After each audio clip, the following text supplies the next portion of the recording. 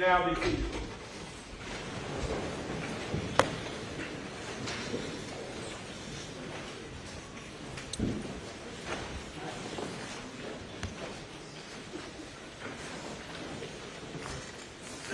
Good morning.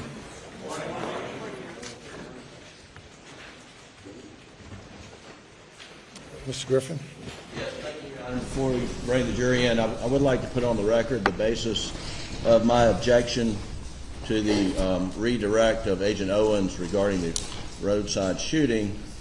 Understanding the court's ruling was that I opened the door to that based on my cross-examination. This is the first case I've had the benefit of being able to go back to YouTube and see exactly what was asked on direct and what was asked on cross. I have typed it out. Your Honor, it's very brief. On direct examination, Mr. Metters asked Agent Owens, question, at some point in 2021 in the fall, did a financial investigation begin in Alex Murdaugh? His answer was yes, sir. Question, would it be fair to say that the investigations overlap with each other? Answer, it did. Question, would it be fair to say that the two investigations fed off each other? The answer is yes, they did.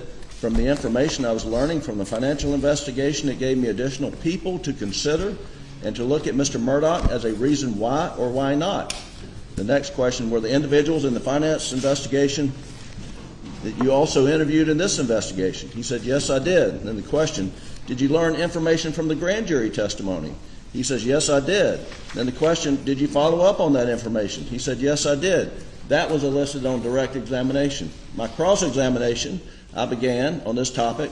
You also testified in the fall of 2021 there started up a financial investigation. Yes. You said it fed off and overlapped with the murder investigation. Yes.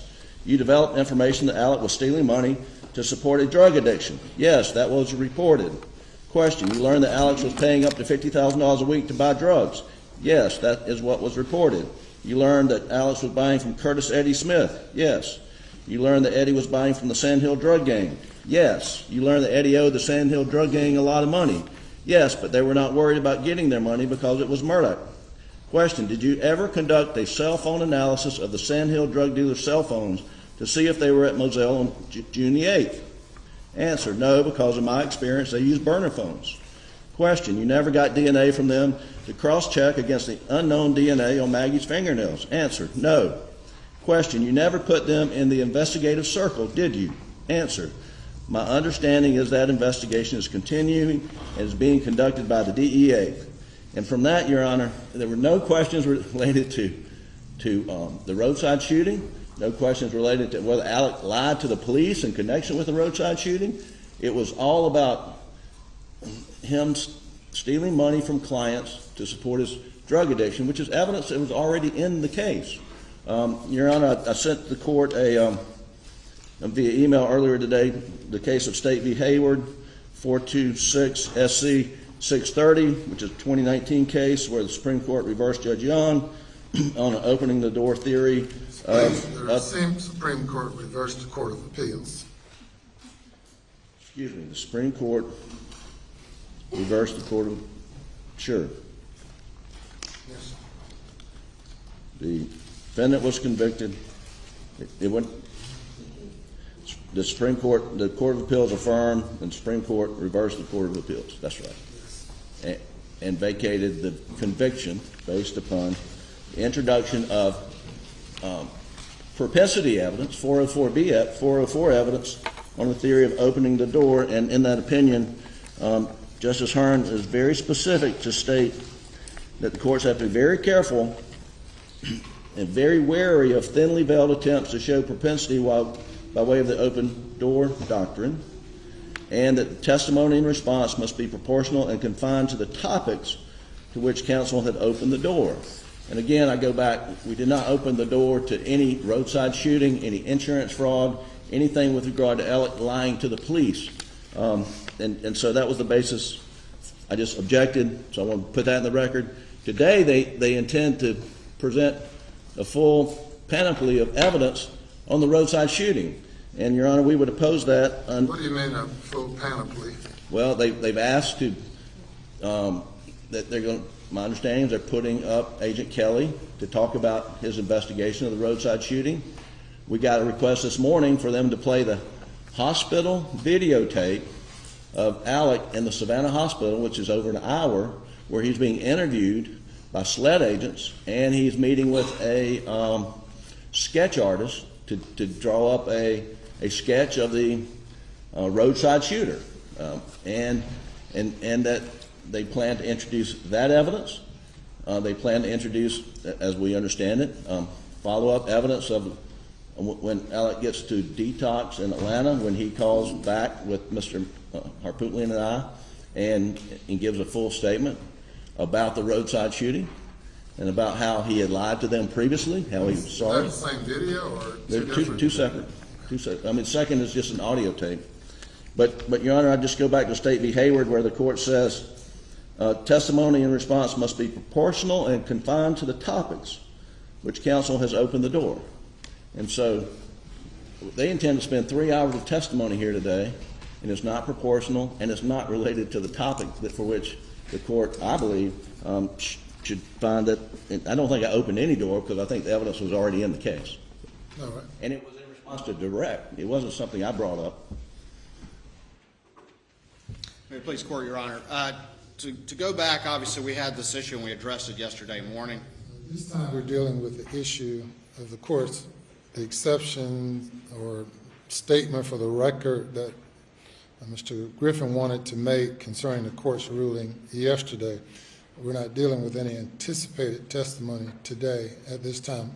I'm not ruling based on what, well, I've already ruled, but I'm entertaining these comments for the record regarding yesterday's ruling. So go ahead. I think, Your Honor, if you listen, obviously, to the excerpts that Mr. Griffin just read, and you put that in the context of everything that had developed, starting with Marion Proctor, that the door is more than opened, and the state's intent in that regard is to fully respond to and flesh out the very examination. The state's intent in that regard, we're Yes, talking sir. about yesterday's ruling, so we can close the door on that. Sure. Do you have anything else to say about the court's ruling yesterday? No, other than the examination, the redirect examination clearly was in response to and appropriate opening the door after that examination, and that's I think that Your Honor's ruling was appropriate in that regard, and I think that again that has opened the door to exploration of those issues. Concerning the court's ruling yesterday, and also State v. Hayward, Mr. Owens, in questioning Mr. Griffin and cross-examining Investigator Owen, got into this circle of interest that Alex is in the circle, then cross-examined the witness regarding, did you consider Eddie Smith to be in the circle? Well, did you consider some unknown gang members, whoever they might be, to be in this circle? Did you know that Alex was spending $50,000 per week supporting a drug habit, presumably through Eddie Smith, and that he owed money, or he was indebted? So Mr. Griffin introduced the relationship between the defendant and Eddie Smith. The court conducted a pretrial, a hearing outside the presence of the jury, addressed the issue, made it clear that the roadside shooting was a bridge too far. Then the defense decided to build a road over that bridge, decided to just go right there as if they could dance through fire without getting burned, scarred, or anything. The door was open. This is not the same as the situation in State v. Hayward, where a co-defendant's, a cooperating co-defendant is being questioned about unrelated matters, totally unrelated to the case, and the Supreme Court felt presiding judge went too far in allowing evidence not proportional to what was open and which he already ruled should not be introduced. I find that what this court allowed on yesterday was proportional because it was in relation to evidence elicited not by the state but by the defendant, and the state is entitled to explore this relationship between the defendant and Eddie Smith. And then we'll have further discussions at some point regarding this limitation of just randomly throwing out names of people, or suspicions and speculations regarding on the issue of third-party guilt. But to the extent that the defense sought to introduce the relationship between the defendant and Eddie Smith, and then to seek to infer that Eddie Smith might have been or should be a suspect in the murder, then to prohibit the state from saying, well, if Eddie Smith should be a suspect, and Mr. Murdaugh, who at the outset engaged in his form of problem solving by telling the state what this case was all about and the murder was all about, meaning the boat crash, then later engaging what appears to be a conspiracy along with the person that the defense seeks to insinuate to be or should have been a suspect. The state is entitled to explore that. The extent to which the state should be entitled to explore that, that's open for discussion today, but not based on the court's ruling yesterday. The court in the Hayward case did indicate that the court should be careful to the nature and extent to which these other matters should be allowed to go into, and I intend to do that. But the record is protected to the extent that Mr. Griffin went through YouTube and citing what his version of what he said yesterday, excluding the portion that's more relevant and important to the court's ruling.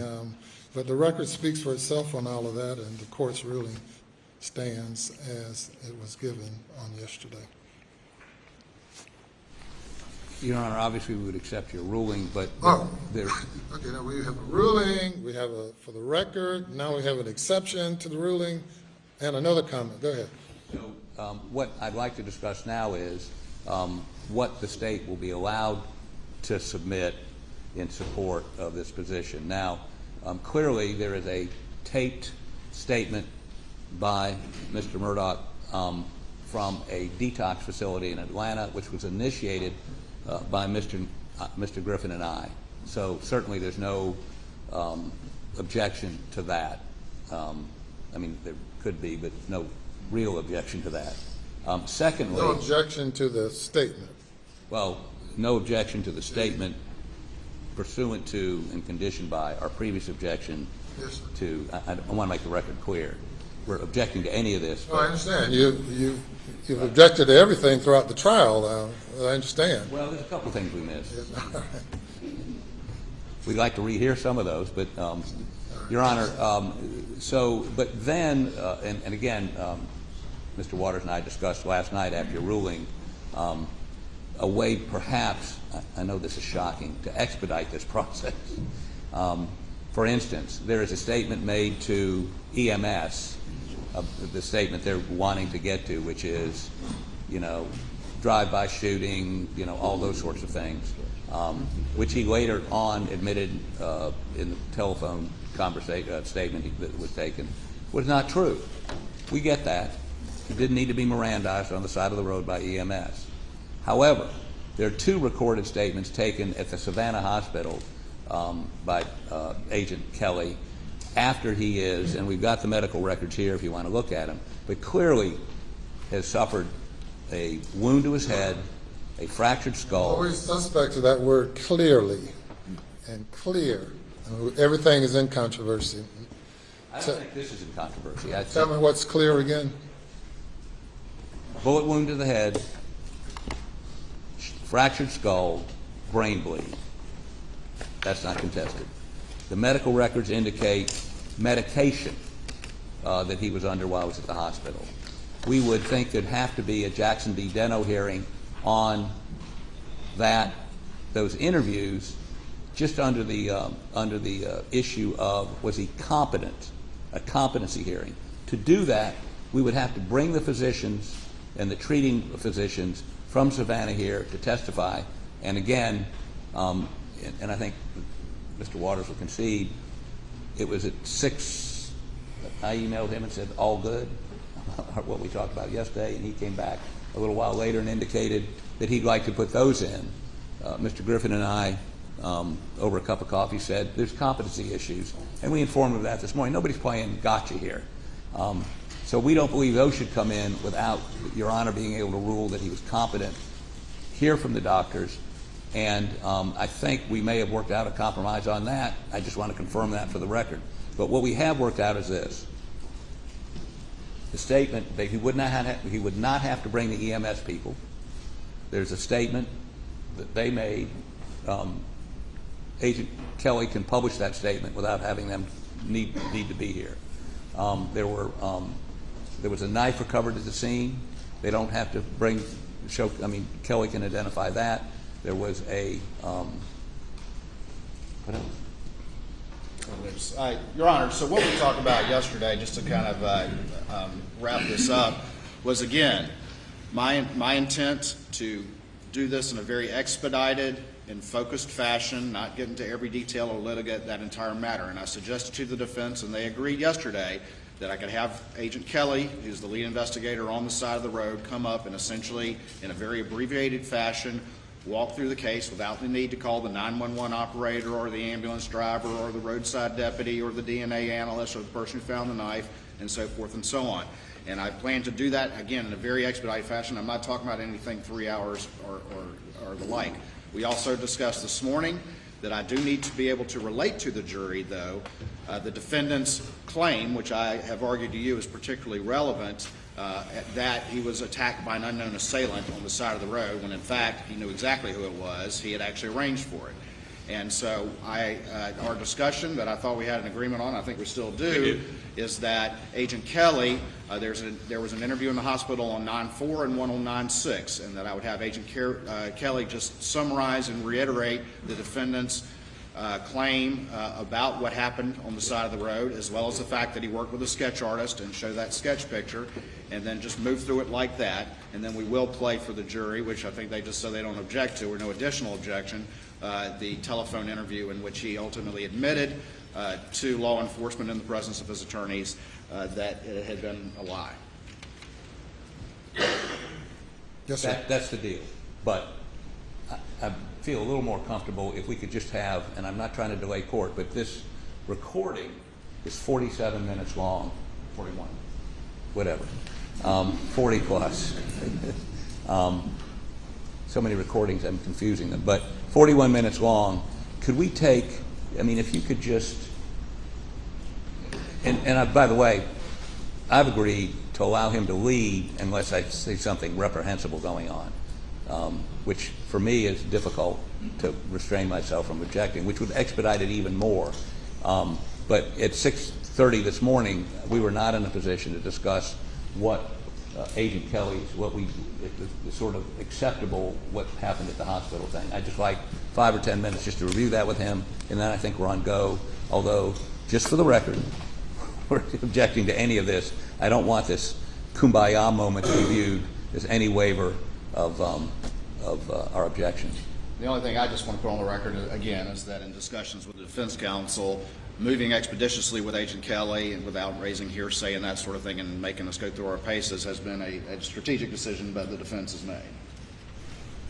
Pursuant to the, I just want to make it clear, I hate to sound like a broken record, but I don't want any appellate court ever to look at this and say, well, you agreed to it. We're agreeing to this process pursuant to Your Honor's ruling this morning. I have not reviewed any of the evidence that you all are now referencing. So to the extent that you all have an agreement on moving forward with this evidence, considering the objections, I'm fine with taking 5-10 minutes if that will expedite things. I deal with what you all disagree on, not what you agree on. Yes, sir, Your Honor. We're going, if Your Honor, when you take this recess, we're going to take myself, Mr. Griffin, and maybe even Mr. Barber to, he seems busy, to a room where we can have some peace and quiet and have a discussion without being interrupted every 2 minutes. All right. We'll be in recess then for hopefully about 10 minutes. All right, remain in order.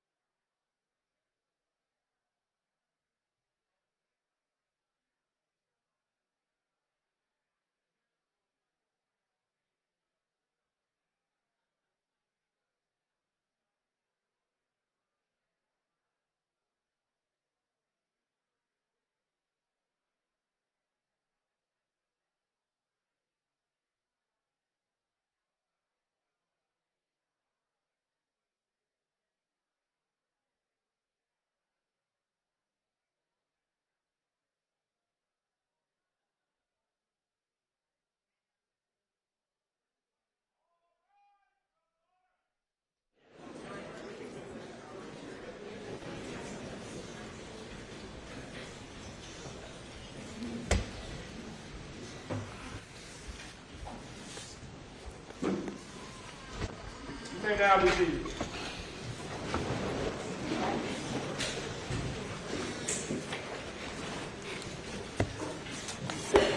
Mr. Waters. Yes, sir, I believe we're ready to proceed. I know we still have cross on that other witness. So the court knows, we do have Dr. Kinsey, who's our expert, who will go after that, so that we can go ahead and get him on the way. And then after that, we would move to Mr. Kelly, Special Agent Kelly, and I think we've had a discussion and have the same sheet of music so that there's at least no additional objection to the ones they've already raised. Sounds reasonable to me. Okay. And, Your Honor, my goal here is to be as reasonable as possible. Yes, sir. You may bring the jury.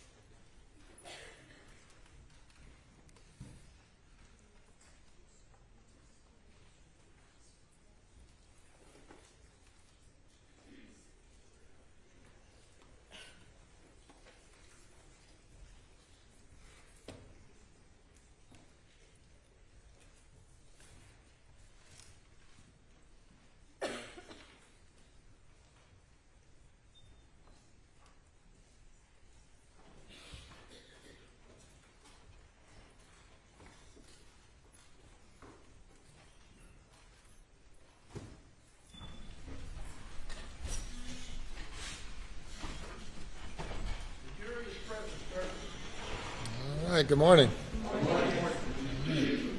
Day number 19. State's case, cross-examination, Mr. Barber. No questions, Your Honor. All right, thank you, sir. Thank you. We'll call your next witness. Thank you, Your Honor. We call Dr. Kenny Kinsey.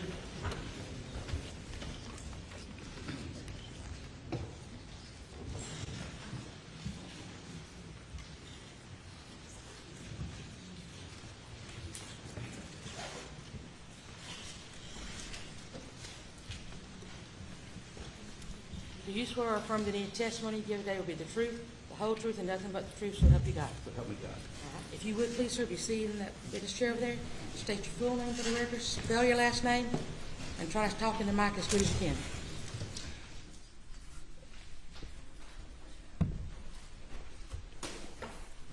Dr. Kinsey, how you doing today? Kenneth Lee Kinsey, Kinsey. I'm fine, sir. Good. Dr. Kinsey, let's talk a little bit about your career and who you are. First of all, just kind of introduce yourself to the jury a little bit and tell them where you grew up and where you went to school, and then we'll start to talk about your law enforcement career and your expert qualifications. Yes, sir, happily. I grew up a long way from here in a little county called Orangeburg. I was there about 54 years, my whole life. Went away for college a couple times and came back. And I'm currently the Chief Deputy of the Orangeburg County Sheriff's Office, and I'm also a professor of criminal justice at Claflin University, where I teach crime scene related classes. All right, and pull that mic a little bit closer to you. Let's first of all, before we get to the professorship and what led to that, let's talk about your law enforcement career. So walk me back to the beginning, and if you could just kind of walk through the various stages of your career and the things that you did along the way that led you to become the Chief Deputy for Orangeburg. Yes, sir. I began my law enforcement career approximately 30 years ago, and I've held many positions in those 30 years. But for the last 22 years, my concentration, other than administration, has been crime scene investigations and working violent crime scenes. I have ran the crime scene unit in Orangeburg for 6 or 7 years, and then I went on to SLED for approximately 4 years, and then I came back, and now I directly supervise the captain of investigations, and investigations includes the crime scene unit. So I'm still hands-on on crime scenes, either as a primary or a backup crime scene investigator. And as I mentioned earlier, I teach crime scene investigation and other criminal justice-related courses. I received my bachelor's degree from Clemson University in 1991. My master's degree in science from Troy University in 2011, and my PhD from Walden University in 2019 with a concentration on use of force cases involving police officers. And my research is use of force and crime scene investigations. So we could call you Dr. Kinsey, correct?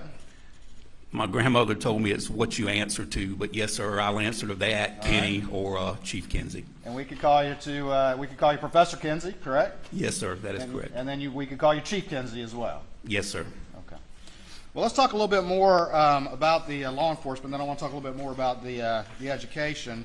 Now, you mentioned that you've done a lot of administration, and tell the jury just a little bit about what it is to be the chief, and just what that entails, and then we'll talk a little bit more about sort of the crime scene stuff, if you would. Yes, sir. I answer directly to an elected sheriff. I'm the number 2 man at the sheriff's office, and I supervise approximately, when we're full, when every slot is full, I supervise over 127 people. 105 are certified law enforcement men and women. And that encompasses about 9 different divisions at the sheriff's office, including narcotics, special operations, criminal investigations, civil, courtroom, school resource officers. There's several groups in there, and our civilian employees. Now, as you've already testified, you don't just do the administration stuff as a number 2 man, but over your career you've also extensively done actual law enforcement work, processing homicide and other major crime scenes. Is that correct? Yes, sir, I have. I have boots on the ground, processed north of 800 death scenes. Not all of those are homicide. That also includes suicides, accidental deaths, and unexplained deaths. That is either as a primary investigator or as a secondary investigator in my career. And I still have a directive that I placed with my coworkers approximately 11 years ago. I still go to every death scene if possible. And over that time, you said over 800 death scenes over the course of your career. Is that correct? That is correct. And then, how many pieces of forensic evidence do you think you've processed over the years? That would be hard to determine, multiple pieces for each scene, but part of my duties... Homicides, then? Yes, sir. Part of my duties when I was at SLED was to also process evidence that was submitted through the door. And what through the door means, these are items of evidence from other agencies that have worked their own crime scenes, and they send their items to SLED for an analysis. And that's in the thousands. I would have no way to give you a quantitative number. In the thousands? Yes, sir. Is it also over the years, have you attended autopsies as part of your investigative work as it relates to death scenes? That is correct. Every agency I have worked at had a mandate that you attend autopsies to collect evidence, do major case prints, GSR, and that kind of thing. And also to give the pathologist an idea of your interpretation of what happened. And have you ever been asked to consult on death cases in jurisdictions throughout the state or even in other states? Yes, sir, I have. And describe that to the jury, please. As a consultant, I work for, to be frank and honest, sometimes it's against law enforcement. Sometimes it's defending law enforcement, just depending on what I believe is wrong and right. And I have participated with private attorneys in the civil process doing both. And I've also been asked by colleagues and comrades across the country to review a piece of evidence if they may have needed a qualified examiner to technically or administratively review that piece of evidence or their findings. All right. Before I come back to the specific crime scene training and experience that you have, I just want to go back again to your education. You went to Clemson, right? Yes, sir. All right, and started a law enforcement career not long after that? That is correct. And what year did you graduate Clemson? I was on a 5-year plan. I graduated in 1991, and I started as a reserve deputy The records are a little shaky because back then you worked until they had a certification class, but best I can guess was somewhere around 92, 93. So 91 Clemson? Yes, sir. I was 92 Carolina. So. All right. Then you went on to Troy University at some point later in your career? I did, yes, sir. I attended Troy's satellite campus, which is in Sumter, an actual brick and mortar school. And the purpose of Troy being placed in Sumter is because of Shaw Air Force Base. A lot of our men and women who protect our country use their GI Bills to further their education at such campuses. And I had to travel 1 night a week and 2 days a week for approximately a year and a half to complete that, pass proficiency. All right. That competency exam, is that a pretty tough exam? It's the second toughest thing I've ever done, yes, sir. Is the pass rate pretty low on that thing first time? It is very low. We probably had 30 people in our class, and I only know of 4 that passed the competency the first time. Were you one of them? Yes, sir. And then you went on and got your doctorate, is that right? I did, yes, sir. And that was at Walden University program there? It was, yes, sir. Did you have to do any residencies with that? Mr. Waters, we'll stipulate to him as a qualified expert if we could just go ahead and move on. Thank you. Your Honor, the state's entitled to explore the extent of his qualifications. That goes directly to the value of his opinion to the jury. I'll do it expeditiously, but I think we're entitled to do that. Do you accept the stipulation or no? I do accept the stipulation. I would like to very quickly finish up the qualification process so that the jury understands that. Ladies and gentlemen, he is so qualified. You may proceed. Thank you, Your Honor.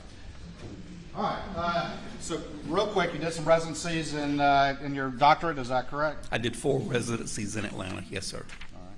And ultimately did dissertation and all that comes with getting your doctorate relevant to criminal justice and criminology, is that correct? I defended my prospectus and my dissertation, yes, sir, successfully. All right. Now, let's get to the last thing I want to cover as far as your qualifications, but what specific areas of crime scene investigation and reconstruction have you had training and experience and previous qualifications in? Yes, sir. I have been certified internationally by the International Association for Identification as a crime scene technician. That's a 5-year deal, and then 5 years as a crime scene investigator, where you have to do practical and written examinations, and you have to have statistics in your background, a certain number of each item to even be able to take the test. And that encompasses all of the different aspects of crime scene investigation. My training also encompasses footwear and tire tread examination, bloodstain pattern analysis, crime scene reconstruction, fingerprint examination, and fabric impression, but I haven't done a lot of the fabric impression. All right. Have you ever been qualified in courts of record as an expert in crime scene examination and reconstruction? Yes, sir, I have. How many times? Approximately 35, 36 times. Have you ever been qualified as an expert in fingerprint examination? I have, yes, sir. How many times? Maybe 20, 25. Sometimes, and let me explain why. Sometimes it's not individually. Sometimes you'll qualify for 2 or 3 of the different disciplines, and I didn't keep track of which time, was singular or which time was multiple qualifications. All right. And then have you ever been qualified as an expert in footwear examination? I have, sir, approximately 8 times. And tire tread as well? Yes, sir. All right. I believe that's what I wanted to go through with your qualifications, which I believe you stipulate in those areas. Is that correct? All right. Let's move on. Did you have an opportunity to review, at the request of the state, the crime scene here as it relates to Maggie and Paul? I did, yes, sir. All right. And just very quickly, what are some of the types of things that you reviewed as part of your process? When I do a reconstruction, I look at the available evidence as I feel it's pertinent to help me answer some questions. And the questions that or the things I wanted to accomplish from this reconstruction, you can determine sequence, you can determine movement. A lot of times you can determine the number of blows, or in the event of a hand-to-hand combat or a firearm was used, those kind of things. So I examined forensic reports that were issued by law enforcement laboratories. I also examined extensively photographs that were taken on the scene, measurements, that kind of thing, and I also responded to the scene. It was rather close, and I took my own measurements. When you say responded to the scene, when did you first get involved in this case? The end of 2022, and I'm not talking about when the scene was actually going on. I went after the fact and did my own measurements. All right. And when you were retained by the state in this case, were you told any particular goal, or were you told to just take a fresh look at it and offer your opinions? I was told to look at all of the evidence and determine what I may be helpful on, and to use my own judgment objectively, independently, and come up with my own conclusions. All right, let's talk about, if we can, and again, we're going to have to deal with some of, maybe not the images as much, but deal with some of the injuries that Maggie and Paul suffered, correct? Yes, sir. Let's, if you could, just remind the jury, what were the injuries that Paul suffered, please? They were very, very severe firearms injuries. One was a shotgun wound to just a little anatomical left of the midline of the body. One was to the shoulder, and it proceeded into the jaw and ultimately into the head.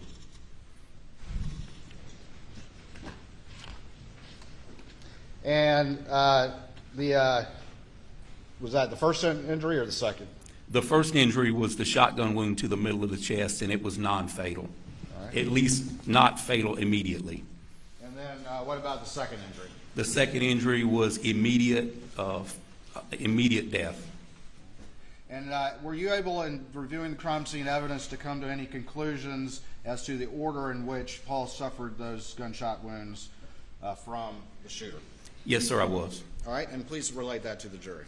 My conclusion was that the first non-fatal wound to the midline of the body occurred as Paul was standing with his body canted in the middle of that dog food room, pointed slightly southwest, and the shot entered the midline of his chest, exited his underarm, entered his underarm on the actual arm, and exited the outside of his arm, and most of those 9 pellets proceeded through the back window of that dog food room.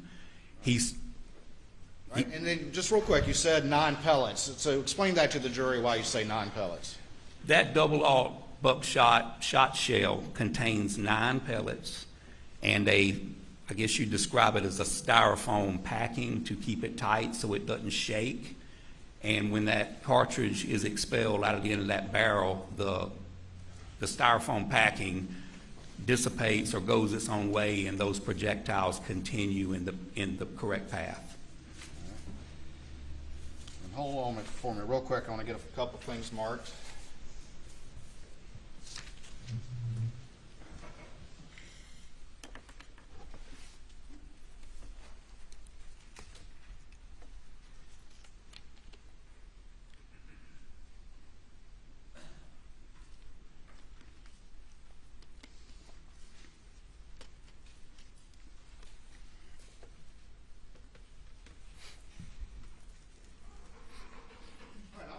Can I have the Elmo, please? I'm going to show you what's been marked as states 531, 532, and 533, and see if you recognize these particular images.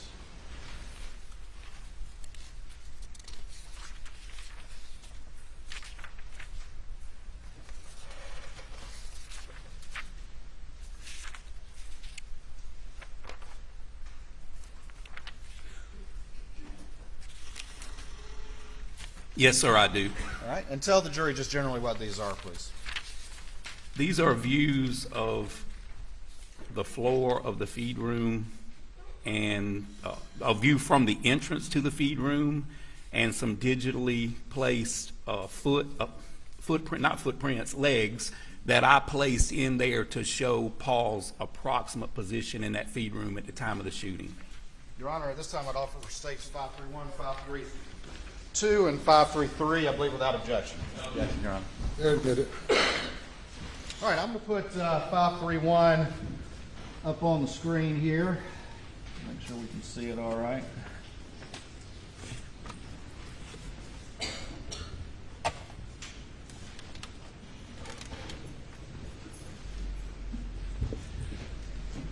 All right. All right, Dr. Kinsey, you were talking a little bit about Paul's positioning and his location when that first shot happened. And if you could tell the jury your conclusion as to where he was located when that shot was fired. And then if you want to step down, and if you could maybe point out what was added to this image to kind of reflect your conclusion in that regard. Thank you. And there's a dowel stick right behind you if you want to use that.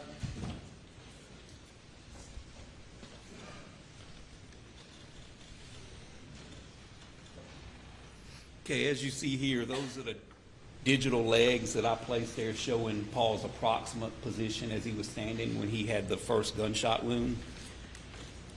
Here along the floor, what you see are passive or 90-degree blood droplets.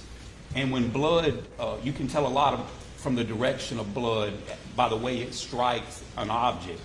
Blood has a cohesive factor. It's viscous. And you probably heard that term before with the motor oil for your car. It's thicker than water. And the thing that causes that blood droplet to change shape is the friction and the direction and how much force was used. Well, a 90-degree drop just is exactly that. It's perpendicular to the ground. So these 90-degree drops right here tell me that Paul was standing there for a moment. Can't tell you how long, but those drops were running down from that wound on his arm, more than likely his arm, because his chest area had a shirt on it. It takes a little while for that blood to make it through the shirt, but it'll run down the outside of your arm and drip off your fingers. And you can see these 90-degree droplets here, here, and then they actually lead to the door. You can follow the path to the door. He's not moving very fast because most of them are almost perfectly circular or 90 degrees. Had he been moving real fast, you could see some directionality in him. A tail, because the tail always tells you the direction with a blood drop.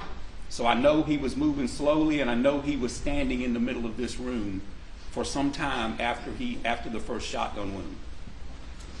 All right, and approximately how far was Paul inside the feed room? Can you describe a little bit about the dimensions of the feed room and your conclusion as to how far within the room Paul was when he was struck by that first blast? Yes, sir. Well, the feed room is 10 foot deep by my own calculations and by looking at the other sketches. And where you see his feet here is just on the other side of the halfway point. So I went, I'm guessing because I have no way of running a tape measure because when I went there, everything was moved. But this door is 36 inches, and it's approximately 1.5 feet, 2 foot past the door. So that's how I come up with that determination. And he's just on the other side of the midpoint of that 10-foot room. Which is about how far from the doorway? 5 foot. All right.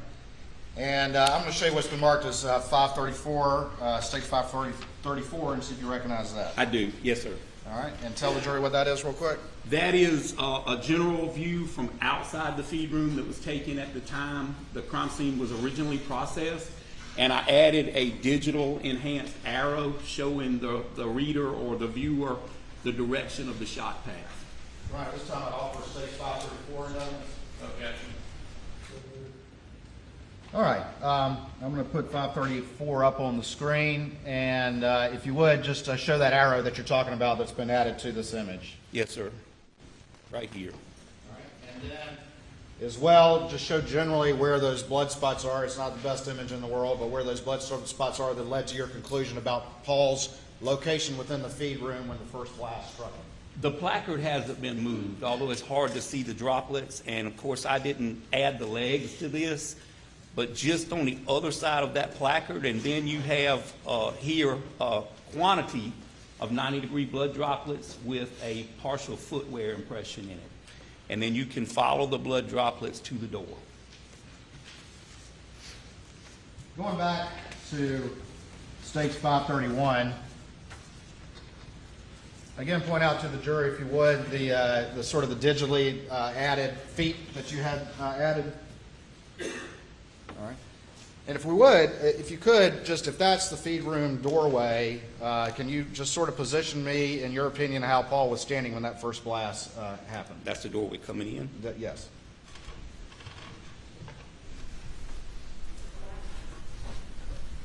About right here. All right. And let me ask you this. In your review of the evidence and the available crime scene evidence that you've reviewed, in your expert opinion, is there any way that Paul's arms were raised when he suffered that first blast to the chest? I see no possible way his arms were up when he suffered that first shotgun wound.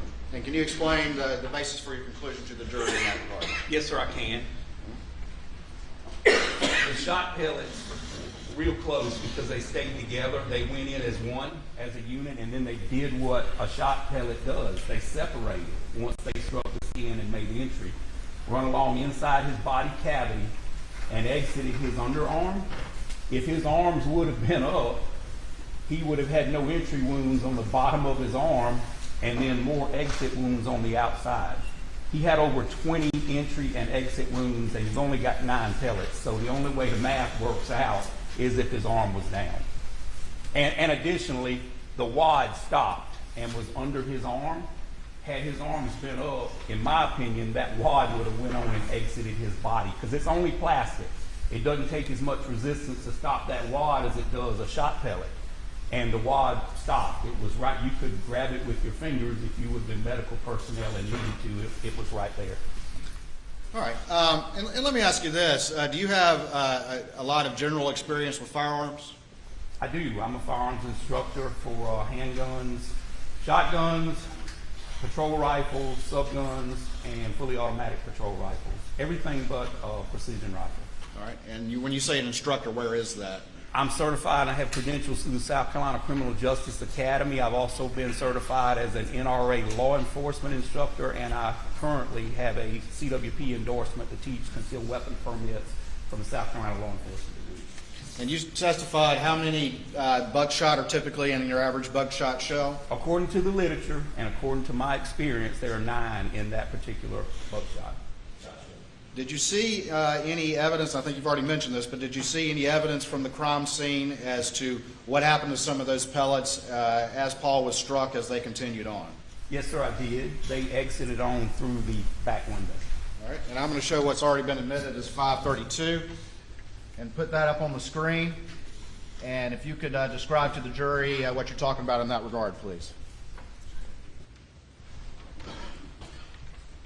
This is that window at the back of the feed room, and you can see the shot shell pellet defects here as they went through the window and continued on their path. And those are kind of big holes. Are those consistent, though, with buckshot pellets striking that? Yes, sir, they are, and some are bigger than others because it's just the makeup of glass. I mean, sometimes you'll get one individual hole, and sometimes it'll take out, a large portion. So I have no way to know that. All right. And just real quick, I've got 533. I'm going to put that up on the screen. And again, is that just a close-up of where Paul was standing about 5 feet or so inside that feed room? It is, yes, sir. Based on your review of the blood evidence that you saw? Yes, sir, and here are the partial footwear impressions, and here you can see the 90-degree blood droplets and some other biological materials. All right, and in your conclusion, what's the most likely explanation for those 90-degree blood drops? So how is that physically happening? It's the arm wound. Even though it was non-fatal, there's less restriction from clothing or anything else on the arm. Here you've got the T-shirt that's got to completely saturate before it gets to the bottom and drops, but here on the arm, you got nothing. So once those pellets exited, entered, and exited again, that blood's free pouring, or not free pouring, free running down his arm, and then they'll drip off the ends of your fingers.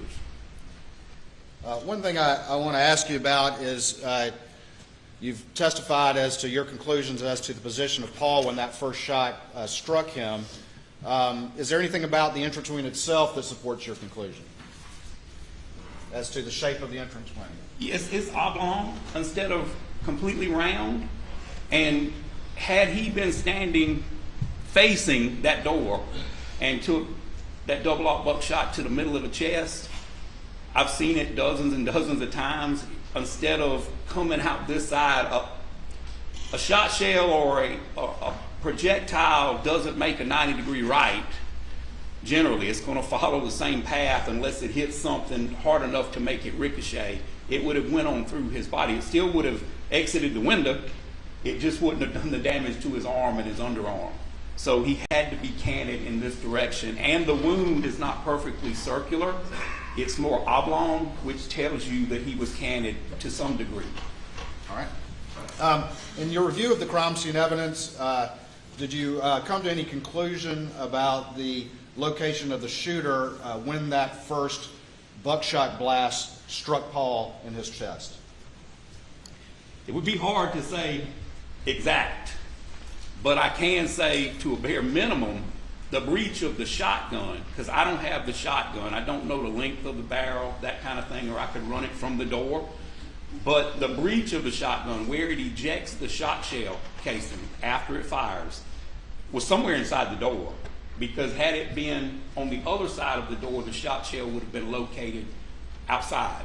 So depending on the length of the shotgun, at least I can say the ejection port was inside the door of the shed.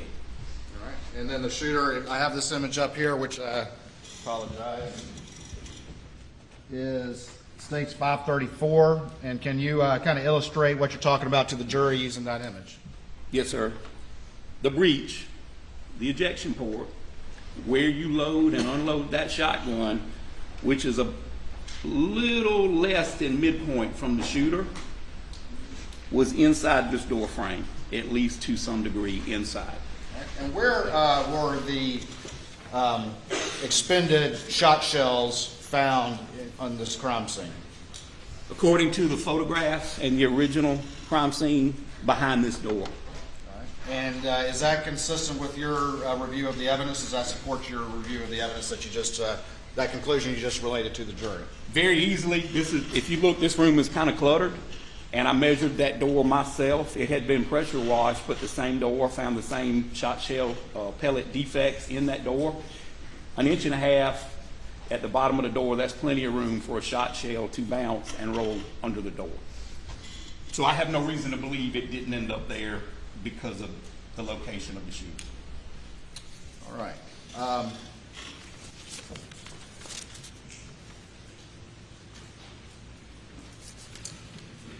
Let me get a couple other things marked. You can kind of head back to your home base, and now let me just get these marked real quick.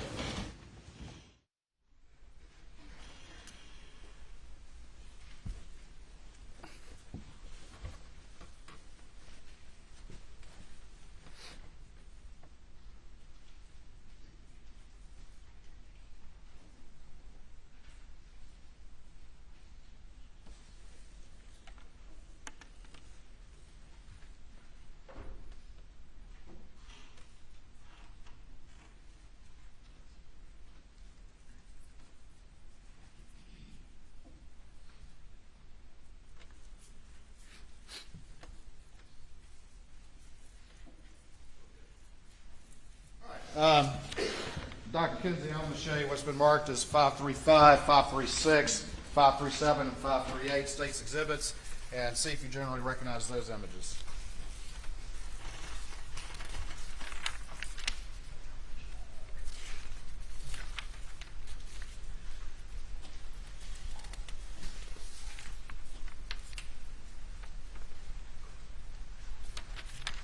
Yes, sir, I do. All right, and generally explain to the jury what these images are, and then we'll talk about them specifically. Those are images at the door that I've added some visual enhancements to help the reader understand the flight path of the second shot and the different elements that I looked at in determining where the shooter was for the second or the fatal shot to Paul. All right, Your Honor, this time I'd offer states 535, 536, 537, and 538 into evidence, I believe without objection. No objection. Admitted. All right, let's look first at 535, and before we get to that, generally describe again to the jury your conclusion as to that second injury suffered by Paul, the fatal shot as you've described it. Well, the first thing is, once Paul received that second shot, he never walked again. He never made any movement. Any movement he made was involuntary, and it was due to gravity, pulling his body down to the ground. When you sustain an injury to your brain like that, that ceases all movement. So he was found outside the feed door. He fell over forward after sustaining that movement. Some wounds are fatal later. You can actually see someone that receives a fatal wound, and I've seen them run 100 yards. They can move for a little while. This is not that type of wound. Once he received this wound, it ceased all movement. And did you, I'm going to put attachment, states 535 up on the screen, and tell the jury what this particular image reflects, please. Yes, sir. If you can look at the green funnel that I've added just visually, if you look at that green funnel, that is approximately the shot shell path, the shot path from the shot shell after it did the injuries to Paul, or the direction of the shot from the shot shell. And I determined that by shot shell pellet defects that are still in the door, even though the door had been cleaned. I went and looked at it myself, run my own measurements, took the width of the door. I took Paul's approximate height. It's listed as several different things. DMV shows him at 5'6". The pathologist listed him, I believe, at 5'9", so I had to split the difference. I went somewhere in the middle. Then I deducted the distance between the top of your head and the top of your shoulder, so I took another foot off. Then I took the width of the door, and it was one other thing I looked at, and that was a void pattern that's on the door frame of the door. A void pattern is caused by something being there when the blood and biological materials are let, we call it a bloodletting from the wound, and there's a void pattern which tells me something was in that way, and because of the narrow door, in my opinion, it was Paul. So that's what caused that void pattern on that door. So I used all of that, and I used a dowel rod, and I used a protractor on the doorknob side of that door frame, and I ran it up, and that's what helped me establish the angle of that shot pattern. All right, and we're going to use the images to kind of talk about that a little bit more specifically, but quickly I want to show you 539 and 540 and see if you recognize these images. Yes, sir, I do. 540 is my photograph when I visited the scene. And 539 is also my photograph, and it shows that top hinge of that door is approximately 72 inches at the top of the hinge. All right, Your Honor, at this time I'd move into evidence of belief without objection, states 539 and 540. Okay. Admit it. All right, let's, if you could, I'm going to ask you to step down again. I know I just sent you back there, but come on down.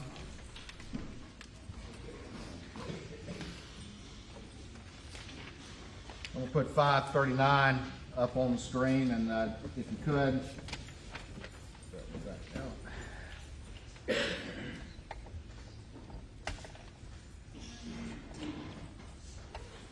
Tell me what this image reflects, if you would, please. Yes, sir. These are 36-inch standard yellow yardsticks. We use them to measure certain things, and it right here is the top of the top hinge. It's a 3-hinge door, and this is the top of the hinge, and then 4 inches above this are where those shot pellet defects were that I used to figure out my angle. All right, and looking at 540, who took this particular image? I took this image. So this would have been long after the actual event occurred, is that correct? This was last December. Yes, sir. All right, and tell the jury what this image reflects. You can still see the pellet defects in the door, and this is the approximate center of it here. So that's 4 inches above 72. That's approximately 76 inches on an 80-inch door. I'm going to show you states 536 and explain to the jury what this is, and in particular how that's relevant to your conclusion about the angle in which Paul suffered the fatal head wound. This is the original crime scene pictures, and this is where the pellets took their path. This is where they struck and did damage to the door, and you can actually still see the dents that are documented in my photograph. You can see them in the original crime scene. This is the concentration of blood that's caused by the brain exiting Paul's body in the path of the shot shells. And then you also have biological material, hair and blood, here at the top of the door frame. And that's where I drew my conclusion. At some time those body parts made contact with these sections of the door. And my opinion is that it hit here, and then landed on the sidewalk.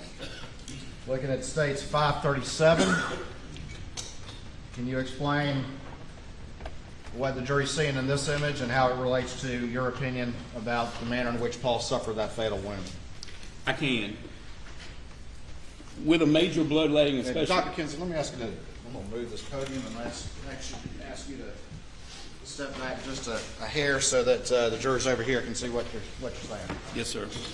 With a shotgun wound, you know, you've got not hundreds, you've got over 800 pellets that are making damage. It's not like a projectile, a single projectile from a pistol or a rifle. So there's mass damage, and it throws body fluids and blood in several different directions, but they follow the path.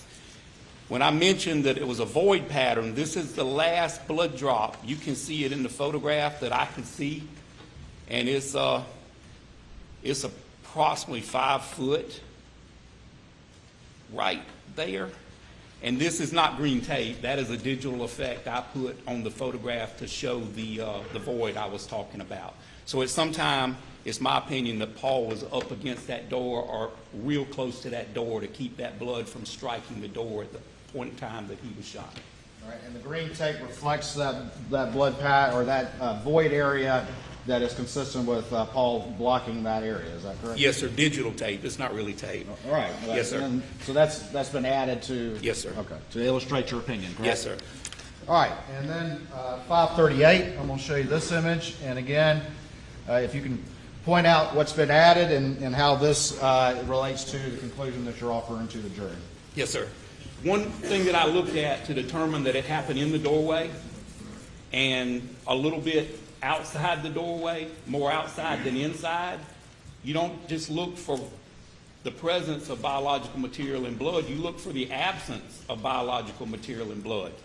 Here at the top, it didn't have a scale or a ruler, so I can't tell you exactly, but looking at some of these other objects, I was able to scale it approximately 4 inches up here. You have a void. So I know that it happened, the second wound happened far enough outside of that door frame that the actual frame kept the biological material from hitting at the very top, right here. I also looked at these items. You got some medication, canine medication or some cleaning materials and that kind of thing up here. You can see all the spatter at the front of those containers. And then we got what I call a demarcation line right here, and I drew it through most of these cans. And that separates the blood contaminated area and the clean area. So that tells me that it was at least forward of the angle on those containers. And that's why I believe he was shot. The second wound happened just outside the door frame, but his feet were probably still in the door frame. All right, and just quickly point to the jury, can we see part of the door frame in this particular image? You can, yes, sir, right here. All right. And going back now to states 535, and just for the record, we were just looking at states 538 and 537. Going back to states 535, did you reach a conclusion as to the location of the shooter on that second fatal shot that Paul suffered to his head? Yes, sir, I did. All right, and explain that to the jury if you would, please. The shooter was right here. If you're facing that door, to the right of the doorway, outside. And would you have expected there to be, in that particular range, any sort of biological evidence in that area in proximity to the shooter? Yes, sir, I would.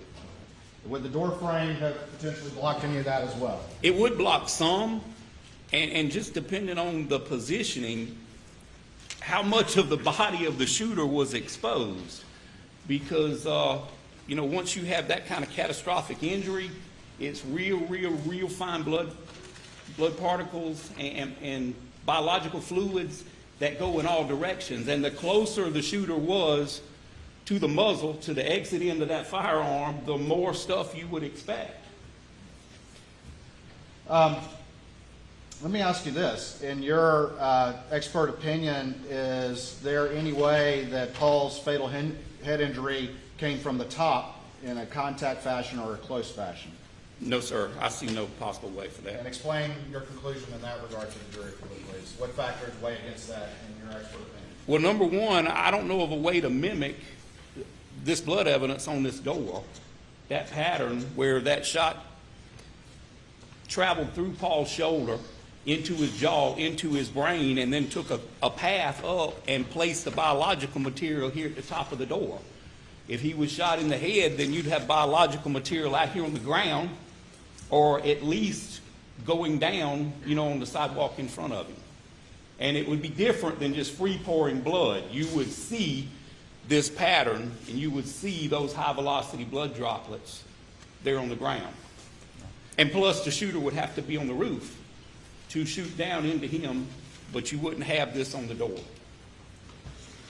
In your expert opinion, did you see any support or evidence in this crime scene that could support that the injuries suffered by Paul were in any manner a suicide or self-inflicted?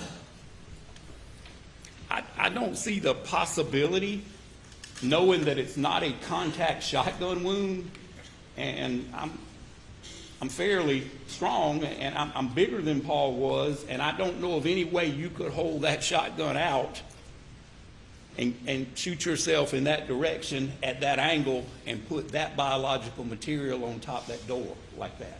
I don't think it's possible. All right, thank you. All right, I hate to keep sending you back and forth, but I'm going to send you back one more time.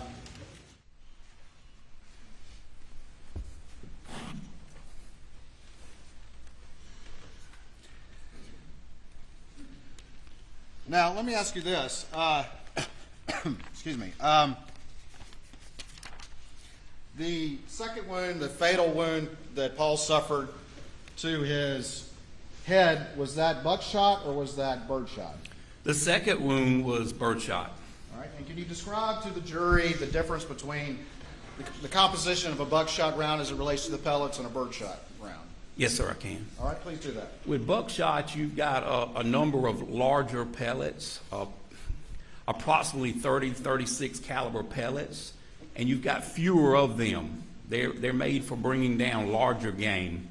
So in the typical double-aught buckshot, you're going to have 9 pellets.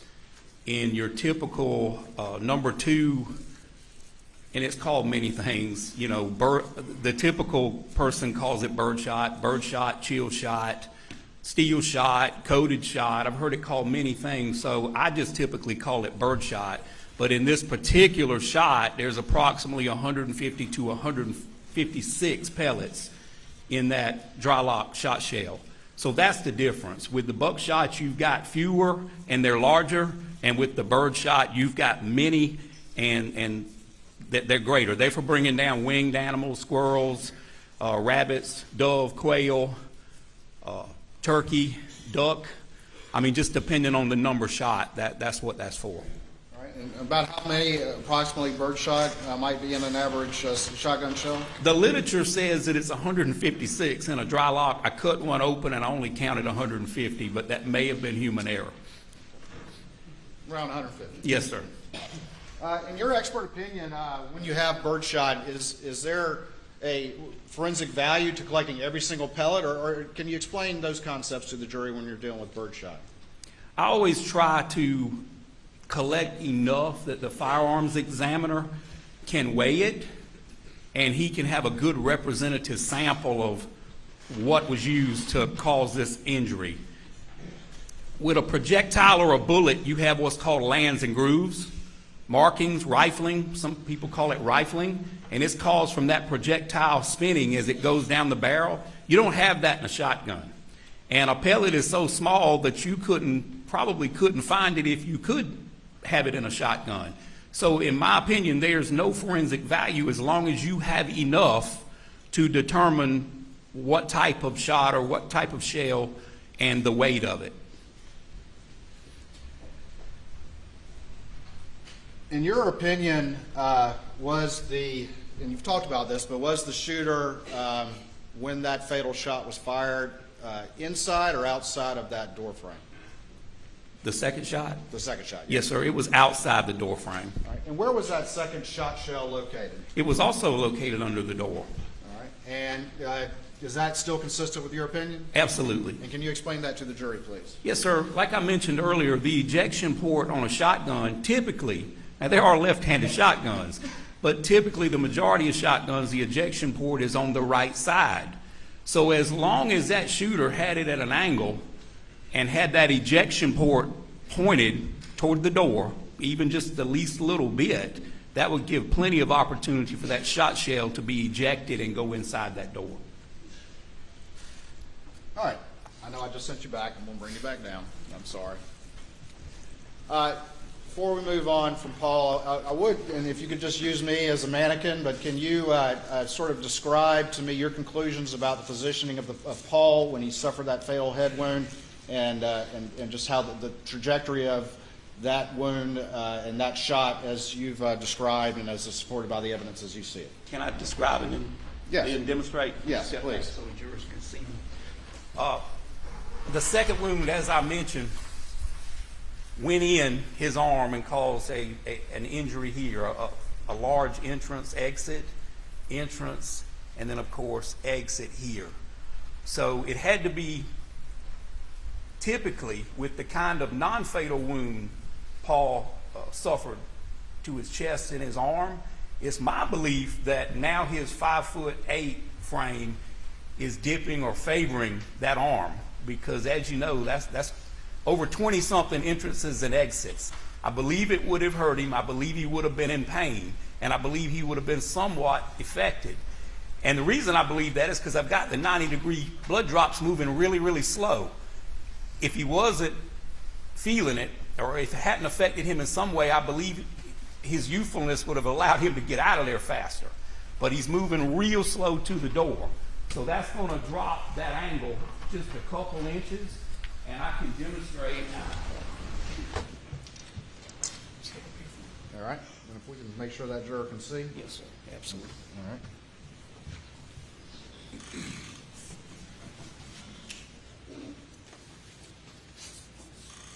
That wound went in approximately right here. It traveled in, out, in, and out in a straight line. In a straight line. Shot always goes in a straight line. And then when you're pressing the dowel stick there, you're showing the trajectory of the wound, not implying that was a contact wound. Is that No, correct? sir, I'm not. I'm not implying it's contact. I'm just showing the level of the wound. All right. While I'm thinking about it, the wound to Paul's chest, did it show evidence of stippling? Yes, sir. All right. And just very quickly, what is stippling? Commonly referred to as tattooing. It's particles and material that's in that shell that don't burn up because it's superheated at the time that the powder charge ignites. It doesn't explode. It ignites and burns rapidly. And that's unburnt particles of powder and other contents of that shell. They're hot, and when they hit the body, they cause stippling, or in the old days, they called it tattooing. And that's basically what it is. It works as an ink. Looking at this particular image, Paul's about 5 feet in the feed room when he suffers the first wound, correct? Yes, sir, that is correct. And then he moves towards the door, is that correct? That is correct. And suffers the second wound somewhere near the door frame on the inside of it. Yes, correct? sir, with his shoulder just outside that door frame. And when he suffers that second wound, what happens to Paul? He falls immediately. And where does he fall? He falls outside the feed room. All right.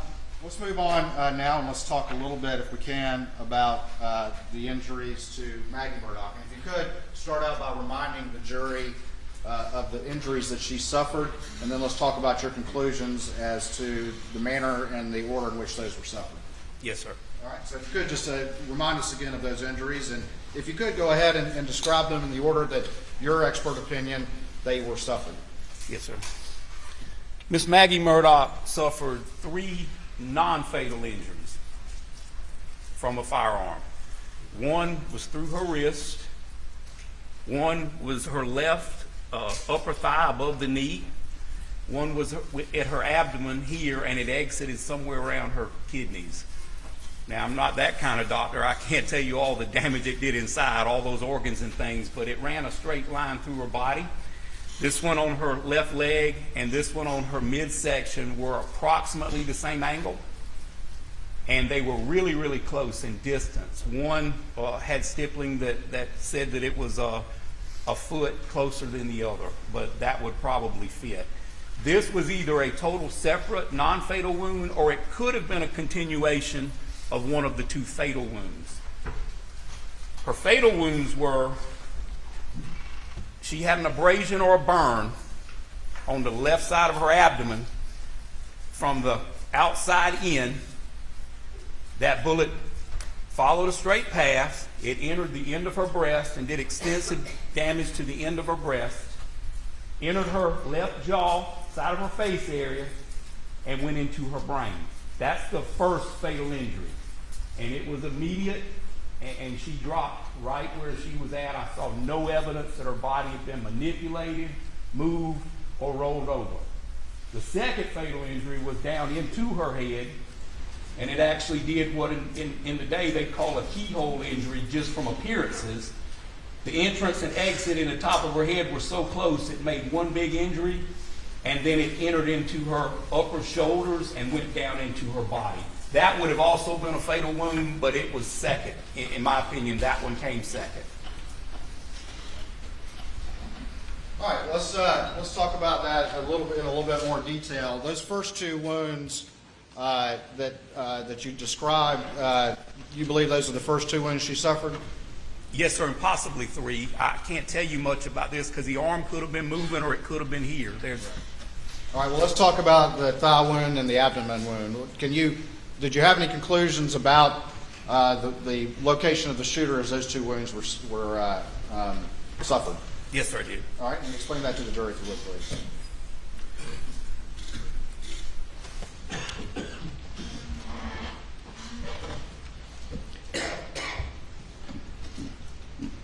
A little bit more, right there. All right. Left leg out a little bit. About here and here. Here and here. And in your opinion, were those two shots fired in fairly quick succession or around the same time? I think it would have been really, really difficult to get a similar angle if they weren't. All the shooter had to do is raise the weapon or lower the weapon, and you're still on the same plane. And did those wounds to the abdomen and to the thigh reflect the presence of stippling? They did. And what does that indicate to you about the distance between Maggie and the shooter when those wounds were suffered? I'd guess 4 or 5 feet. Okay. Fairly close? Yes, sir. All right. And after those two wounds were suffered, and again, we'll put aside the wrist wound for a bit, what would have happened after that in your expert opinion? In my opinion, at bare minimum, she would have been over. She would have been in pain. I believe sometime in close proximity, she fell to the ground, and that's when the first fatal wound was delivered. Would she have been prone on the ground or still somewhat raised above the ground or in a bent over position when that first fatal wound was suffered? In my opinion, from the angle, she would have been on her knees and had at least one hand on the ground.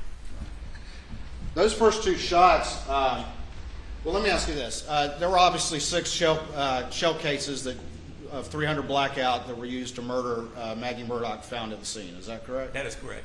Explain to the jury, what conclusions, if any, can you draw about the location of those shell cases, if anything? Explain that to the jury a little bit. Once again, just like with the shotgun, I'm not saying it doesn't exist, but I don't think there are many left-handed AR platforms. So generally speaking, the ejection port's going to be on the right side. I own 7. Some of them throw it, the shell casing a little bit forward, some throw it a little bit back, some throw it perfect 90 degrees to the ejection port.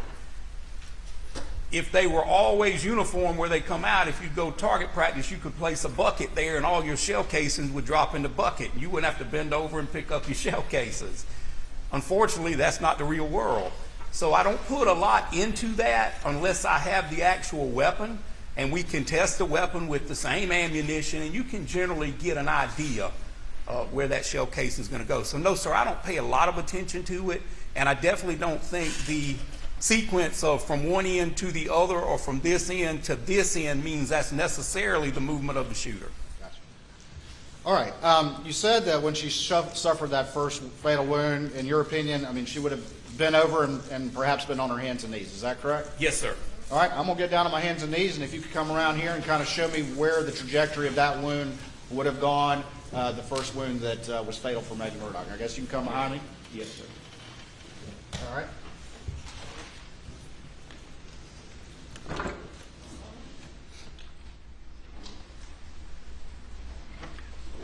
Right there. The shooter was right here, approximately right here.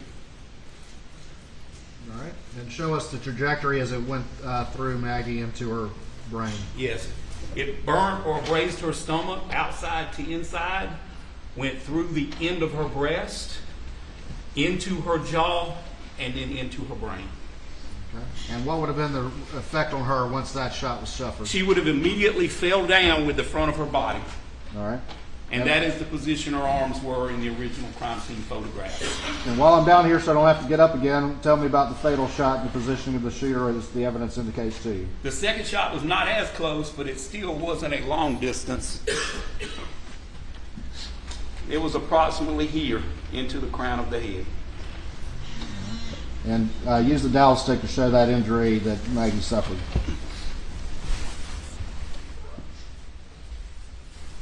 In, out, in that line.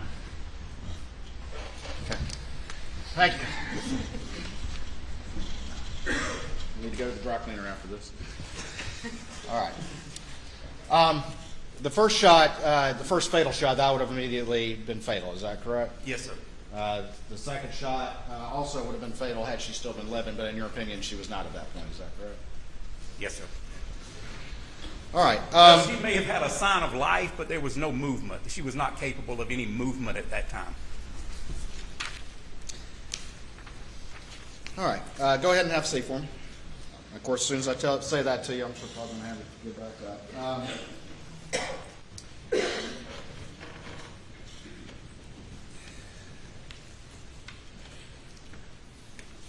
Let me talk about something else real quick before we come back to this.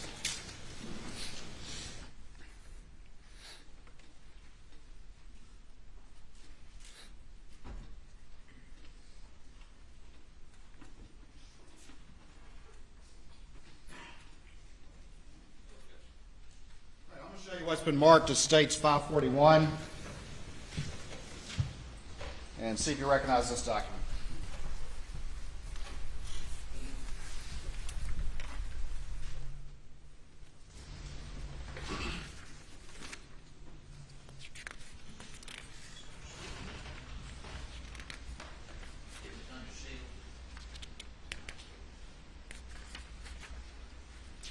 I'll bring it back to you. Okay, hold on.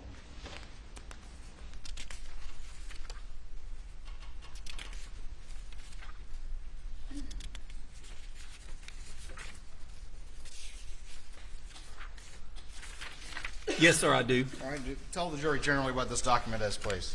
That is a comparison and presentation that I put together over an unidentified impression on Miss Maggie Murdaugh's left calf. Okay. Your Honor, this time I would move States 541 into evidence under seal. Objection. Submitted without objection. If we could make sure the monitors are secured, please.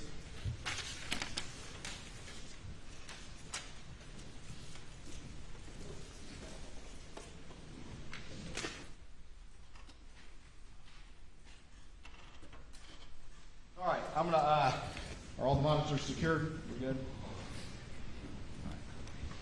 I'm gonna put States 541 up on the screen. I'm sorry. We're good. I got thumbs up for Court TV, correct? All right. Moving 541 and putting it up on the screen. If you could tell me, first of all, what do we see here before we get to your analysis on this particular issue? This is a general photograph of an impression on Miss Maggie Murdaugh's left calf. Okay.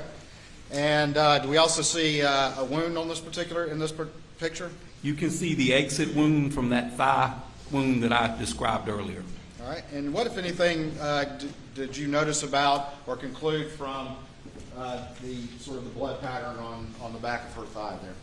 She stood a little while. I can't tell you how much time, just like with Paul, but she was standing after she suffered that thigh wound because the blood is running down the leg, and gravity always pulls it to the earth. All right. And then, you know, I sent you back there. I'm going to just bring you back on down. I'm sorry about that. I'll bring the stick. If you would, and again, make sure you're out of the way of the jurors. Was there any sort of mark or any sort of mud mark on the back of her leg? Yes, sir, it was. All right, and point that out to the jury, please. Right here, an unknown impression on her leg. Okay. And did you engage in an analysis of that particular impression? I did, yes, sir. All right, you just stay there. I think it's probably easier than sending you back. I'm going to move to the next slide.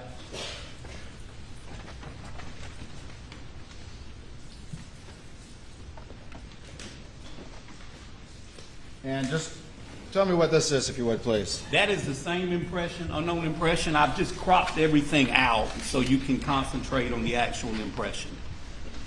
All right. Moving on to the third page of this exhibit.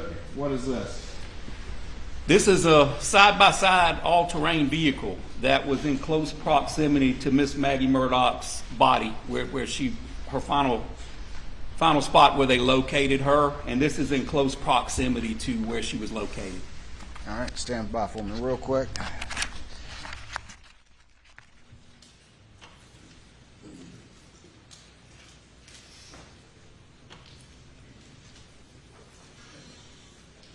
I'm going to show you what's previously been admitted into evidence as State 70 and State 71. And can you tell me what these images reflect? That is that Polaris ATV side-by-side that I mentioned. All right, and generally remind the jury where this was located. Miss Murdaugh was laying face down. That was to her left, underneath a overhang or a I don't know what you call it, a shed that was attached to that airplane hangar. A lean-to, that's the word I was trying to think of. All right. And do you see any indication of any biological material in the crime scene images that were taken of that Polaris? That was my first indicator. That's what made me concentrate on a specific tire. Yes, sir. All right. And let me see how washed out that is, if I can maybe fix it.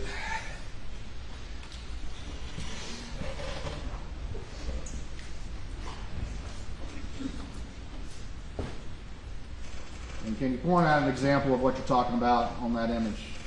Yes, sir, I can. And I can bring you the original image if that's better. Right here, we've got some kind of biological material, and I'll tell you the reason I believe that to be so.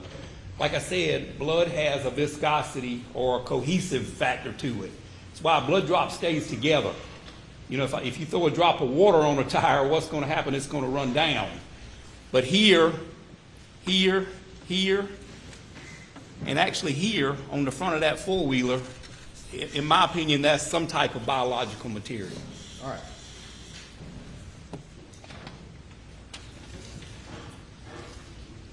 I'm going to do one other thing. Let me slide by you real quick.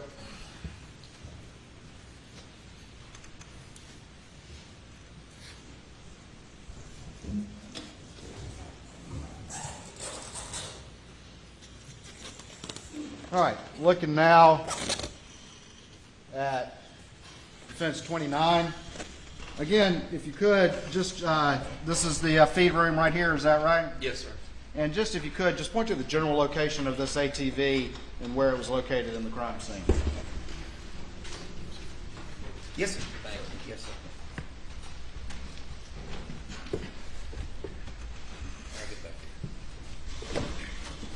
Right here in this area. All right, and that would be, again, on this is not to scale, but that would be at least on this diagram where Maggie was, is that correct? Yes, sir. That's her approximate location. Right.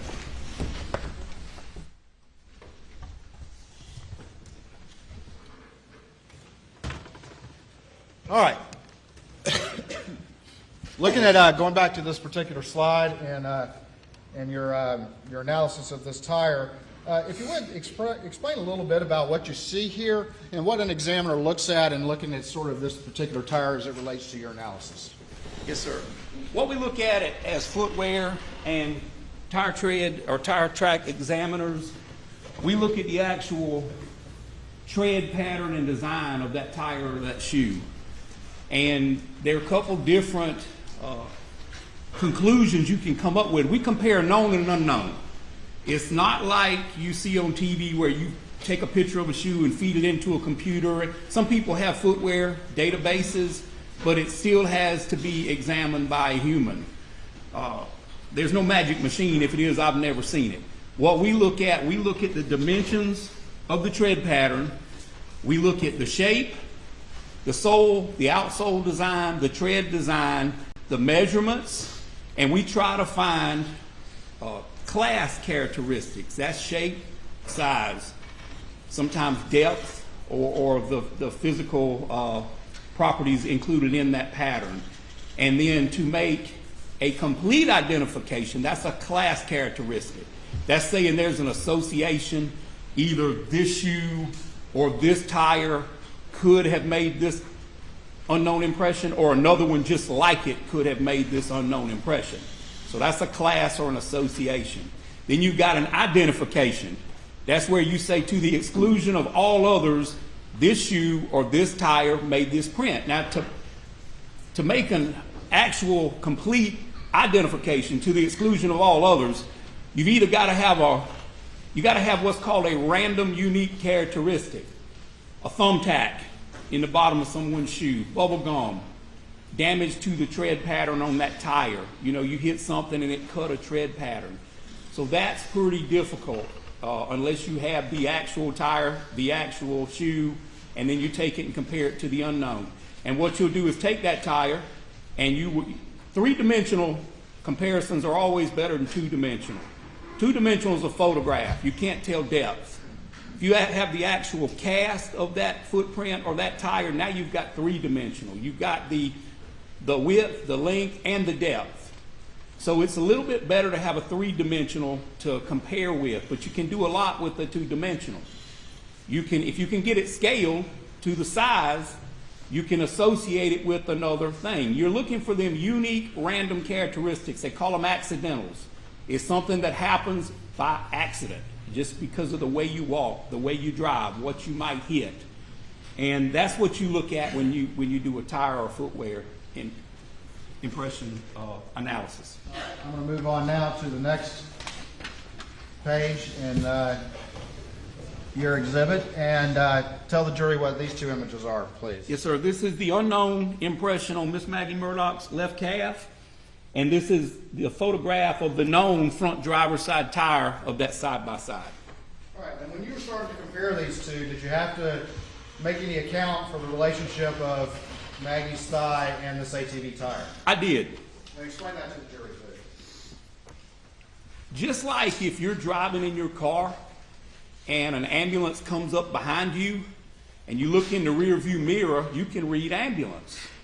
But if you look at the front of that ambulance, it's written backwards because you're looking through a mirror. Well, with a shoe, a tire, or Miss Maggie Murdaugh's leg, you can't see through her leg. You can't see through the tire. So you have to flip one of them or the other. So flipping the tire, in my opinion, because it has some characteristics on it that I wanted the reader to be able to look at, I chose to flip the impression on her leg to do the comparison. Because unless you do footwear and tire tread examinations, you're not going to be able to look at something in reverse and find those points. So this is the original orientation, is that correct? It is, yes, sir. And then flipping over to your next slide, that's where you've reversed the image, is that correct? Same photograph. I just pulled it over. In the old days with 35 millimeter film, and I'm from the old days, we just flipped the negative. That's all you had to do. It's a little bit more complicated in the digital world, but not that hard to do. But this is a direct representation. It's just in reverse. All right. Continuing on as we go through your analysis, what does this reflect? This is just a side-by-side so you could understand the orientation. Here, here, here, and here. Those are the two treads that we're talking about now. All right. And by the way, those on the tire are the only treads at that level on her calf that I believe needed to be examined. All right, and again, these are just additional images illustrating what you were focusing on in your analysis? Yes, sir. Okay.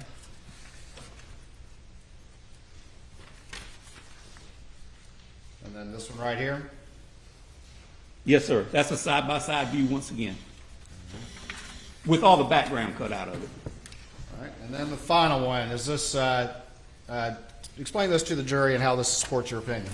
This is my actual comparison, and we use a process called ACE-V, where you analyze, compare, evaluate, and verify. It's a peer-reviewed process. I never go by just my results. I always have another competent examiner with like experience and like skills look at my work, because if you're going to make a mistake, that's where the mistake's found.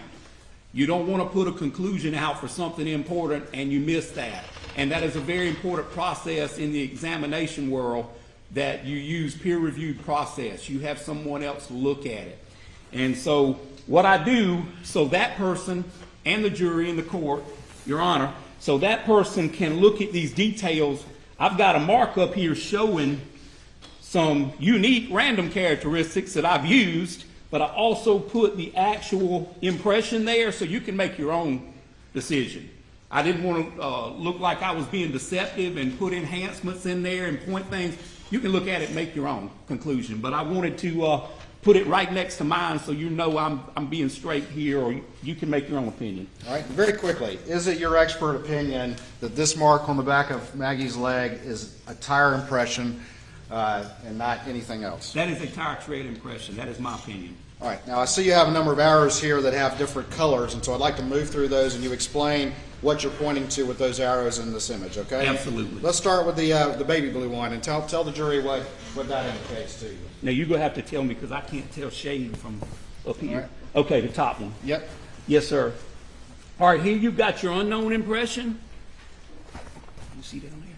Here you got your unknown impression, and what I pointed here is at the start of that impression, and it's in mud, by the way. It's in mud, and so it's really, really fragile, but it's still here. You got an unknown impression, and here's approximately where it starts in the unknown, and here is where it starts in the known. And you can look at both, the marked up one and the actual impression itself. All right. And it's here. All right, and then moving on to this one right here, kind of, we got a purple one, and then kind of that, Yes, sir, I see it. whatever that one is, but explain sir. to the jury what you're seeing there and how that supports your conclusion. Right here is the other side of that tread. And this tread is this tread is this tread. Those two are the same. And right here, you can see it come up, and it actually makes a complete corner there. Comes up, and it curves out just a little bit there. All right, and is that consistent with the sort of unique shape of that top tire? Yes, sir, it is. Right here, and then it comes up. Now, it's exaggerated a little bit in the drawing, but that's the best I could do with a stylist trying to get it there. And are those very distinct patterns that you see in the mud that match up with that particular tire? Yes, sir. Not so much the corner there, but these in here are. You can see a unique random characteristic here, and all that is a void pattern in the mud. You can also see it here. I mean, almost perfect. You can see one here where the yellow area is. You can see it here. It's right there. All right, you're kind of doing a little mountain or a little hump. And expand on that with the jury. Why is that why is that significant to you? Because that's not in the process of making the tire. That's because whoever drove that side by side last hit some dirt or some mud, and that is a pattern that's left in mud on the tire. And in my opinion, it transferred to Miss Maggie Murdaugh's calf. All right, and show the jury where you're talking about the little hump on Yes, this sir. image right here, if you could show it. It's marked with a yellow arrow, and here it is right here, and I've marked it there, but you can look at the one that's not marked, and you can also see it here. All right, talking about this bottom impression, we've got a white arrow to that line right there. Explain that to the jury and what's significant in your analysis about that. I marked that because unless you examine, unless you got really, really good eyesight, you might not even pick up on that. But here you've only got a partial line. The whole line didn't show through in the transfer of the mud or dirt or debris. And I kept myself honest. I only highlighted the length of that, but you can also see it here and here. You can see that side of that tread, that tire tread. All right. And moving on now to the this green one right here, and kind of green to the baby blue to that blue, just kind of going around there. If you could explain that to the jury and its significance, if any, to your analysis. It's just a continuation, and there's a little break in there, but they're still the same angles, same lines, and they match up, and that's just because the dirt didn't transfer completely.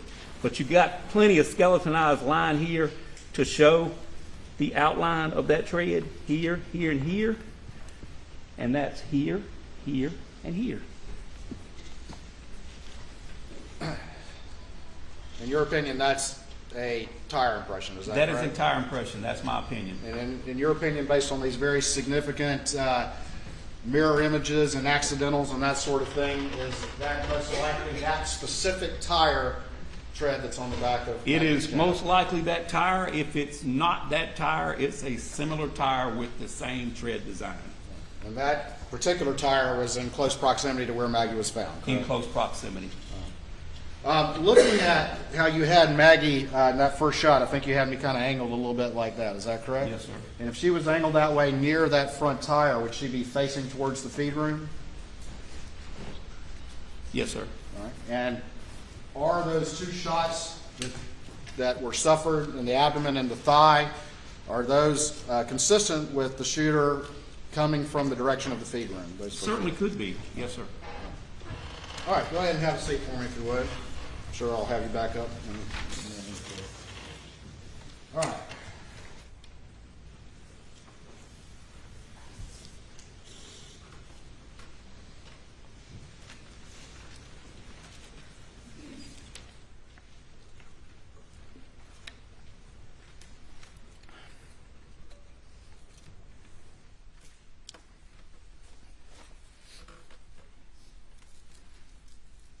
Additionally, with this particular tire tread impression on the back of Maggie's calf, is that consistent with her running into it or backing up into it with her calf hitting that tire as it was parked there? Leading, I've not, this is my first leading objection on this, but I object, leading.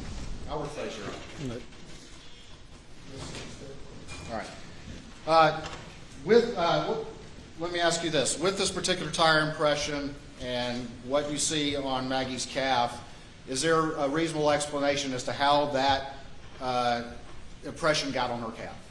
At some point in time, Miss Maggie Murdaugh's left calf made contact with the inside of that front driver's side tire, or one just like it, and I saw no evidence that she was run over. So she had to make contact at some point in time. Gotcha. All right. Hold on for me 1 second. I've just got a few more matters.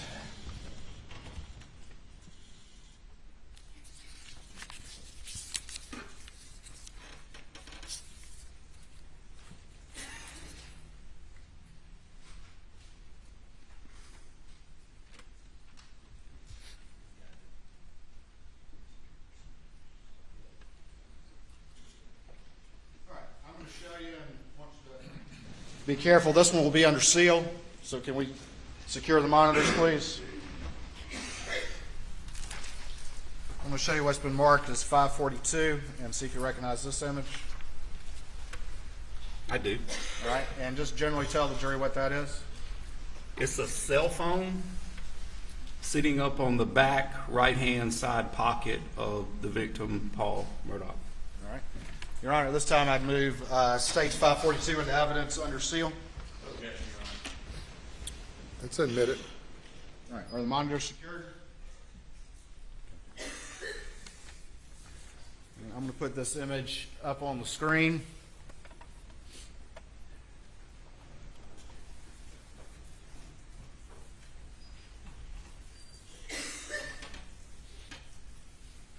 All right, and again, is this your understanding of how Paul's phone was found at the crime scene?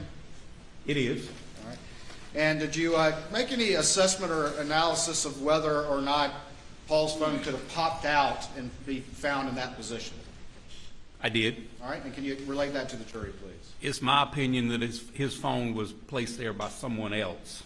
All right, and tell the jury your basis for that conclusion, please. Well, after I mentioned the fatality, the fatal shot, at that point in time you have no movement, even involuntary movement, and there's no way Paul could have retrieved that phone from his pocket and placed it on top the back of his pants.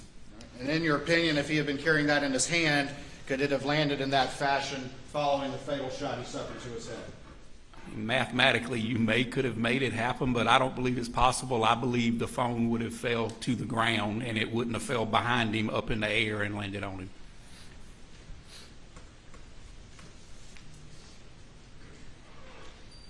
A couple other things. You've testified about your experience in crime scene and that sort of thing. Is that correct? Yes, sir. Is there any forensic value in a residence belonging to certain family members in doing any sort of DNA swabs of the bathroom sink or the shower drain or anything like that? If it's an unknown person, maybe, but not if someone lives there. I see very little forensic value in that. And why is that? Can you explain that to the jury? Because we as humans, we swap, we lose biological material every day. We brush our teeth, or we should. We brush our teeth and we shampoo and we wash, and there's commonly blood and other bodily fluids in our drains, in our tub drains, and generally everywhere except in the toilet bowl. Generally. Generally, yes, sir, under black light.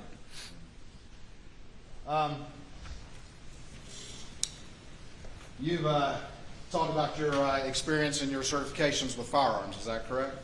Yes, sir. Do you own yourself any AR-style platform rifles? I have 7 complete rifles, and I also own a couple strip lowers that I'm just holding for a rainy day. Gotcha.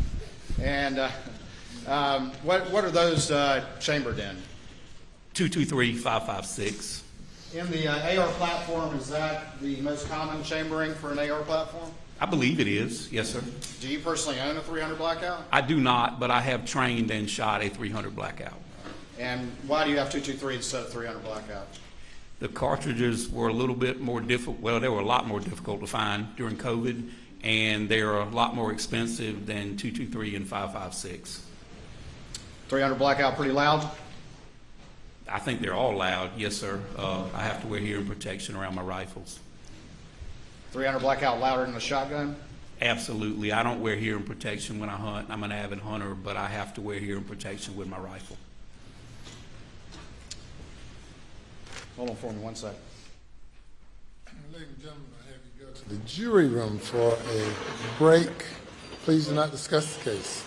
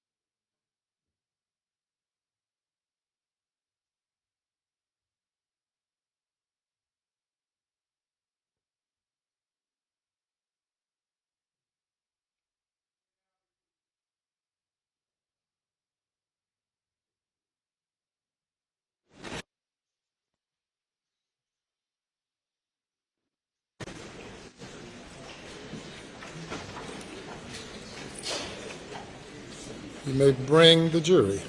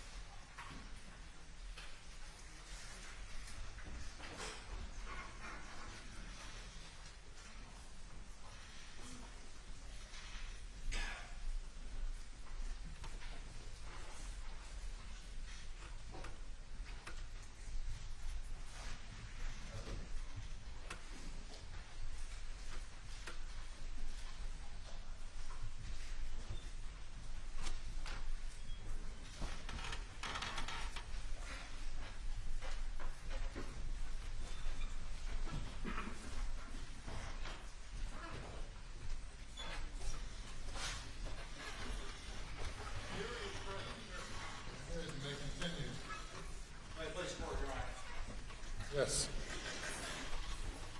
Dr. Kinsey, I just have a few more questions on direct examination. Did you see any evidence or anything that would reflect a struggle between Paul and the shooter? I did not. And can you explain that to the jury, please? Typically, if when you observe defensive wounds, what's called defensive wounds, you would see signs of a struggle. I saw none on Miss Maggie Murdaugh or Paul Murdaugh in any of the autopsy or crime scene photos.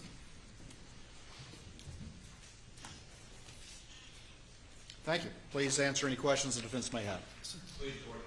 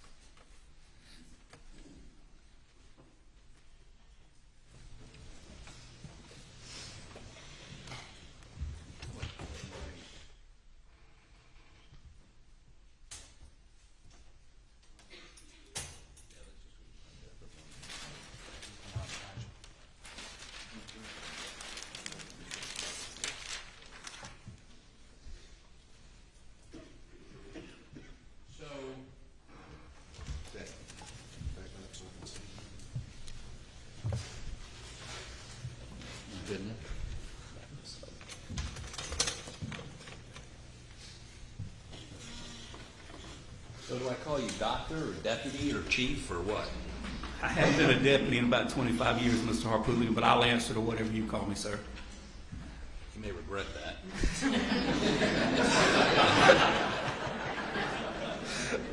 So, you've been, when did you start in law enforcement? Around 93. Okay. And you were in Orangeburg? Yes, sir. You know, back then, I was a solicitor in the Fifth Circuit. I was the prosecutor there. Do you remember that? I've testified for you a couple times, Mr. Harpootlian. I thought you looked familiar. So you actually were my witness a couple times. Yes, sir. Okay. And I don't know that we're going to have much dispute today, but I'm going to try to understand a couple things, if that's okay with you. Absolutely.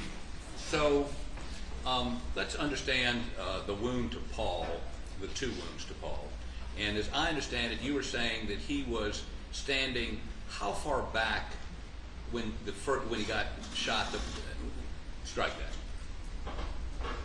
For his bloody footprints to be there, those footprints had to be made after he had the shot in the chest, correct? That is correct. Yes, sir. And so how far back in the room were those footprints? The footprints are approximately, because I have no way, once everything was pressure washed and cleaned out, but looking at the actual crime scene photographs and then taking my own measurements, the placard, the yellow placard that's in the photographs, is approximately at 5 foot. And he was on the other side of, so he was occupying that 6 foot area. And there were no scales in any of those pictures, were there? There were not, no, sir. Let me just talk about this generally before we get to that. You teach a course on crime scene processing? Yes, sir. You teach a course on how one should photograph a crime scene. Yes, I do. And I'm going to try to oversimplify this. There's basically 2 or 3 things that you want on any crime scene photo. The first is a scale, correct? Well, there's 3 types of photos. One of those includes a scale. Yes, sir. Okay. I mean, obviously you don't have a scale if it's a long shot out, like from outside the feed room in. But for something like bloody footprints, you would want a scale. I would. Yes, sir. And you'd want multiple lighting sources so that it's well lit. Well, if you operate the camera correctly, you have your light source. Okay. And that's why you do it from 90 degrees over perpendicular to the footprint, because you can hit all the angles and then choose the best exposure that takes those shadows out. So if you do 90, do you recommend taking more than one shot? Yes, sir, typically. I mean, at different perspectives of the same item? Yes, sir. Okay, so you recommend multiple shots, including one, gotta have 190 degree. If for comparison evidence, you do. Yes, sir. And in the sense of the shoes, the shoe prints you think you saw, they were definitely Paul's shoes. You did that comparison. Just like with the tire tread, they share class characteristics with Paul's shoes. And were Yes, sir. those shoes facing towards the front or the back of the feet? When they were made, it appears they were going toward the door. Right. But it would be hard for me to tell you without some kind of mark on that pavement to be able to orient them.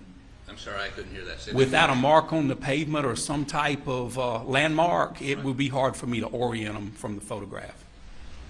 Okay. And again, if you'd had a scale or multiple pictures of that one shot, I mean, of straight down and multiple pictures, you could have done a little bit more in terms of that, could you not? An examiner possibly could have, yes, sir. And the trail of blood leads towards the front door, right? It does. And how long was that trail? Well, if he was in the 6 foot and you got 4 past him, at least 5 foot from where he starts dripping blood, then he steps in it, and then he makes his way to the door. So you think he was a foot and a half inside the door when he got shot with the second shot? Well, his feet were inside the door, but his shoulder and his head was slightly outside the door. Leaning forward? Yes, sir. Okay. So the first shot, as I understand it, hit his shoulder.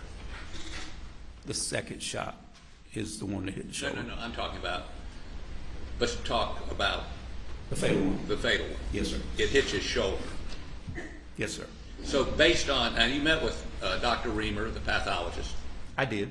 and she showed you her photos. Y'all talk about her photos? I offered to go over the photos with Dr. Reamer, and she told me that she had limited crime scene experience, and that I'd have to determine that she looked at the wounds and she makes her determinations, and that wasn't really her forte. Okay, so, but she said shot in the shoulder. I'm talking about the fatal shot. The path, yes, sir. Into the neck, out the top of the head. That is correct. Okay, so, and how, you said you had some difficulty in determining Paul's height. Well, the DMV record, the printout showed 5'6", and the autopsy information showed 5'9", and I know a young man like that will hit a growth spurt. That's not my area, so. But would you consider Dr. Reamer's measurement probably more accurate than what he told the DMV? Or he could have grown since he registered with the DMV. Yes, sir. So why wouldn't we just use 5'9"? So, I mean, is that fair? well, but then he's got damage to the top of his head, so I asked myself, how could Dr. Reamer get it exactly right when the top portion of his head's gone? So I had to guesstimate, and I figured the best way to do it is split the two. And the two were, so you had him at what height?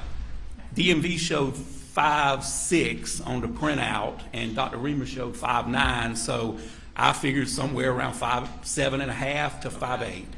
So 5'7.5". And then you take the foot from there to the actual wound. Right, I guess, so where the wound occurs, the initial, I guess it's this shoulder.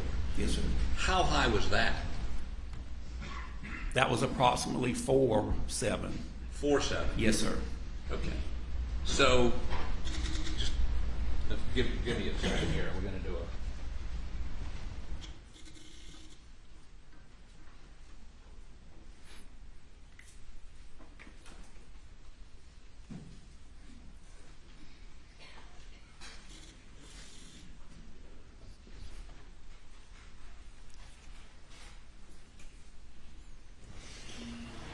touched a protractor in 50 years. I've done it twice this week.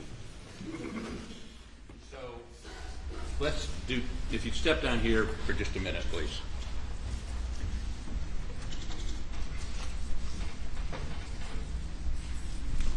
Oh, you walk around with one? Yes, sir. Really sad. Really, really sad.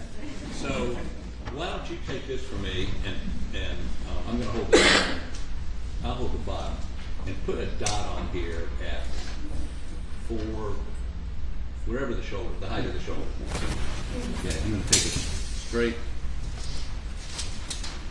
Want to hook it down there? Okay, and we can. Okay, let me just get it up here to 4. Let me do this. I think you can do this with 1 4 foot. 6.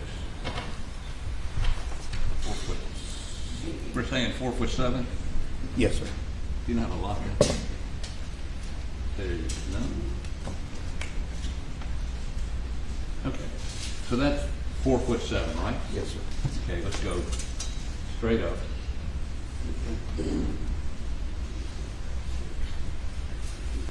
Okay.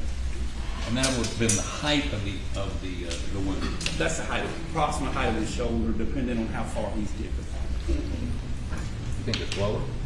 Could be, yes, sir. Like I said, when you've got a wound to that side, I would expect him to be favoring that shoulder. Okay. So, what's your opinion of how? I mean, you're the professional. I'm just holding it. Well, looking at the defects on this side of the door, Yeah. and it's several of them there, even though they've been pressure washed. If I run a string back in the area of 4'7", somewhere in the middle, gave me a 135-degree angle. That's give or take 5 or 6 degrees. And that's what Dr. Reamer said in her report, 135 degrees. I don't know if she said that in her report, sir. Okay, let me find it. Yes, sir. Can you undo that? Thanks. Give me 2 seconds and let me find her. But that's not absolute. Like I said, a lot of variables could change that a couple of degrees one way or the other. Couple of degrees. Okay, here we go. Make sure I have the right.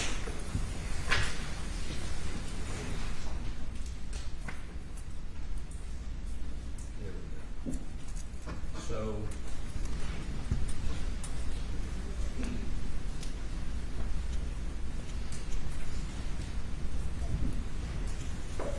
There was some.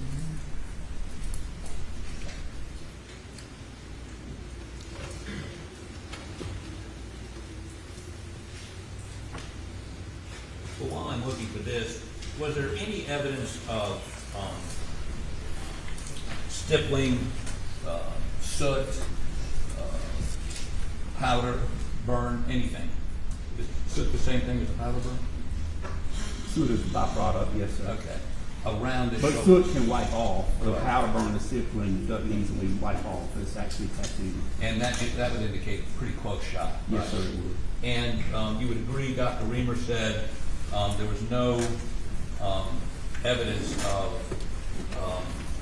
any of that, any stippling, anything to indicate a close-in shot. That is accurate. And she testified, I don't know if you saw her, do you see her A testimony? little bit of it. Okay. She testified that the muzzle of the gun, the weapon, the shotgun, would have had to have been at least 3 feet away, perhaps 4, but at least 3 feet away. Is that consistent with your experience? I don't know if that's consistent with my experience. I'm not trying to disagree with the pathologist, but I don't see how the angle would work out unless it was a pretty short shotgun. I don't see that angle working out 3 feet away. It may have been within 3 foot. Well, how far away was it? There was no. I mean, at what point? Well, at the angle, the bullet defects would have been here at 76 inches. Right. So you've got quite a difference there. If I could get that dowel.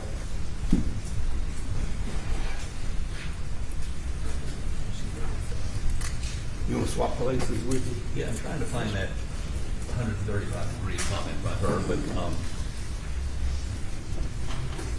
To make that axis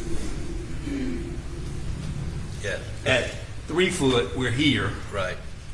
At 2 foot, we're here, so I believe it would be more in line with 2 foot, but I'm not contradicting a pathologist. Okay. I know it's in here. Give me 2 seconds. I thought I had it marked. Give me 1 more second here.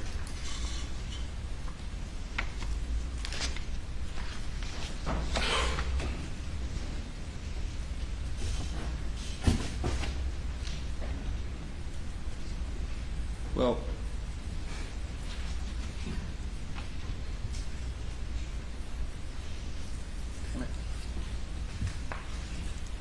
so, assume that you said, and you relied on Dr.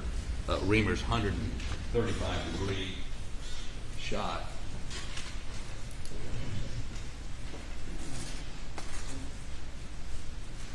Let's follow that down. Now, Mr. Harpootlian, I reviewed her stuff, but I went and measured my own angle on that door now. I didn't rely on her angle. Well, but she actually, you're going based on where those pellets were. Yes, sir. And she would be going on measurements on the shoulder. Yes, sir. And she's actually looking at the wound. Yes, sir. And she would have maybe a more accurate angle because she knows, she sees what the wound is. She knows the angle to him, Right. but she can't relate that to the defect at the scene. But do you think it's, I mean, 135 degrees is basically a 45-degree angle, correct? Not quite, but yes, sir, close. Yes, sir. Okay. Yes, sir. So it's 45 degrees off of that dot. I did my measurement from a little bit lower on the door frame. I took my protractor and placed it on the door frame, inside the door frame, let's say. So you don't think it's that tall, you think it's down? Well, that's where his shoulder's at, Right. but the angle of the gun, depending on the length of the barrel, Right. it would have to be here, because it's not a contact wound, so it Right. would have to be down a little bit, but the angle doesn't change, just the distance changes. Right, right. So, sorry, standing between. So, but if you come off of this 45 degrees, for the sake of argument. Okay, for the that- sake of argument. Okay. That would show you the angle of whatever hit his shoulder, correct? As long as the angle stays the same, yes, sir. Okay. Well, the angle's not I've got it gonna- on 135, by the way. But 135 wouldn't it be 45 degrees off of straight up and down? So don't you have to take it over this way? Well, you've got 90 in the middle. It depends on where your axis is. You've got 90 in the middle.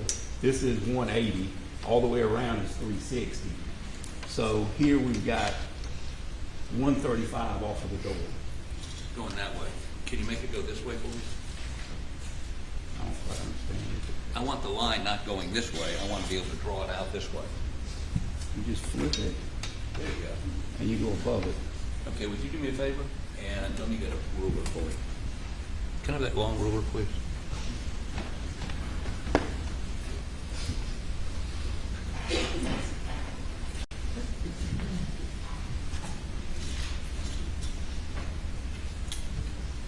And let's take it, just, I'll hold it. Like that. If you'll just get that.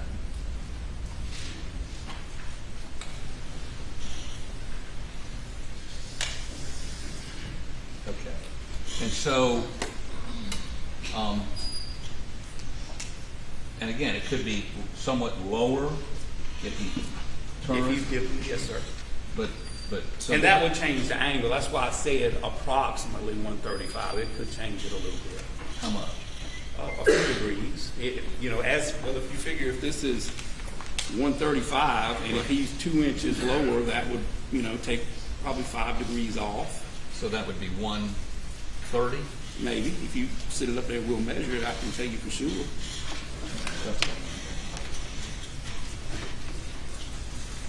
So, okay, what do you want me to do? You hold the protractor up. There you go. Except we gotta go this way, no? You have it. You have it. There you go. But your line's gonna go that way. Which way do you want to go? I want to flip it. Flip it. There you Okay, go. there we go. See what, that's why you're the No. I got a feeling you're fooling with me, Mr. Harpootman. You got that feeling? I got that feeling. Okay. So that's 135. Yes, sir. What do you want to make it? Well, I'm not measuring it this way. I mean, you tell me what you want me to make it, because I measured it this angle. Yeah, but this is just the flip side of that. Remember how you're talking about the negative? All right, put it back. Okay. Which way you want it? This? That? There you Okay, go. that's 135. What do you want to make it? So you can- Oh, wow. There you go. All right, so if it was, let's say this end was down a little bit, that would make it what? Now, you're on the bottom half now, so that changes it. Now we're at 40. Yeah, it was 45. Right, Now yeah. it's 40. Right. See, I went to Clemson too. Yeah. And so, this is sad. So if you make it 40 instead of 45 degrees, what is it? Here. Okay, so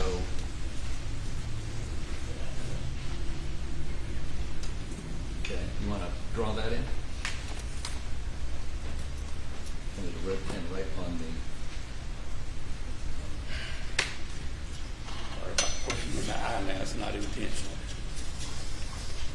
Okay.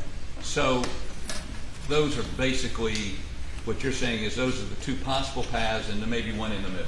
It could be. Yes, Okay. sir. Now, and you believe that the shooter was how far away from him with that shotgun? I think 3 foot is a stretch without having some damage to the door frame. Right. Because them shot pellets immediately when they leave the barrel of that gun, at 3 foot, that shot pellet's going to spread 1 inch. There's no damage to the outside of that door frame. Why would there be? Why would there be what? If it's spread how far? 1 inch? If Paul's shoulder is barely breaching that door frame, and that's what the blood evidence tells me. Right. If you are further back, them shot pellets are going to do what they're supposed to do. They're going to open up, and there's no shot damage to that door frame. Okay. So, Here we go. you recognize it? Yes, sir, from photograph. And it's a Benelli shotgun, is that right? Yes, sir, it is. Okay, so, I prefer to put on clothes. If you want to touch that evidence. I have some. I have some.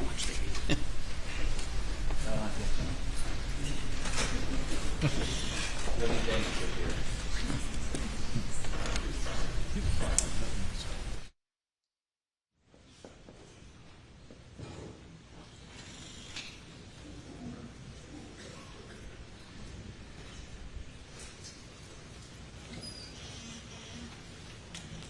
Okay, would you take that shotgun and, unlike these boys back here, I don't mind if you point it in my direction. Okay?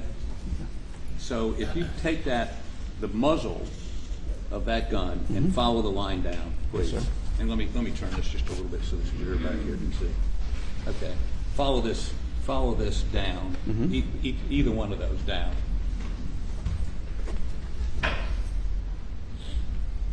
So that would be the position the shooter had? That's the angle. The I mean, angle. I'm on the opposite side, you know, of where the shot came from, and I don't know the length of the barrel, but that would be the angle. If I'm Paul, and I'm standing in the door, why is that the opposite side? Bent down a little bit. I don't understand what you mean by the opposite side. The shot came from over here. It didn't come from... Well, this is a two-dimensional representation of a three-dimensional, but I'm trying to figure out just the angle from the muzzle. All right, if you're coming out of the door, Right. and you got damage to your right shoulder. Right, there you go. Instead of Same- the left shoulder. same- All right, turn this way. Okay. And that is the door frame, Right, was here. right. But, and that distance there is how far from the barrel to 2.5 to 3 foot. That's not true, just to be. So actually, that is, I'm going to your shoulder now. okay. You gotta turn, you gotta turn. Yeah, you gotta Okay. turn. So that is about 24 inches. Well, you step closer, but yes, sir, about 24 inches. Again, we both went to Clemson. Okay, so this is getting complicated. So what you're saying is whoever shot him was holding the shotgun that low? Really low, yes, sir. Not from the shoulder, from some position other than the shoulder. Why? Wouldn't it be easier just to go boom, right in the head? Sir, I can't figure out why people do what they do. No, but don't I guess, figure out how it okay, works. so the person with the shotgun has just shot him in the chest, and he would have been turned to the left, and that would have gone through, under his armpit, out the window. Right. Okay. And then he shuffles over to the right of that position, Toward the door. towards the door. Yes, sir. And then whoever has just shot him, you would agree with me, the first shot was inside the, the shooter would have been inside the feed room for shot number At one. least to here. If this is the door frame, Right. the ejection port of that shotgun was in at least this far. And how far back was he in the room when he got shot? Paul? Yeah. Just on the other side of the 5-foot mark. Okay, so how far was it from that 5-foot mark to the door frame? 5 foot. Yeah, no, but I mean, how far would the barrel have been if that was just inside? Well, it depends on the length of the shotgun. Assume that's Benelli, whatever the Well, name. if this represents 5 foot, Right. and I've got the ejection port inside the door, what, 2 foot? I mean, you don't know the ruler, but 2 foot maybe? Let's just see.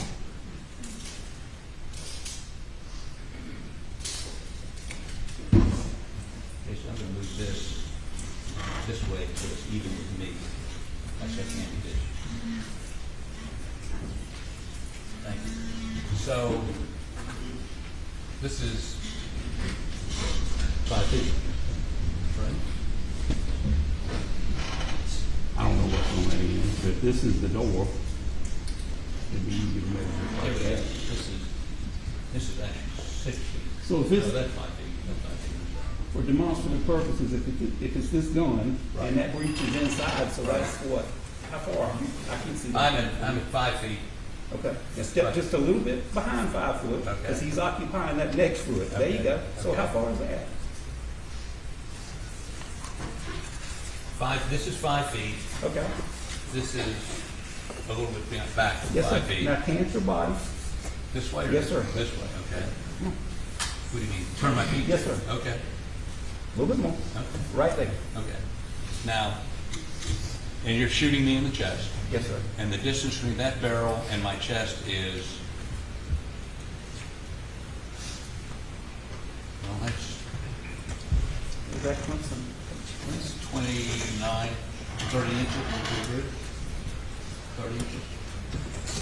30 inches? That's what this says to me, 30 inches. Yeah, with this shotgun. Okay, right. And so I would get, just a minute ago, we said at 36 inches, or you said maybe it was closer. Is this consistent with Stifling? Yes, sir. Within Okay. 5 foot. Yes, sir. Okay. And when we had it before, and you were shooting up at me, it was about the same distance, maybe six more inches between the barrel and me, right? And there's no stippling. Okay. Okay. You're the expert. What does that mean? Well, he also has, I don't know if I can answer that. Could it be? Well, on that first shot, we know, you say that he was, you say he was the whatever you call it, the thing ejects. What's it called? The ejection port. There you go. The ejection port had to be inside the room Yes, sir. for, Well, the second shot, now all it had to be is pointed toward the room. why? Because it's going to eject to the right, so if this is the door frame and I've got the ejection port pointed toward the room, it's going to eject into the room. The You would first shot, because it was straight on, had to be at least past the door frame. Right. But the second shot, if the ejection port was Pointed toward the room. pointed towards the I could room, be this far away from the door, the second shot, and the ejection port would still throw it that direction. So doesn't that change the calculation here on how far away that gun was? Because the ejection port on this, is that it down there? Where is it? There it is right there. The ejection port is, who you disagree with me, about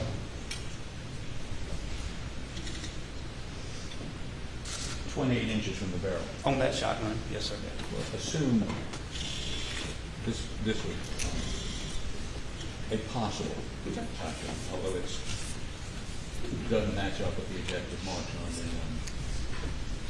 on the shells found in the thing. But there's some theory that this would be about the same shotgun. So you would agree with me that the shooter would have been, how about show me again how low they would have been holding this?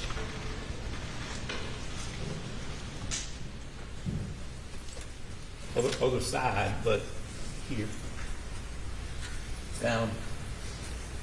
Well, I mean, I don't know how long the arms are. There's a lot of variables there, but, you know, it could have been here. It could have been here. I mean, I can't tell you the mechanics of it. All I can look at is the angle. And that angle, you would agree with me, is an unusual angle.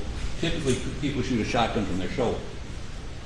Typically, unless you and I are both occupying nearly the same space, Wouldn't there be stippling or powder burns or some? I can't explain that. Well, okay, so you can't explain it. I'll take that answer. Yes, sir. But it would be inconsistent for them to be that close, wouldn't it? Well, you figure if Paul made it to the door, whoever fired the first shot could have retreated or could have backed up, better word for it, could have backed up or even was taking cover to see what was going to happen. And then I believe the angle would fit or could fit that two persons could be that close to that door frame. Hand me the weapon again, please. You might want to step that way. Well, you're blocking the dirt. Oh. That's better. So we both agree that the first shot is square into his chest. Well, I can't say square, but it's directly on. Yes, sir. Okay, which is at shoulder height. Boom. Well, it could have been shoulder height. It could have been like I was holding it just now. No. Before.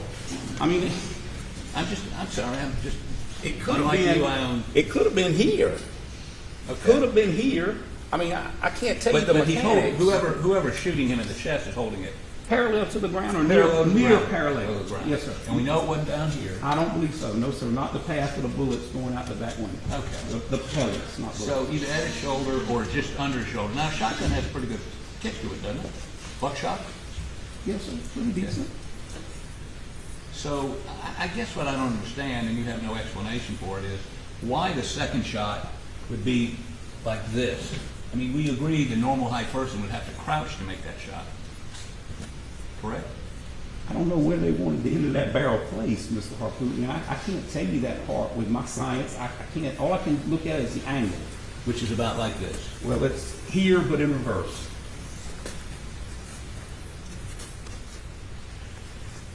Which is about like this. Correct? The barrel would have to be, okay, like that. But you would agree with me, I'm bent over to do that. You are. Yes, sir. So the shooter was a very short person? But here, I'm not bent over that far, and I'm almost 6 foot. But what, I don't understand. You go ahead and take a stand. I don't understand what circumstance would cause a person to, you might want to move that one a little bit, to do this or this, and then immediately do this or do this to put that second shot in. Objection, asked and answered. You said what you don't understand. The question is, The question is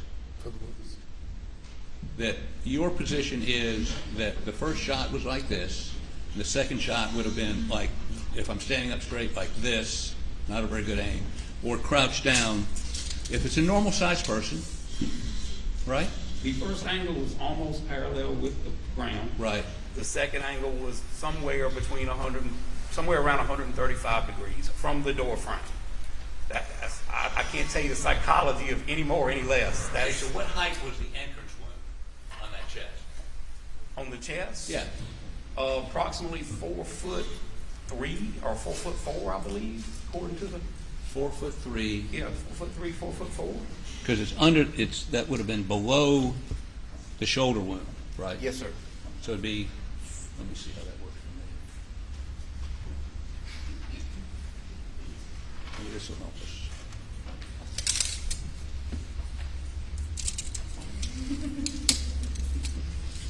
Two, 3, 4, 4 foot. You think 4'3"? I'm fairly certain, yes, sir. Okay, you trust me that's 4'3"? I believe, yeah. Okay, and I'm about 5'10" on a good day. So that would be about right for me, wouldn't it? Yes, sir. Okay, so that first shot, if it was on that person's shoulder, if they put it on their shoulder, they would have been approximately, was there any way to figure out? I don't know a scientific way, Mr. Harpootlian, unless you had a tripod that you could hold the gun and shoot it many times, the actual gun, and measure it. I don't know if it's scientific. If it is one, it's way out of my purview. I look at the angles, and I look at the damage, and I develop my angles. That's what I do. Okay.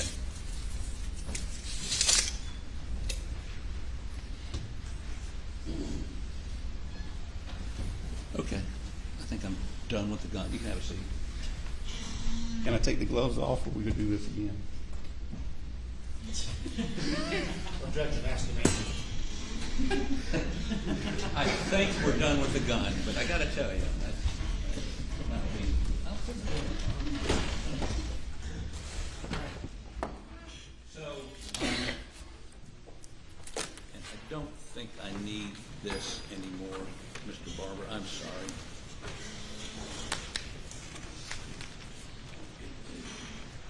Were you able to find what I wanted? Where is it?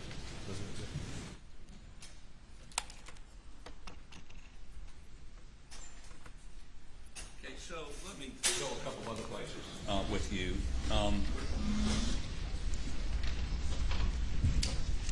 You were hired on, were you hired on December 22nd? I think it was in November when I first got to review the evidence, and I think I was hired in October.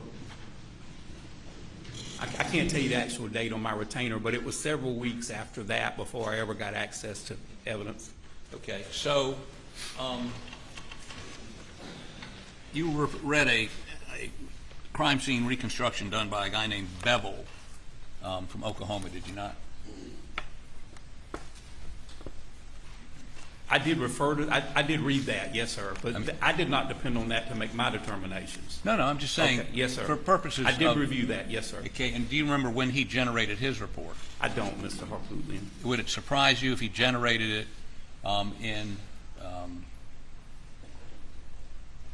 2022, early? Several months before you even asked, right? Yes, sir. Okay. And you were their second choice? I don't know if I was their second choice. I was a choice. Okay. Let me make sure I understand the date of Mr. Bevel's report.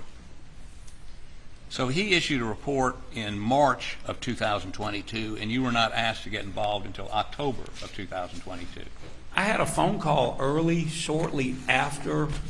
I don't even remember who I talked with, but someone called me shortly after the homicides and asked me if I would mind taking a look at stuff, and I said I'm always available to help if I can. Okay. Now, the other things that you looked at, let me just make sure we understand what you looked at. You had a David Green recording of June 7th, 2021. You remember looking at that? Body camera, yes, sir. Right. And in that body camera interview, when they talked to Mr. Murdaugh, he indicates the phone had fallen out of Paul's pocket when he tried to check his pulse, and he put it on. It didn't explode out of anywhere. He put it on that picture that you introduced just a moment ago, he put it on his rear end, correct? It may have said that in the body Okay. cam. So there was no exploding out of any pocket, right? I don't believe it did, and that's what I said. Someone other than Paul put it there. Okay. Now, you had a SLED crime scene investigator summary. Was that by Agent Worley? I read several SLED reports, but Agent Worley's report was one of them. Yes, sir. Okay, and you digested everything in that report that was relevant to your inquiry? I read those reports just so I have the knowledge of it, but what I can work out on my own, even if it contradicts their results, I like to make my own. For instance, conclusion. she had very distinct measurements on shell casing location, right? Yes, sir, I believe they And did. you relied on that, certainly, in looking at shell casing placement. When you say shell casing, are you I'm talking about about where the Blackout 300 shell casings were. I looked at the path. I did not look at the measurement per se because, like I said, the shooter moving, the victim moving, not having the rifle and be able to say exactly where it throws that shell casing, I don't get too involved with that. I'll look at the general path where they're at, but as far as so many feet, so many inches, I don't pay a lot of attention to that. And I'm not asking you that, but it would show you the path of the shooter, would it not? Well, like I said earlier in my testimony, it could or it may not. You can't look and say a shooter started here and ended here because he might have went from here to here and back to here. Well, So let me rephrase that. Not necessarily the path, but at least you would know generally where the shooter was during, if you look at the coagulation of all those shots. For instance, what we see, if you remember correctly, is a number of these shell casings. There's one sort of back on the gravel road, and then all of the rest of them are located in a fairly small area on the grass, and then there's one under her, right? yes, sir. Okay. And that would show you, at least generally, I mean, the one under her had to have been a shot that was fired while she was upright and fell on it, correct? I would agree with that assessment. Okay. But it'd give you some general idea where the shooter was. General idea. Not General idea, somewhere within 5 foot, 5 or 6 foot, knowing what I know about those rifles, it's not going to throw it 20 foot or 30 foot.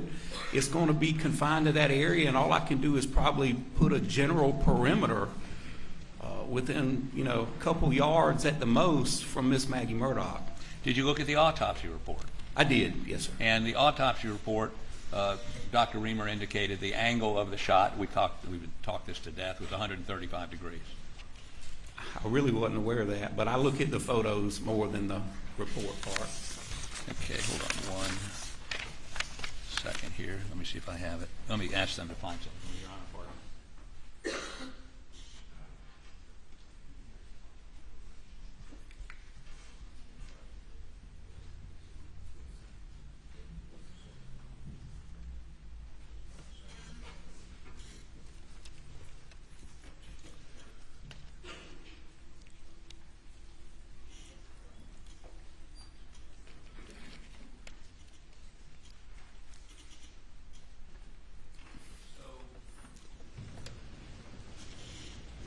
Let me ask you what else you looked at, and you list a bunch of things here. You looked at lab photos of victims' clothing, trace reports, DNA, CS. What's CS photos? Evidence processing. What's CS mean? Crime scene. Yes, Okay. sir. So you looked at the crime scene photos. There were 449 of those, or at least the ones that were relevant to your look, what you were looking at, right? Yes, sir. And a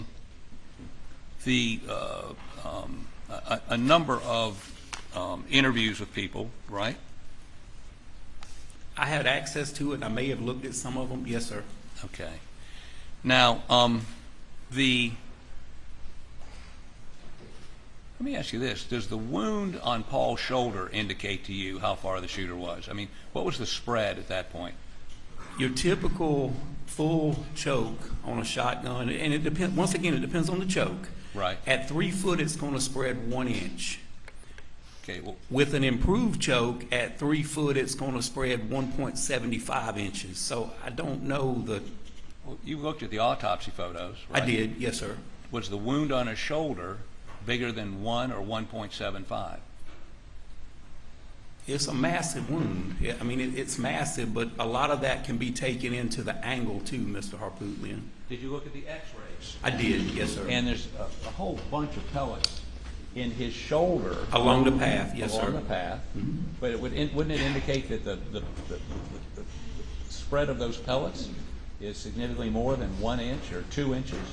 Like, I think we determined it was about a 6-inch spread. Well, I don't think with the angle it would be possible for someone to be 12 yards away and shooting up that direction. So obviously that's got something to do with the close proximity and the way those number 2s work. So, do you have an explanation for why the spread would have been that big based on what we just did? I don't want to pull the shotgun out. I'm not a firearms examiner, Mr. Harpootlian. I'm just familiar with how they work. And so your position is that spread is not inconsistent with what you've I testified? do not believe so. I have had people shoot themselves in front of me, and I have worked a number of crime scenes where I've seen the same damage. Okay. So, okay, here we go. I knew I'd seen it somewhere. This is your report. Thank you. Okay. Let me ask you, did you say Paul's height of 5'8" and the sharp angle upwards, approximately 135 degrees, I knew I'd find it, support that Paul's left side was dipping slightly, head slightly forward as he was standing or exiting the feed room at the time of the second shot? I think that's what I testified to, yes, sir, and that's still my findings. Okay, I just want to make sure this 135-degree thing I didn't imagine. That's what you said, right? Well, that's what I was saying. I was hoping you didn't say I copied someone else, but yes, sir, that's my measurements. Okay, so you also said the length of the shotgun would be needed to a reasonable degree of certainty, but it's unlikely the shooter was standing with a shouldered weapon at the time of the second discharge. We've already established that, correct? Yes, sir. They would have been crouched or holding it down in some awkward position, Yes, sir. rather than having it up to their shoulder. Also, let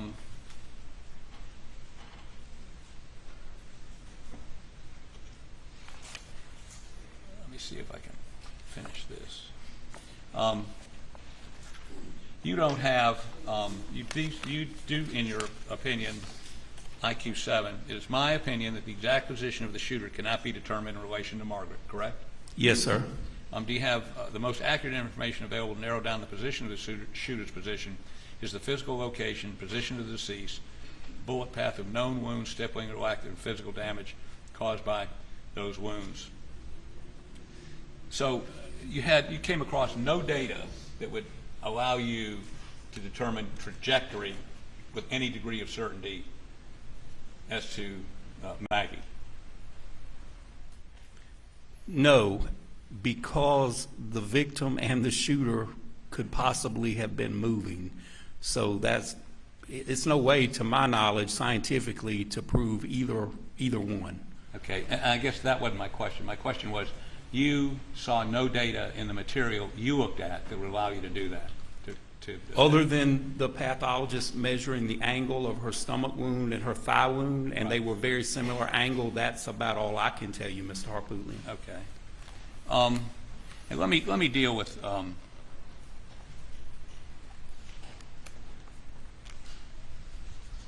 couple of issues. Let's go to the what you testified to about the impression on her leg, right? Yes, sir. Now, this again, was there a photo taken of either her leg or the tire that you're talking about that would have been what you would expect if you were trying to make a comparison? That is a 90-degree shot of it, either one. And no, sir, and that's why I explained that I can't call this to the exclusion of all others. If I was going to make an absolute identification, I would require a scale photograph. Right, and there's no scale in either one of those. No, sir, but I got it close, but still not close enough for me to call. I used the scale at autopsy that the pathologist used on the back of Miss Margaret Murdaugh's leg, and I went and did research on the tire, and I actually know the type of tire, and the only problem is it comes in a 9, a 10, and an 11-inch front tire, so I have no way to scale that without the actual tire. So you're not telling this jury that it's your opinion that that tire caused that impression on the back of her leg? What I'm telling the jury is that is a class, they share the same class. It's called an association, and in my opinion, either that tire or a tire just like it caused that impression. Well, let me ask you this: when by the time it got to the autopsy for leg, whatever mud was on there was washed off, right? There was no, in those autopsy photos, all you see is a bruise, correct? That is correct. Okay, and so the only evidence you have is that there was some mud stuck on the back of her leg, with those specific details, right? It's an impression in mud, yes, sir. Okay, when you looked at the tire pictures, was there any mud on them? There are, specifically those treads, and like I pointed out earlier, you can actually see unique random characteristics.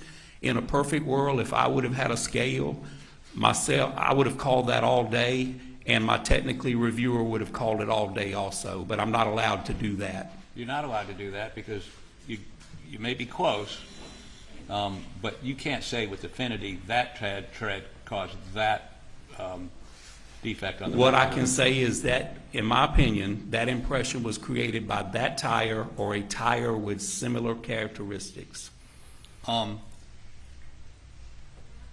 Did you look at any black and white images of that what you call a tire impression or mark on the back of her leg? I did. I made it black and white, yes, sir. Okay.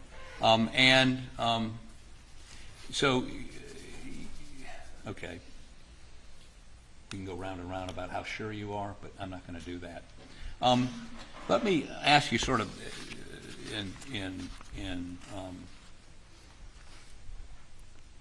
not closing, I have a couple more shots, but a couple more questions. We'll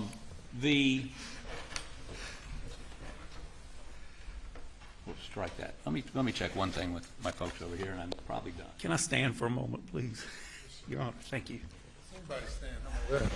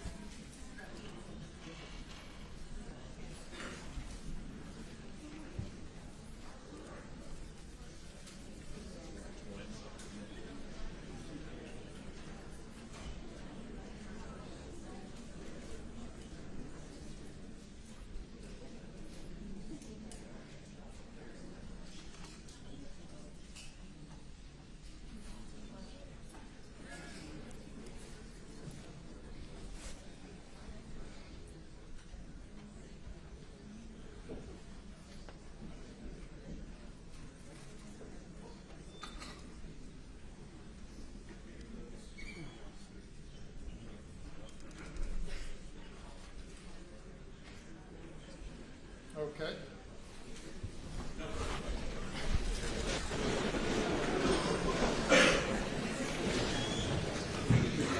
And you read out? Yes, sir. Just real quick. Couple things real quick. You were contacted by SLED to do a review of this case, is that correct? Yes, sir, it was. And were you told any particular conclusions to come to, or did you do a fresh review and then arrive at your own conclusions of your own independent judgment? Every conclusion I came to was in spite of any pre-existing conclusions. I made my own conclusions. You were asked a little bit about the tire mark impression, and were you relying on the crime scene photographs of Maggie Murdaugh at the scene? Yes, sir. And did you see mud, which is the impression that you examined? It is. Yes, sir. And from your review of the crime scene, was there any other ATV in the vicinity of where Maggie Murdaugh was found, except that tire you looked at, the picture of it? That's the only one I observed. And you said it either had to be a tire, that tire, or a tire with similar characteristics Yes, sir. That's my opinion. on the ATV that was at the scene. Yes, sir. you were asked a lot about shell casings, and you pointed out that they can be thrown different feet and can move around, and shooters can move as well. Is that correct? That is correct. The shell casings, though, that were they located in this area around the feed room as to where Maggie Murdaugh was found? They were. And you said them shell casings ain't gonna get thrown 30 feet, right? No, sir, not in my experience.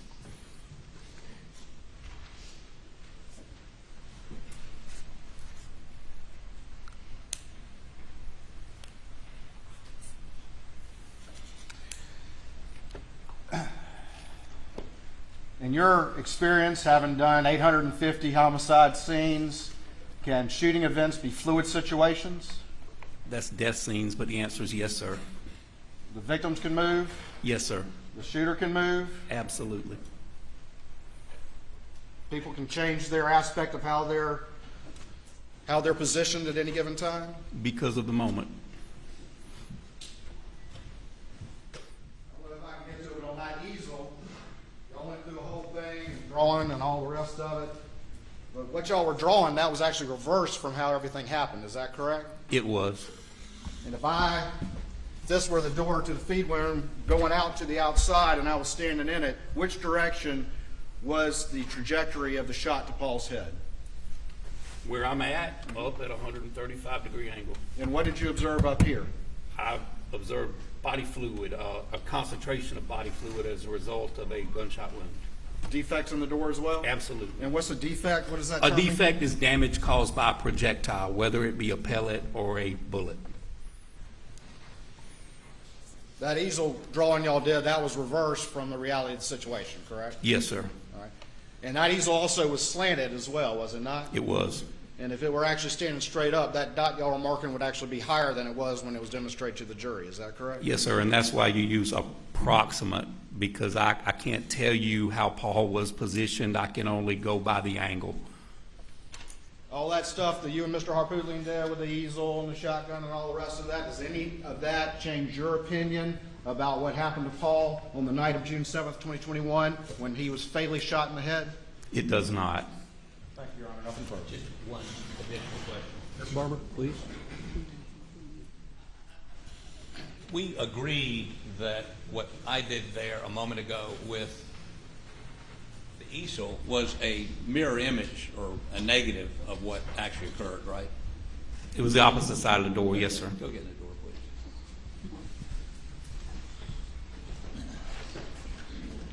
And Mr. Barber, in the interest of justice, has allowed me to point the shotgun at him, Your Honor. It is.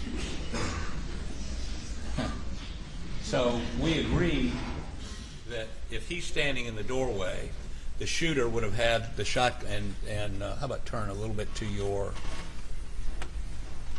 turn that way? A little bit more. A little bit more? Yes, sir. Okay, the shotgun would have been about like this. About here. About like this? Yes, sir. Okay. Okay. So that's the trajectory, that's where the barrel of the shotgun would have had to been. In my opinion, yes, sir. Okay, thank you. No further questions. You may step down. Thank you. Yes, sir.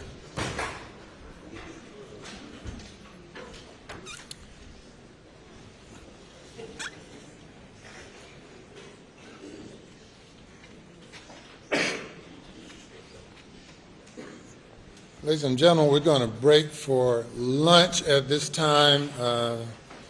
Members of the jury, I'm appointing juror number 826 to be the foreperson of the jury.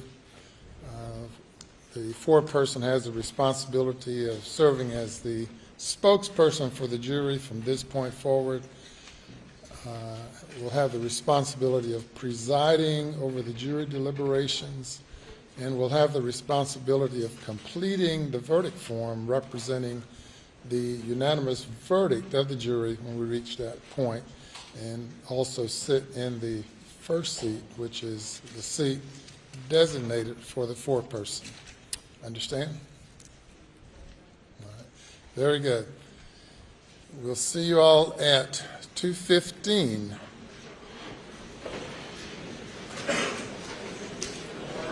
Remain in order.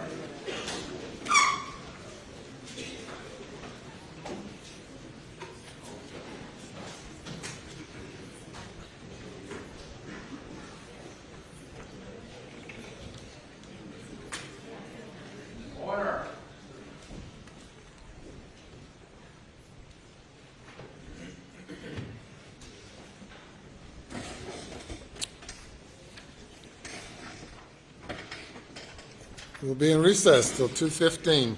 All right.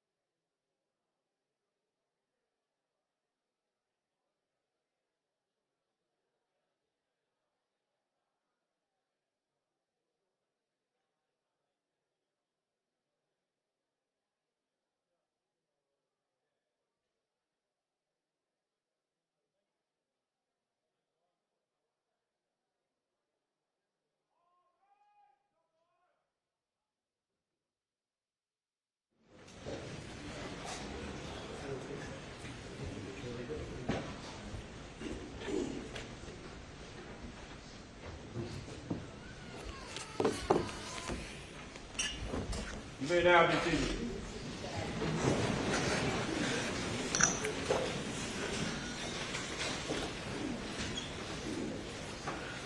Ready for the jury? State's ready, Your Honor. Defense ready, Your Honor.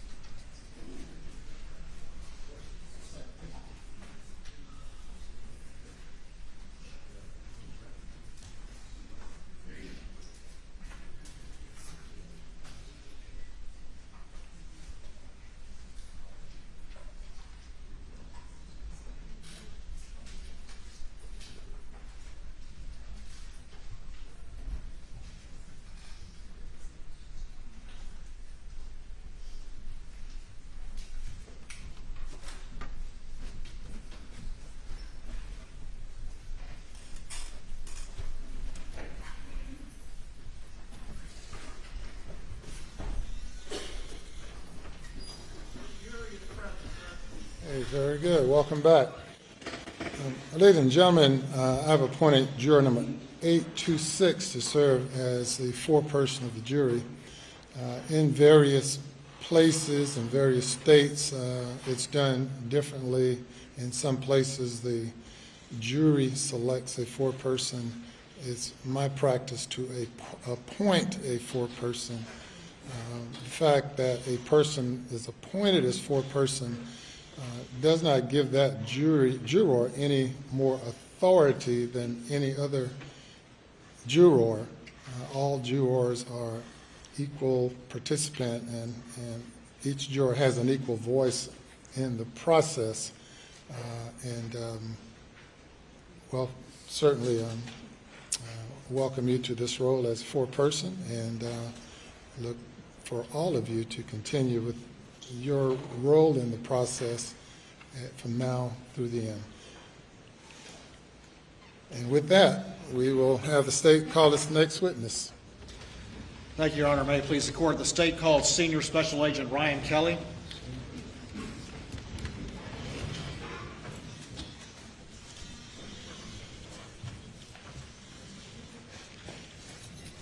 Sorry if I'm walking away from you. Do you swear or affirm that any testimony you give today will be the truth, the whole truth, and nothing but the truth, so help you God? Yes, ma'am, I do. All right, please be seated and state your full name for the record.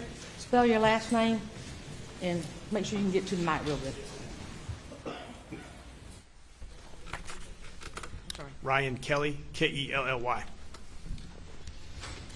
Special Agent Kelly, how you doing today? I'm doing well, sir. How are you?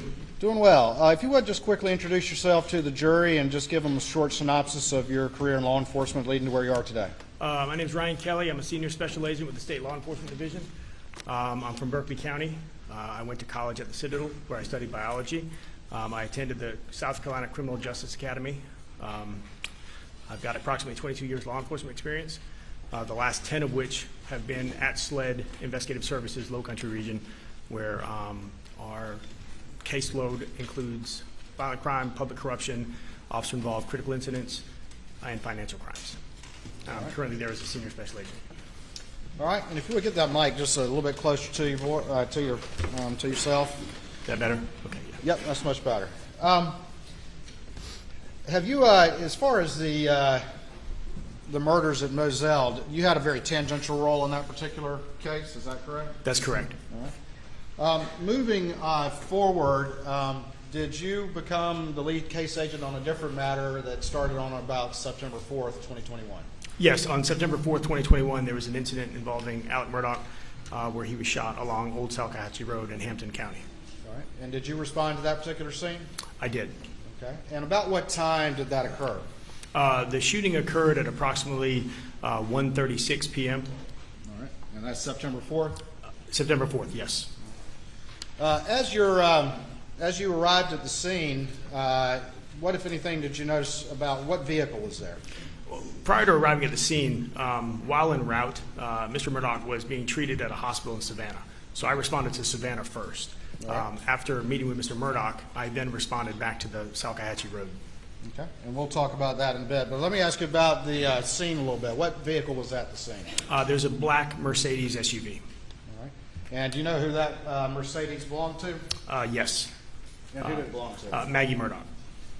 All right. And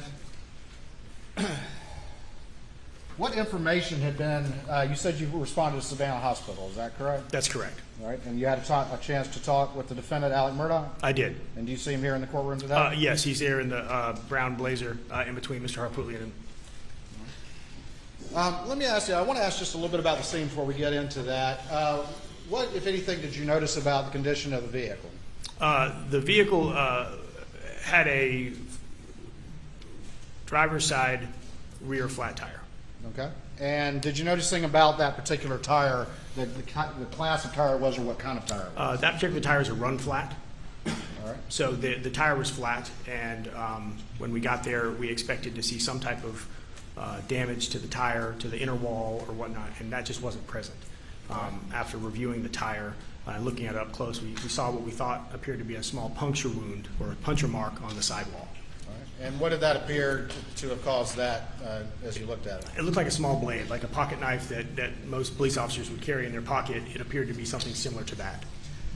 Tell the jury a little bit about a run flat tire. What does that mean if the tire goes, quote, flat? Well, I don't work for Mercedes, and I'm not a tire expert, but it is it's a feature on certain brands of tire that once there is some type of puncture, that the tire remains operable. So if you're driving on a road and you suffer a blowout, it allows you to drive to a safe space, where you can pull off and seek assistance there.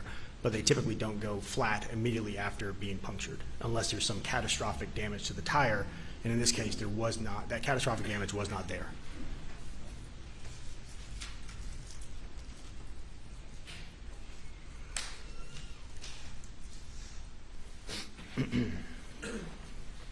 All right. In the stand by for me just real quick.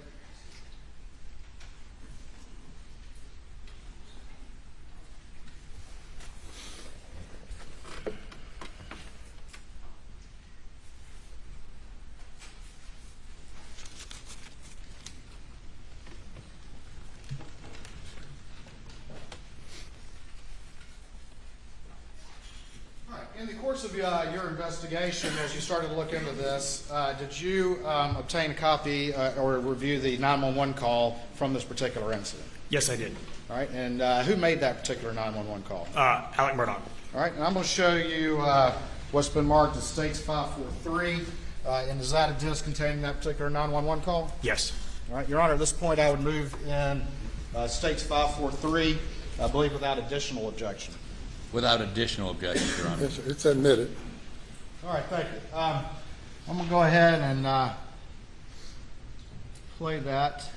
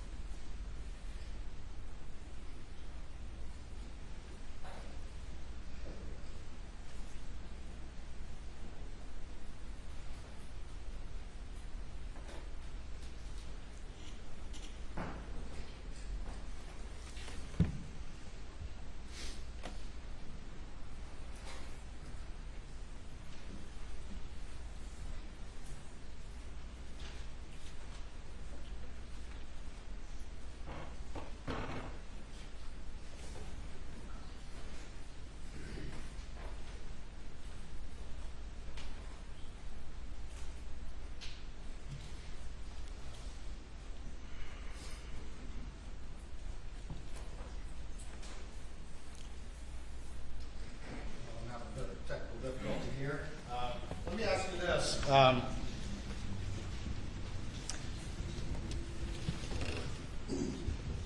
While we're getting that 911 call up, can you generally describe what was reported by the defendant on 911? Yes. Mr. Murdaugh called 911. The Hampton County 911 operator answered the phone, obviously asked, "What's your emergency?" Mr. Murdaugh said that he was on Salcahatchee Road by a church with a red roof. When she asked what had happened, he said that he had been driving on Old Talkatchee Road, suffered a flat, and when he pulled over, another motorist arrived on scene to render assistance, and he said that when he turned around, the motorist shot him. So at that point, the dispatcher asked, "Have you been shot?" And then that's at that point where Mr. Murdaugh said yes, he'd been shot, but then he said he was okay. All right. And did he say that he got a flat tire, he stopped, and then someone stopped to help and then shot him? Yes. All right.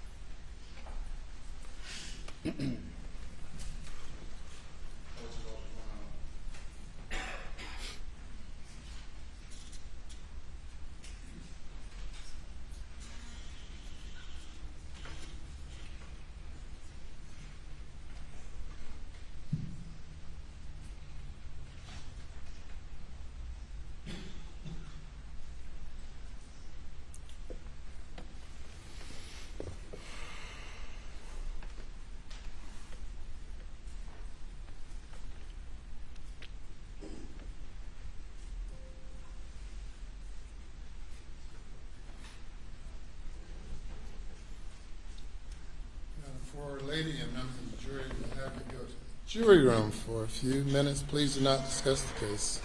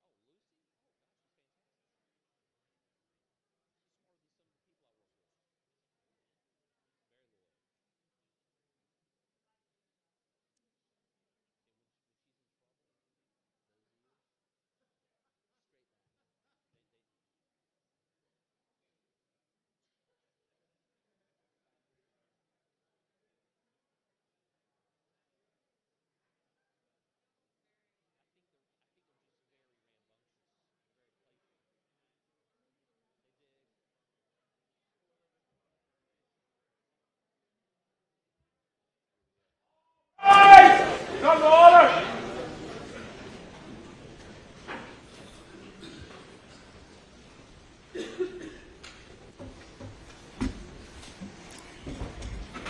now be seated. You may bring the jury.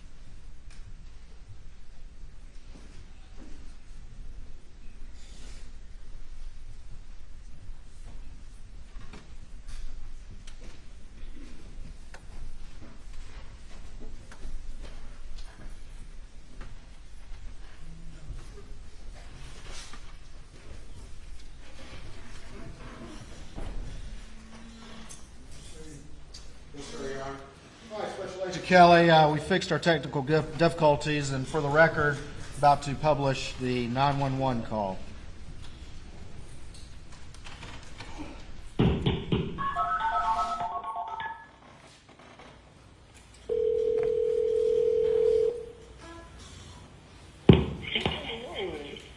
Hampton County 911, what's your emergency?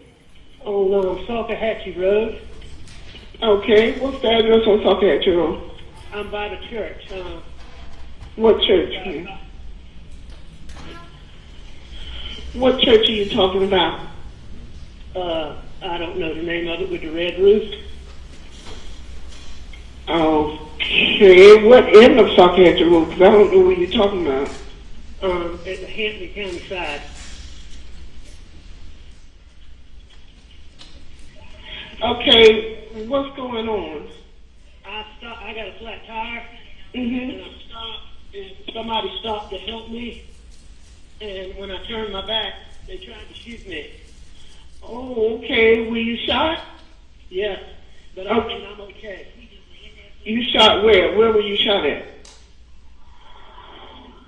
Huh? Did they actually shoot you or they tried to shoot you? They shot me, but Okay, wait, you need EMS? well, I mean, yes, I can't drive. Okay. And I'm bleeding a lot. What part of your body? I'm not sure. Somewhere on my head. Your head? Somebody just stopped for me, ma'am. For 911. Okay. Still? Hey, Okay, let me speak to him, see if he can tell me exactly where you are. All right, for the record, I'm stopping that at 141. Was that the defendant on the 911 call? Yes.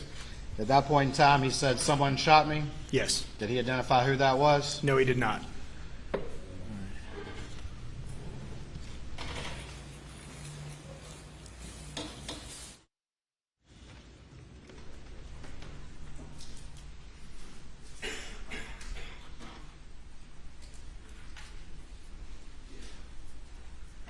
All right, I'm going to show you what's been marked as States 545.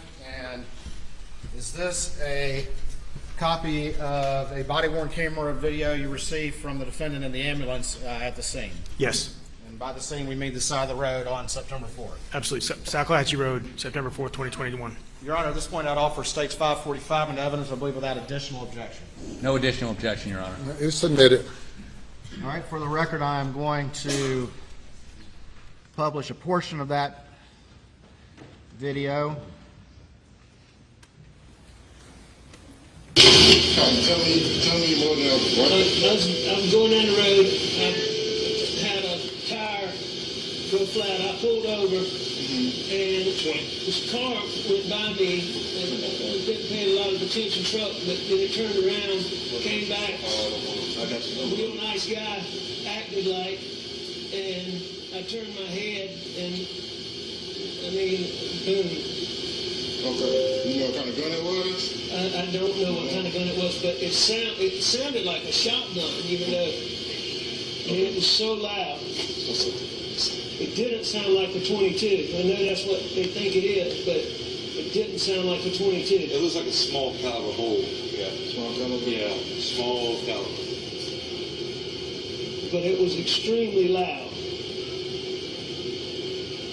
Like What's your name? Alex Murdaugh. Okay. What's your date of birth? 5/27/68. Over here, buddy. You're good. You're good. What's a good telephone number, Mr. Murdaugh? 942-1227. 27. What's your address? P.O. Box 457. Box 457, Hampton. 321 South and Faith Temple, 321 South and Faith Temple.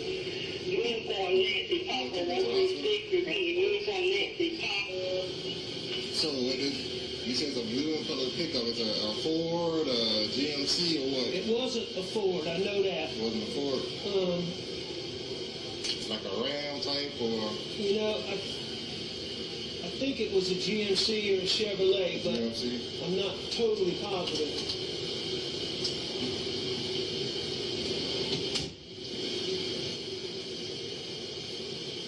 Like I promised, hope you're not. So you got a flat tire in Mercedes Benz, on the side of the road, try to change your tire. The blue color pickup came beside you, and thought everything was okay, and then the cloud, you think of a shotgun and just shot. How many times did it fire? You think? I think just one time. What times? I lost my vision right when it first happened, Okay. and I think I Wait for, leads on to the store, I'm going to take him to the hospital. What's that? You going to fly him out? Oh, we fine. Yeah, we're fine. Yeah, we can't handle that. Okay. Not no traumas are hit like that. When the flight crew We'll gets find in, out. we'll find out where we're going. All right. What's going to give me some pictures of him for something? 1 second. All right, for the record, I played that clip from about 14:07 to 14:10 by the timestamp. Was that the defendant in the ambulance at the scene on Salkatchie Road? Yes, it was.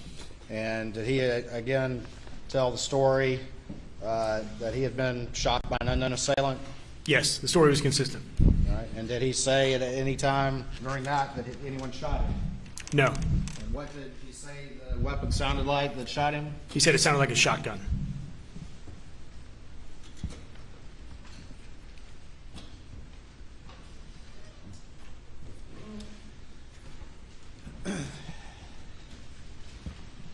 On September 4th, you said you responded to a hospital? Yes, in Savannah, Georgia. All right. And who did you see when you were there? I met with Alex Murdaugh and I met with Randy Murdaugh. All right. And did you have a conversation with the defendant? Yes, I did. All right. And can you just very generally relate what the defendant said? Did he tell you a very similar story that we've heard from the 911 call in the ambulance video? Yes, when we arrived in the hospital, Mr. Murdaugh was receiving treatment. He was awake and willing to talk to us. At that point, he was the only witness to this incident. We asked him what happened, and he told us a story that was consistent with the 911 call and with what was told to the deputy. All right. And did he state that a driver had stopped, passed by, turned around, and came back to the location? Yes, he said the similar story, that he was driving along Old Salkatchie, that he hit something significant with his tire, causing it to go flat. So when he pulled over to the side of the road to inspect the tire, it was flat. As he was doing that, he said a dark and colored Chevy pickup truck drove by, passed him, turned around, and came back to his location. He said he made contact with the driver, and as Mr. Murdaugh turned around to walk back to his vehicle, he said the driver then shot him. Did he say that the driver of the truck seemed very nice? He described the driver as a very nice, nice-looking male between 30 and 45 years of age. Did he tell you what he thought the weapon was that shot him with? Yes. While he initially said it was a shotgun in the ambulance, when we met with him at the hospital, he identified the weapon as possibly a .22 caliber. Did he say whether or not he ever lost consciousness? He said that he lost his vision, dropped down to his knees, but he did not believe he'd lost consciousness. Did he describe the vehicle of the person that supposedly did this? Yes, he again described a newer model, dark and colored blue Chevy pickup with, I believe, some type of sport tires. All right. And did he describe the driver at all of this that supposedly was the person who shot him? Yes, his description of the driver was consistent, a white male between 30 and 40 years of age. He described him as nice looking, a nice person. He described him as having close cropped hair with a close cropped facial hair. And did he say whether or not he would recognize this unknown person if he saw him again? Yes, Mr. Murdaugh told us that if he were to see the person again, he would be able to identify him. At any point, did he identify specifically any individual, or did he claim that this was an unknown person to him? He never gave a specific individual's name. He just said it was someone he did not know.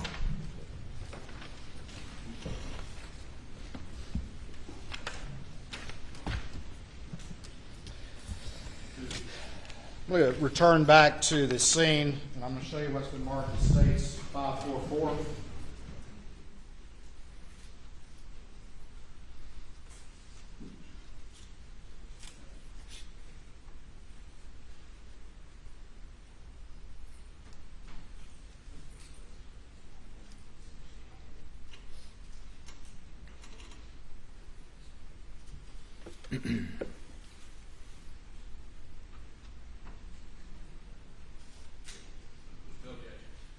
All right, I'm going to show you what's.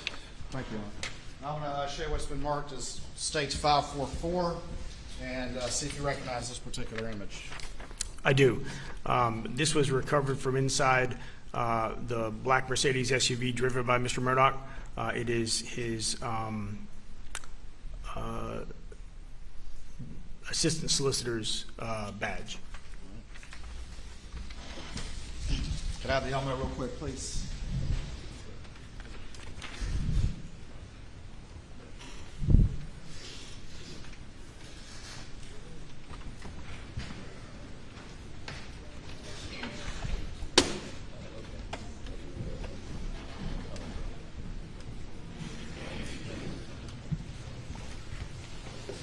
All right, is that what's on the screen right now for the jury to see? Yes, it is.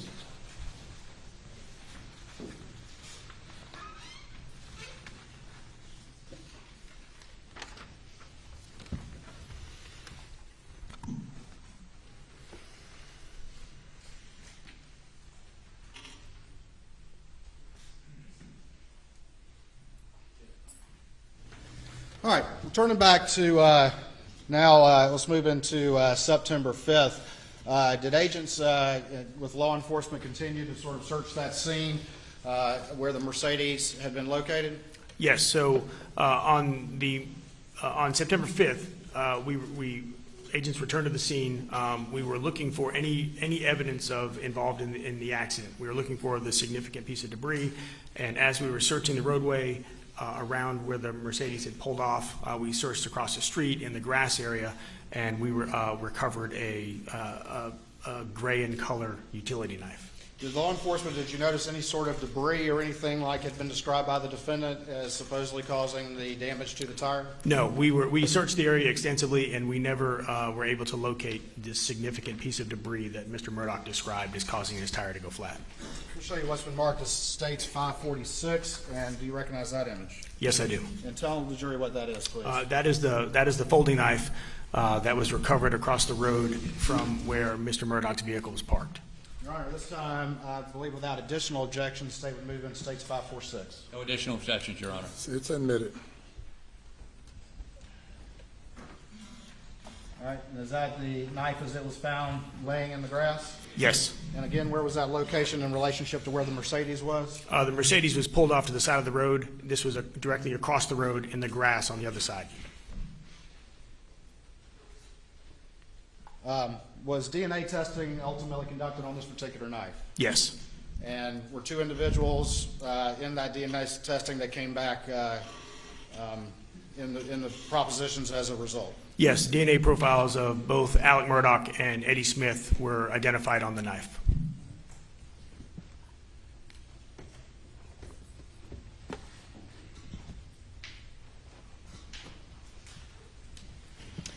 In the course of the investigation, did you uncover any evidence that not long before this event occurred at 1:34 or so on September 4th that the defendant had a confrontation with an individual. Yes. And who was that? Remind the jury of that, please. Prior to going to South Comanche Road, Mr. Murdaugh met with Chris Wilson. And can you remind the jury what generally that discussion was about? Mr. Wilson and Mr. Murdaugh met. Mr. Wilson, at that point, Alex Murdaugh had been terminated from his law firm, and Mr. Wilson became aware of that, so he wanted to meet with him to discuss what was going on, because obviously Mr. Wilson and Mr. Murdaugh had the missing $192,000 from the previous months that was still ongoing. On September 6th, did you return back to the Savannah Hospital? Yes, I did. All right. And did you have another conversation with the defendant? Yes. When Mr. Murdaugh advised us that he would be able to, would recognize the individual if he should see them again, SLED has at its resources a composite sketch artist. So we brought her down, and her and I went to Savannah back to the hospital to re-interview Mr. Murdaugh in an attempt to create a composite sketch of the unknown suspect. All right. And just very quickly, what is a composite sketch? Again, I'm not a composite sketch artist, so I'm a layperson as I describe this. It is where an artist uses a digital software in concert with resources of magazines, of certain body types and skin tones and whatnot, and allows the victim to, like a catalog, to go through and find the identifying features closest that fit the unknown person, and those various parts are then drawn together to create a composite sketch. All right. And during that particular interaction, was the defendant able to answer your questions? He was. Did he respond appropriately to subject matter? He responded appropriately, was able to answer the questions asked of him. And again, we started from the beginning, and he again went over the entire scenario of what happened on the 4th, and it was consistent with the versions he had given us previously. Did he agree to have this discussion with you? He did agree. And did you go into some discussion again with what happened on the side of the road, at least according to him at this point in time? Yes. And was it consistent with what he'd related before? It was consistent. Did he describe this unknown individual? Again, he described him in a similar fashion: white male, between 30 and 40 years of age, was nice looking, close cropped hair, manicured close facial hair. I believe he described him as wearing some type of outdoors type shirt. The description was consistent with what he had previously told us. All right. And did he also provide a similar description of the vehicle that this individual was driving? Yes, again, a dark and colored Chevy pickup truck. And yet again, at any point during this period of time, did he identify who this person was, or did he say it was an unknown assailant? Never identified who it was, and continued to tell us it was an unknown person. Did he work with the sketch artist and looking through books and working to make a sketch of this supposed unknown assailant? Yes, the sketch was completed. And did that take a relatively extensive period of time? Looking back, I don't know the exact approximate, but it probably took a couple hours for the interview and the sketch to be completed. All right, I'm going to show you what's been marked as States 547 to your testimony and see if you recognize that image. I do. This is the composite sketch. All right, Your Honor, at this time I would offer States 547, I believe, without additional objection. Without additional objections, Your Honor. It's admitted.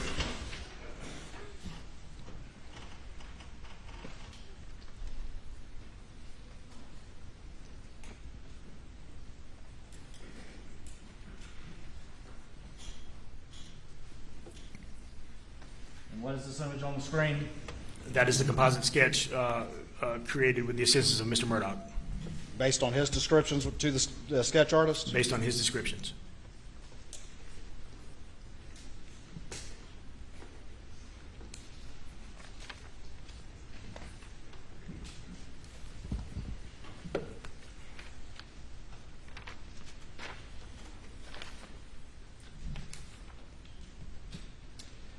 This is on September 6, 2021? September 6, 2021. That evening, did law enforcement receive any communication from the defendant's family? Yes. On the evening of September 6th, Special Agent Owen received a call from Mr. Murdaugh's brother, Randy. All right, and can you relate what the investigation learned from that particular conversation? Alex Murdaugh was still in the hospital in Savannah. Randy and the family had been down there with him. Randy called Special Agent Owen to let him know that Alec had been making calls from the hospital to some unknown numbers. So Randy provided those numbers to us. And was information related that he had contact with hospital staff? Yes, Randy told us that Alec was trying to convince the the medical staff members to allow him to use the phone so he could make phone calls. And was information related that he was actually offering the staff money to try to use their phone? Yes, one of the nurses in their notes made note of Mr. Murdaugh trying to offer money to use their phone. Did the family of Mr. Murdaugh relate a specific name and a number to law enforcement as they discovered that Alec was attempting to contact this person? A specific name and number were provided to us. Curtis Edward Smith. We were able to take the telephone number and trace that back to Mr. Smith.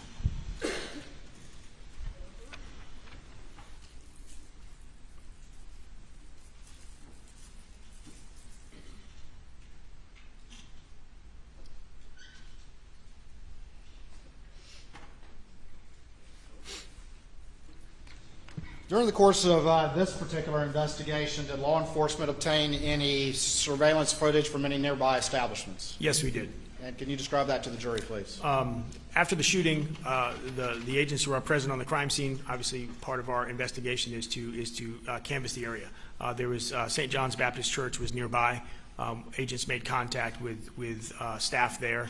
They in fact did have surveillance video that captured the roadway of Salcahatchee Road. Reviewing the footage, we first looked to isolate Mr. Murdaugh's black and color Mercedes. That was something that was a known to us. That he went that way, it would have been seen. And as we continued to review the footage, we started looking for a blue and color Chevy pickup truck. At 1:25 p.m. approximately, we observed a blue and color Chevy pickup truck with a gold or yellow in color passenger front quarter panel. Passed by at 1:25. Approximately 20 seconds later, Mr. Murdaugh's black and color SUV passed by. At 1:30 p.m., the blue and color pickup truck was seen driving back the opposite direction away from where Mr. Murdaugh would have been.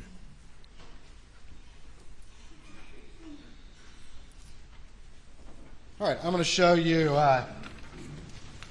3 images that have been marked states 548, 549, and 550. And see if you recognize these images. Yes, this is the 1:25 p.m. image. The first image is the pickup truck with the gold front quarter panel. The second image is 20 seconds later approximately with the black and color SUV. And the third image is at 1:30, 5 minutes later, with what appears to be the blue and color pickup truck driving back the other way. Your Honor, this time the state would offer states 548, 549, and 550, I believe, without additional objection. No additional objection. They are admitted. All right. Putting this up on the screen, we have the timestamp up here. Is that correct? Yes. And what is that right there? That is it is a dark blue and colored Chevy pickup truck with a gold front quarter panel. All right. 549. What does that image reflect? It is the Mercedes SUV. Going in the same direction? Going in the same direction, approximately 20 seconds after. And then 550, what does that reflect? That is at 1:30 p.m., approximately 5 minutes after the initial vehicles were seen. The blue Chevy truck appears to be driving in the opposite direction.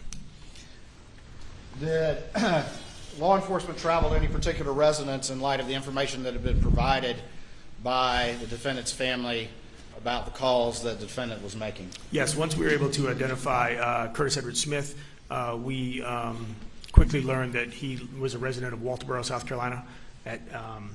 So we were able to go to his residence the morning of September 7th, and we were able, he lives at 1075 Burlington Road in Walterboro. Agent Owen went by and was able to locate or observe the blue and color Chevy pickup truck with the right front gold quarter panel. Was a search warrant conducted of that residence? Yeah, a search warrant was obtained and executed on the residence. What date was that? September 7th, 2021. All right, and during the course of that search warrant, was there some narcotics found? Yes. Was there a ledger found? Yes. So a small amount of narcotics. Mr. Smith has a garage, a modest home. Over the course of the execution of the search warrant, narcotics were located inside the garage. But the search of the residence, we found the best way I could describe it would be a physician's desk reference of multiple narcotic pills, like a drug reference guide that he had made personal notes in. And was there any sort of notebook with a ledger in it or anything like that recovered? Yes, there was also a small spiral notebook, a 3.5-inch spiral notebook that had various, it looked like, obviously it wasn't completed by an accountant, but there was numbers and there was pills and descriptions of it looks like some type of sales ledger.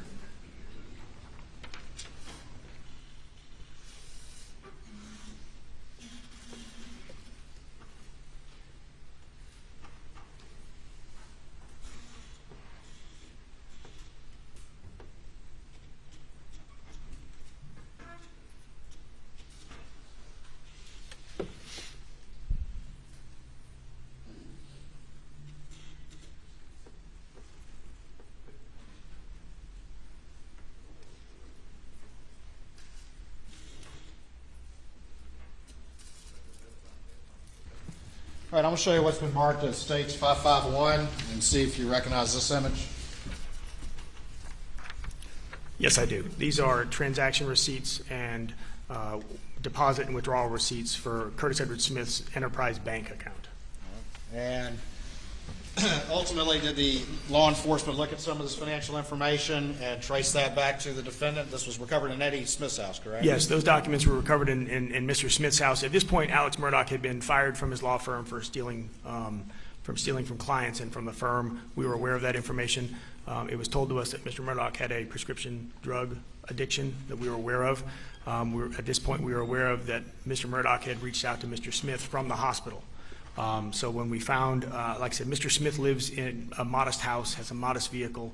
When we're seeing several $100,000 of deposits and financial records for Mr. Smith's Enterprise Bank, we obtained a search warrant. Through the execution of that search warrant, the funds were tied back to checks written by Mr. Murdaugh. And did those funds continue up until the time of the murders at Moselle? Yes, they did. And did they continue afterwards? They did. Well, Your Honor, this time I would offer States 551 and evidence, I believe, without additional objection. Without additional objections, Your Honor. It's admitted.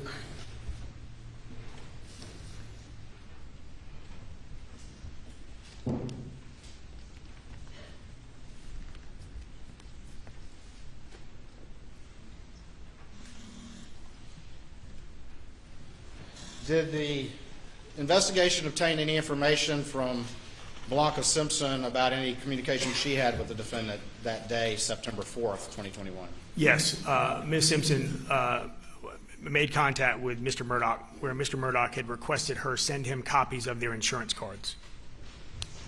Was that prior to the incident occurring on the side of the road? Yes, prior to the incident, Mr. Murdaugh attempted to meet with a few individuals, Mr. Wilson being one of them, and he made contact with Ms. Simpson via telephone.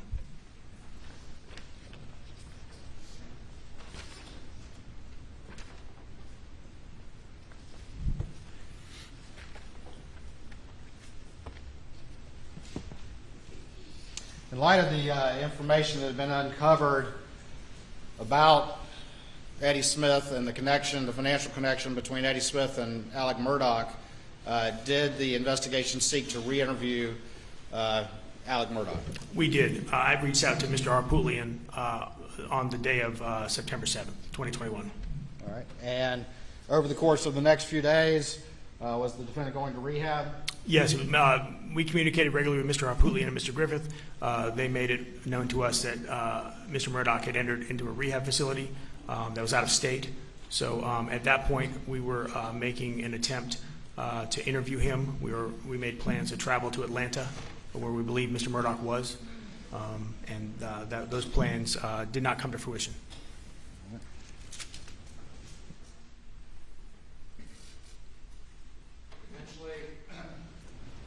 Were you able to make contact with the defense and have a subsequent interview with the defendant, Alex Murdaugh? Yes, Mr. Harpootlian called me on September 13th, 2021, and we were able to set up a telephone interview of Mr. Murdaugh.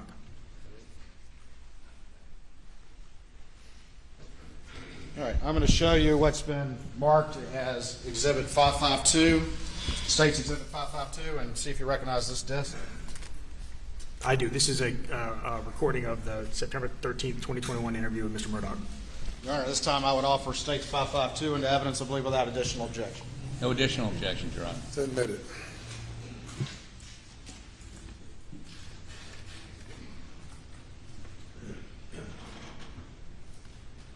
I'm going to publish that to the jury.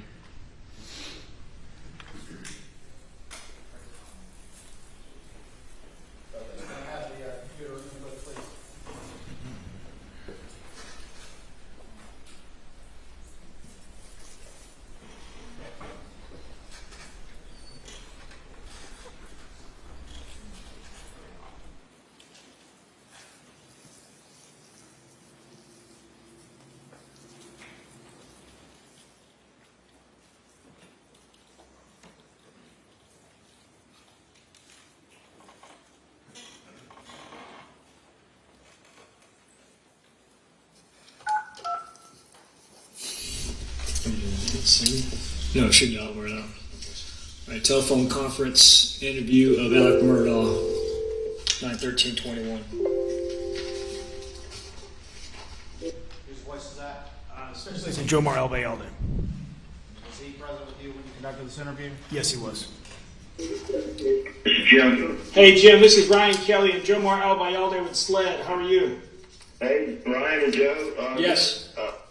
We're in an office over here in Atlanta with Alec and Dick, and I'm just going to put the phone here on the table next to Alec, and then turn it over to you guys. Well, let me start, Ryan. First of all, we only have about 30 to 40 minutes before we have to get out of here. Okay. Okay, no problem, sir. Sorry about that. You caught me. I was halfway to Somerville, so I had to turn around and get into a place where. And I'm sorry, but we were late getting in here to see Alec, and once we got in here, we had to have a long discussion. Okay. It's beneficial. I'd like to walk him through some questions, which will then allow you to question him, but give you some sort of, rather than him just sort of wandering around. Okay.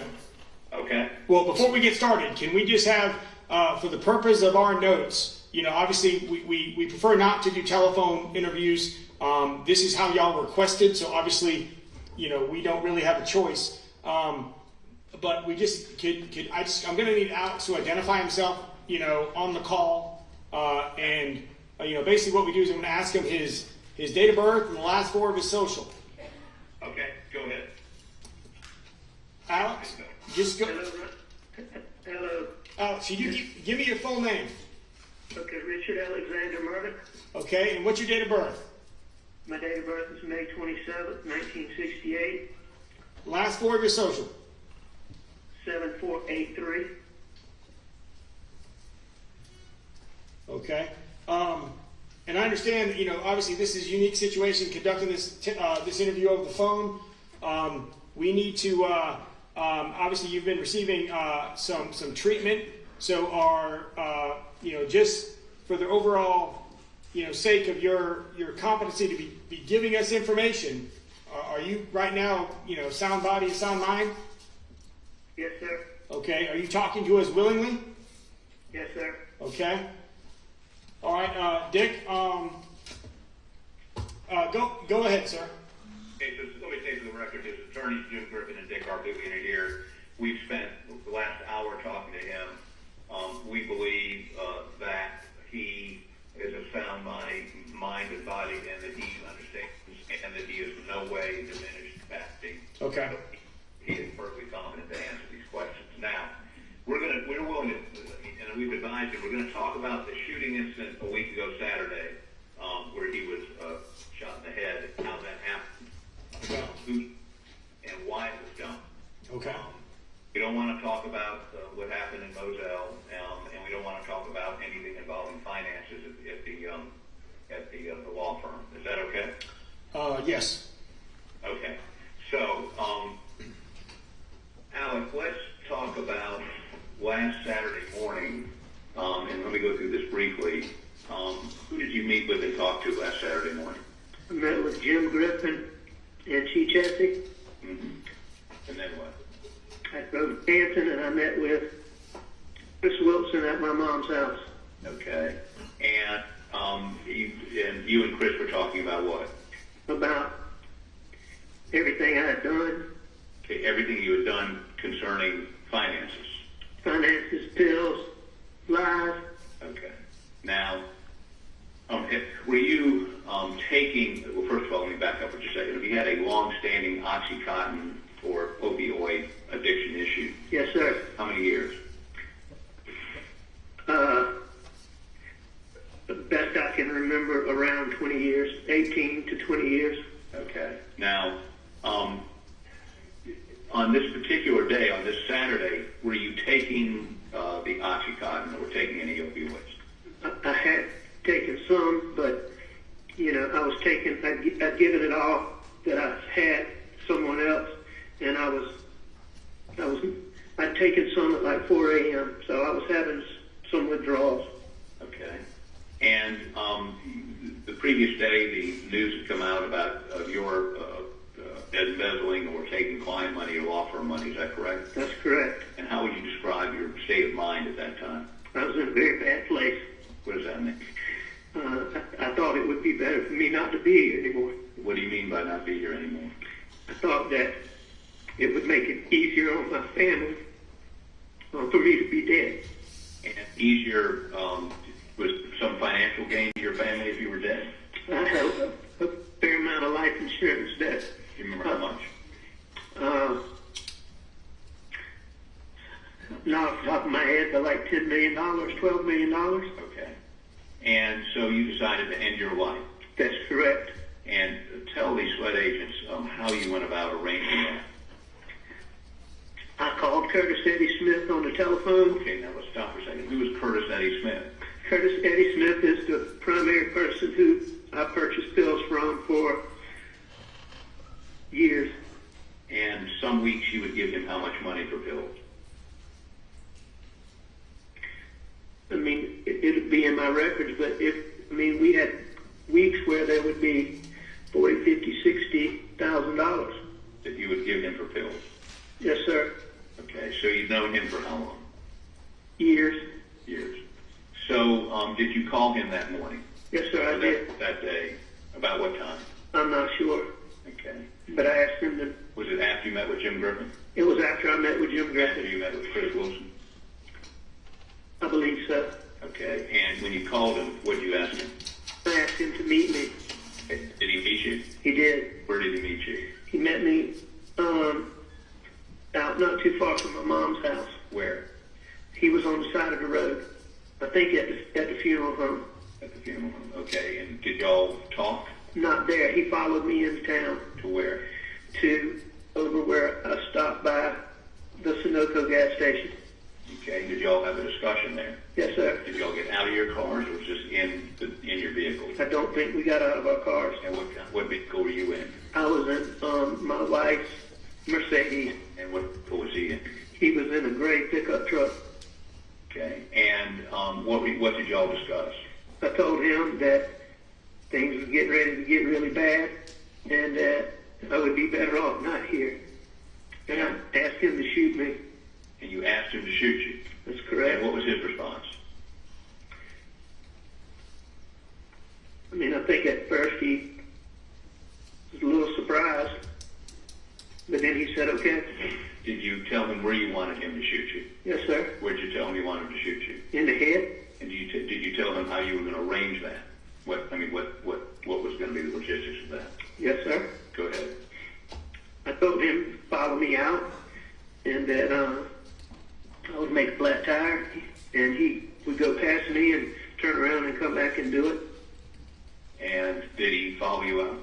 He did. Now, where did he get the gun? I gave it to him. Where did you give it to him? We had stopped somewhere on Salcahatchee Road, I believe. Did y'all have a discussion there, or did you just give him the gun? We didn't have much discussion. When you say much, was there any discussion? I'm not sure. I was worried about cars coming, and so it was a very fast thing. You gave him, what kind of weapon did you give him? A revolver pistol. What caliber? 38. Okay, and that was your gun? Yes, sir. Okay, and so he followed you out to where?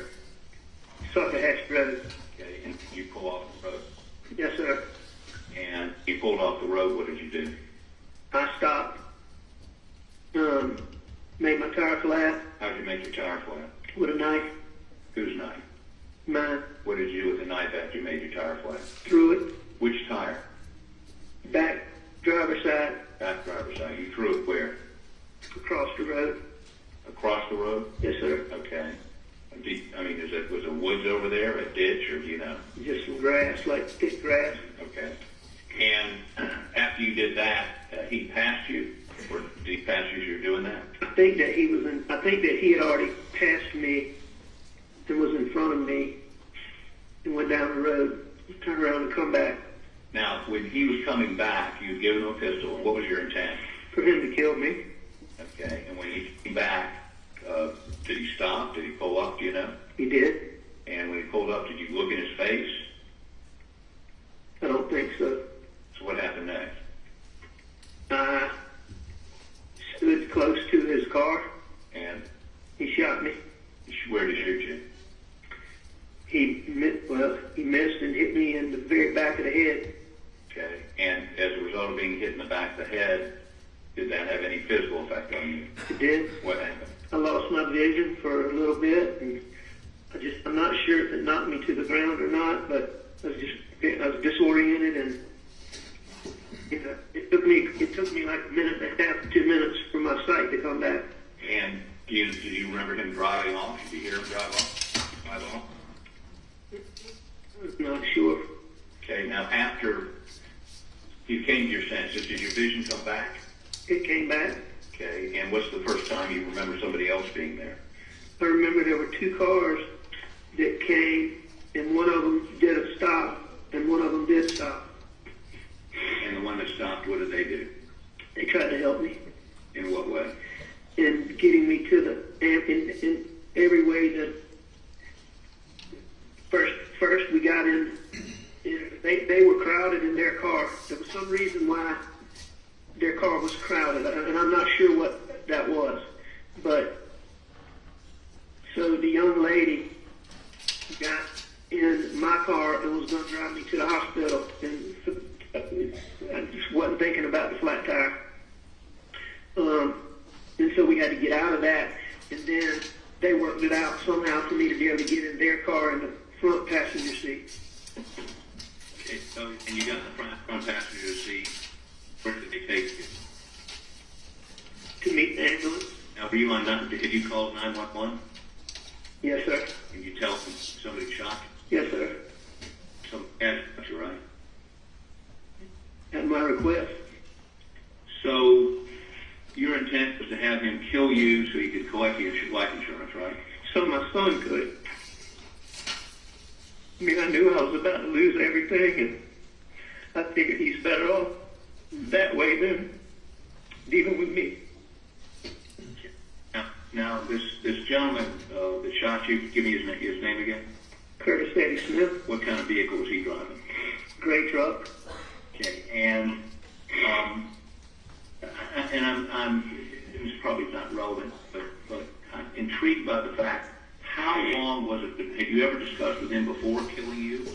Oh, you commit suicide? No, sir. How long did it transpire between the time you asked him to shoot you in the head on the side of the road and he actually shot you in the head on the side of the road?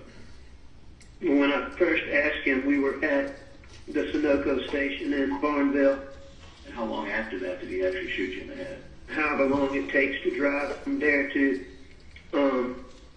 Talkahatchee Road. More than a half an hour? I don't think so.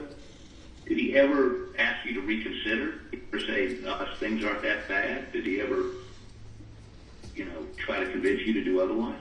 No, sir. You find that strange?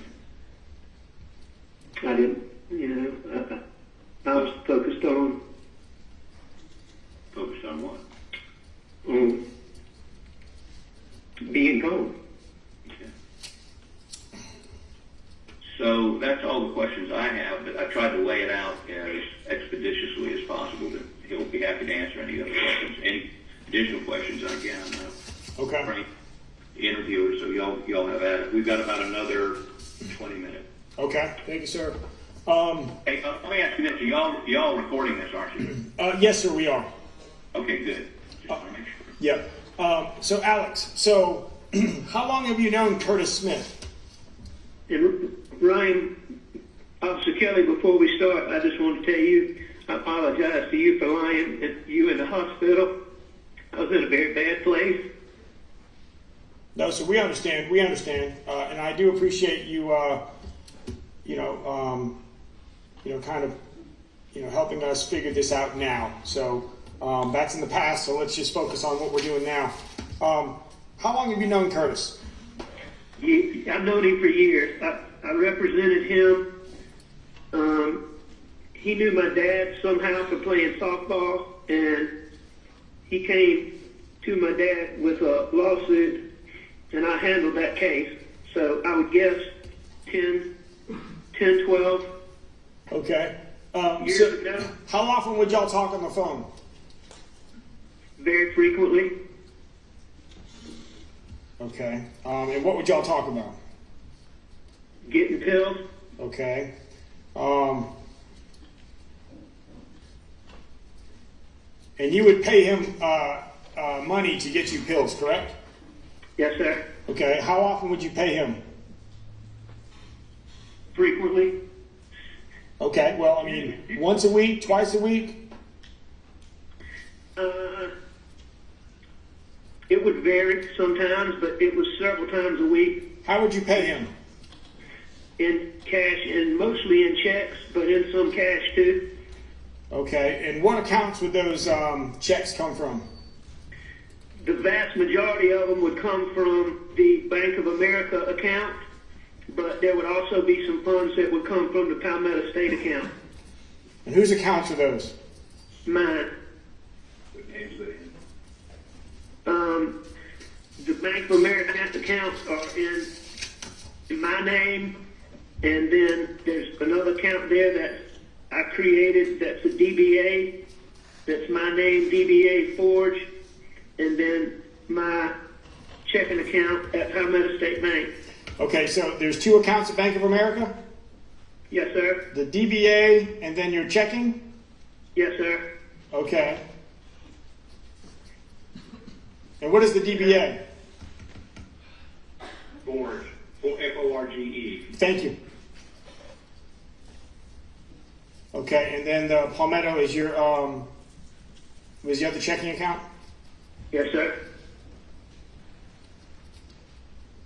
Okay, and who was he, so you were paying him the money. Do you know who he was getting the drugs from? No, sir. Al, what did he tell you where he's getting it from? Oh, well, I was told that he got them from a black guy in Walterboro, and I was told that he had some connection in Beaufort, but I never... Did he give you a name? No, sir. I never saw those guys. I never dealt with those guys, so I don't know. That's what he told me. Would you ever give anybody else money for drugs? Yes, sir. Who else did you give money?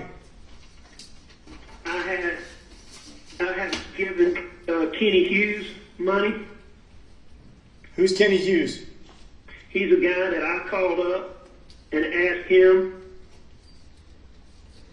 if he knew anybody that he could buy pills from. Mm-hmm. And I told him I had a client that had issues and couldn't get them medically, and that,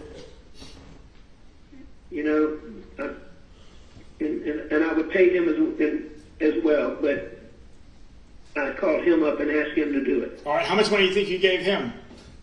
I have no idea. Okay, did you write him a check or pay him cash? Both. Okay. Did you pay anybody else? No, sir. So it was just Curtis Smith and Kenny Hughes?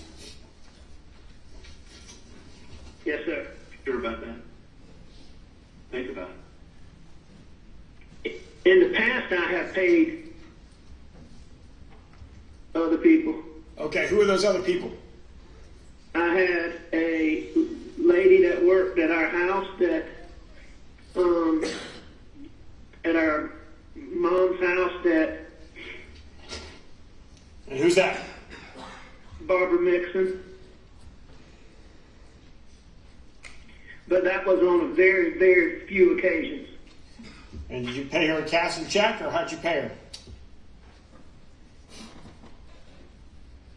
I'm not sure. Okay. I mean, that was on very limited occasions. Okay. Is there anybody else?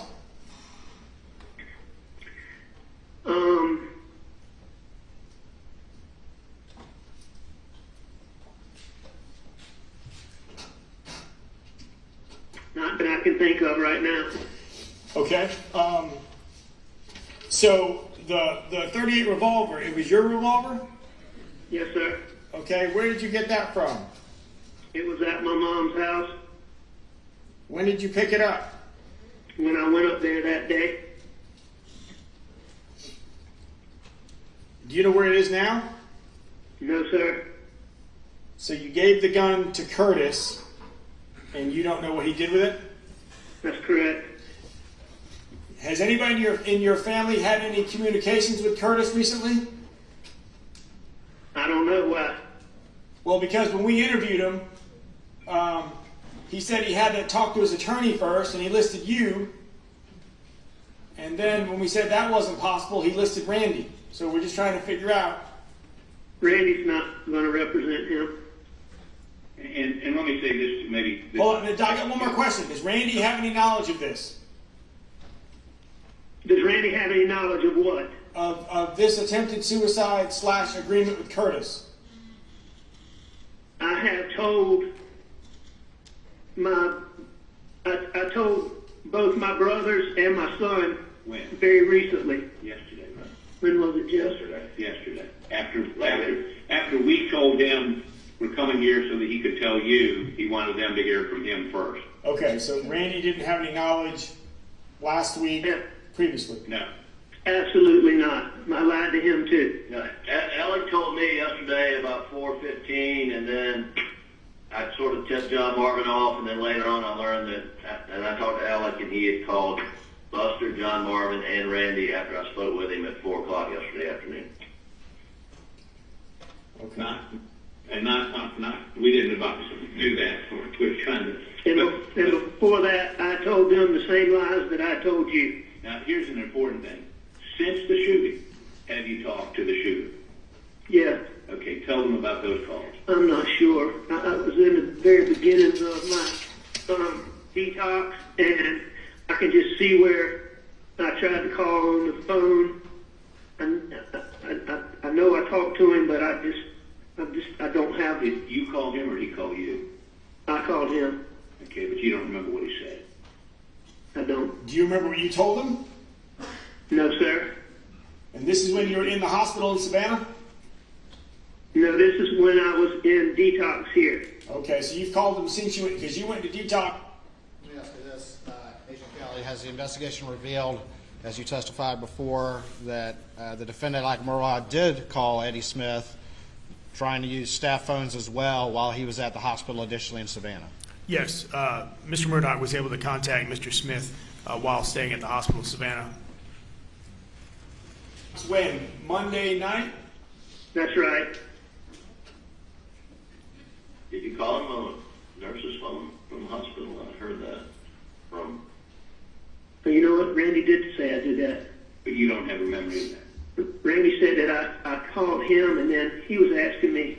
He did say I did that. Oh. But you don't remember calling Curtis? I don't, but I will tell you from past experience, that when withdrawals begin, you would do just about anything to make them quit, and probably was calling him for that purpose. To get pills. Probably. All right, so you don't know where the gun is at? No, sir. But you last saw it in Curtis Smith's possession. I gave it to him, yes, sir. All right. So the accounts that you were writing the checks to Curtis were Bank of America and Palmetto State Bank.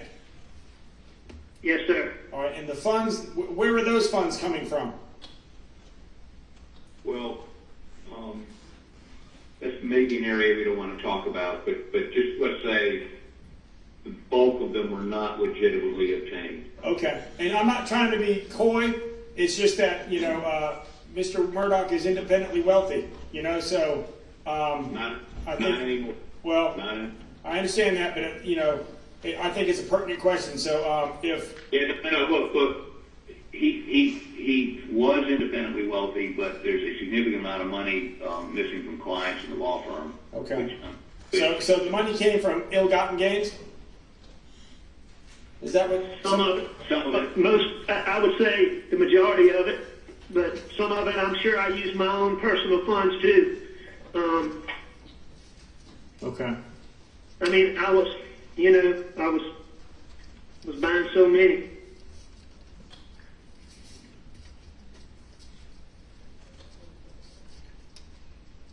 All right, so just let me get this straight. So you entered into did you pay Curtis any money for this? No, sir. You didn't pay him anything, so you just asked of a favor and he did it? Yes, sir. Kill me. That's a great favor. And so, and these checks that you were paying to Curtis, I mean, they were pretty significant, right? Yes, sir. But and when was the last time? I know. I mean, I'm not trying to get you to. When was the last time you made a payment to Curtis? Was it before the shooting? It would have been.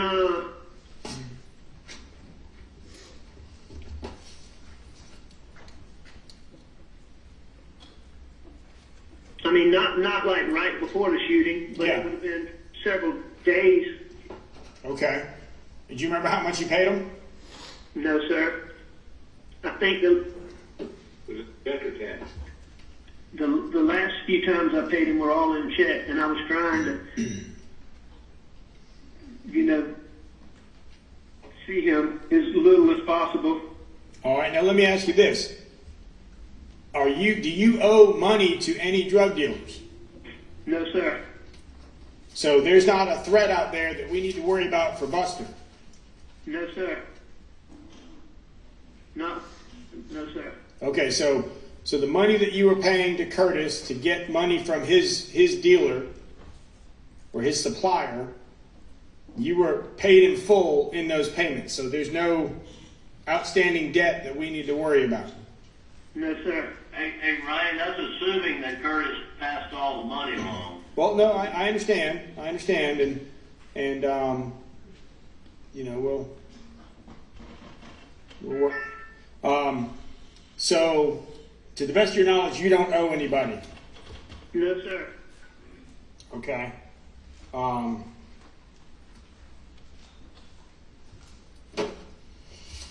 So the money that you paid him, you don't remember how much you paid him, but it was for pills, and you're saying that you didn't pay him at all for him to shoot you. That's correct. Now, I'm going to be honest, that doesn't make any sense to me. I understand. And I know that, like, it didn't, it really doesn't have that much, but I appreciate you're being forthcoming and you're making every attempt to be honest at this point. But so, I just want to make sure that we're all on the same page. So you did not make any financial payment to Curtis to have him shoot you? No, I did not. Okay, but you entered into a verbal agreement with him to set up a scheme where he would shoot you. It would be a suicide set up as a robbery homicide, and you doing so was in order for your son to get your life insurance policy. I don't know about a robbery, but everything else is true. Hold on. So let me say this to you. He's had this policy for 10 years. Suicide. No, I've had a policy. No, I understand that policies. I mean, what is the policy with? Where's it at? I don't know where the actual policy is. Okay. Did you intend to have that paperwork in the Mercedes, like the will and all that information? Was that left in there intentionally? Well, I've been down to meet with some lawyers about some things, and it was in there from that day before. I can't call her name now. My Buster's girlfriend's employers, Kathy Olivetti. Yeah. And you're meeting with them about why did you have wills and stuff? Just getting things cleaned up. I've been down and met with him one time before, and Ryan, there's a 2-year statutory ban on any suicide exclusion. In other words, if you have the policy more than 2 years, you can commit suicide and still collect. Yep. Okay. So that's not now what he thought really doesn't matter, but he may have thought that would have been a problem. Okay. But you still entered into an agreement, basically, to have him kill you, so your son would then reap the insurance benefits. And yeah. Okay. Okay. You in? Is that true? Yes, sir. Okay.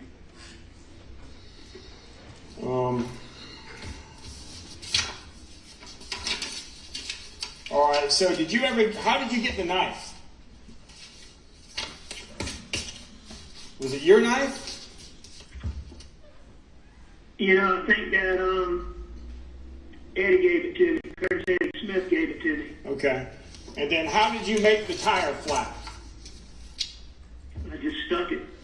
So you punctured the tire with the knife? Yes, sir. Okay, so Eddie gave you the knife. You took the knife and punctured the tire. That's correct. And then what did you do with the knife? Threw it. Threw it where? I believe across the road, but I'm not absolutely positive. Okay, but you disposed of it in the area of where the Mercedes was parked? I think I threw it across the road from where it was parked. Okay. Do you know if they disposed of the gun out there? I do not know. Okay.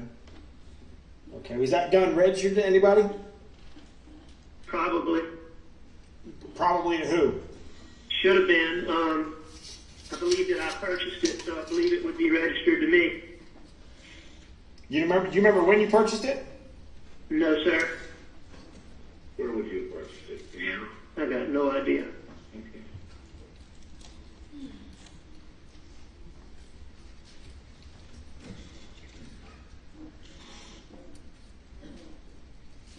Ron, do you all have Curtis Eddie's phone number? Sir? You have Curtis Eddie's phone numbers. If y'all have them, we'd love to get them. Yeah. It will be Maggie. Yeah, I got a cell number, 843-908-1534. And a home number at 843-538-4691. All right. Alex, did you ever have any dealings with anybody else besides Eddie? Any of his friends, family, girlfriend? I mean, I knew who his girlfriend was, but I never had any dealings with her about Phil. Who's his girlfriend? A lady named Donna Eason. I don't know her very well, but I've just helped her with a couple of little legal issues over the years. Okay. But she never was involved in the exchange of pills or money. Okay. Is there a property up in Hugie? A property where? In Hugie, up 41.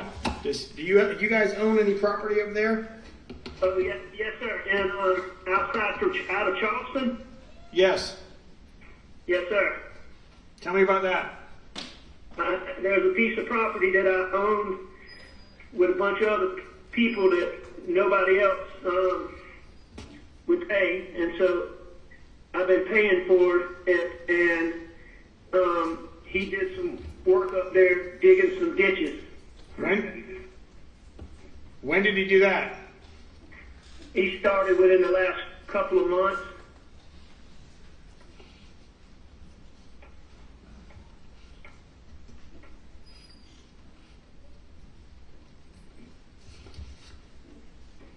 And that property, where's it at in Hugie?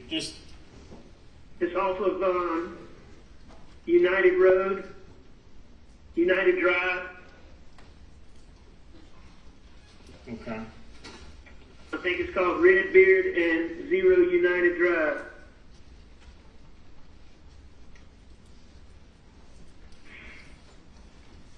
Hey, Ryan, we're going to have to jump here in just a minute. Okay. Shut it down here in just a minute.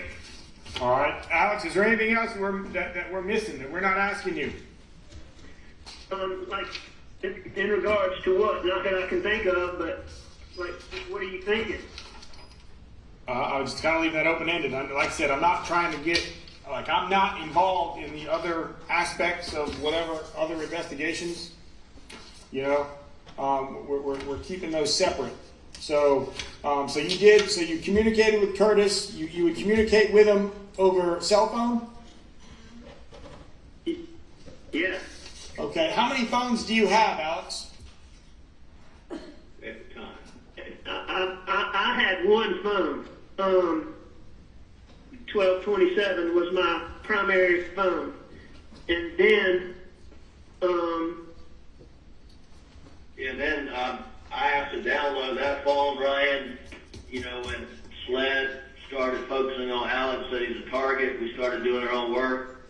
So I took possession of that and sent it to a guy to download, and he had to get a separate phone, and that was that other number. And then y'all see both of those, that's my understanding.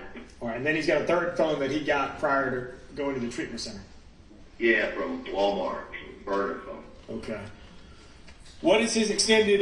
What's your expected length of treatment there in Alpharetta? Well, it's unclear right now, but he'll go from here into rehab at some point. We'll keep you posted. Okay.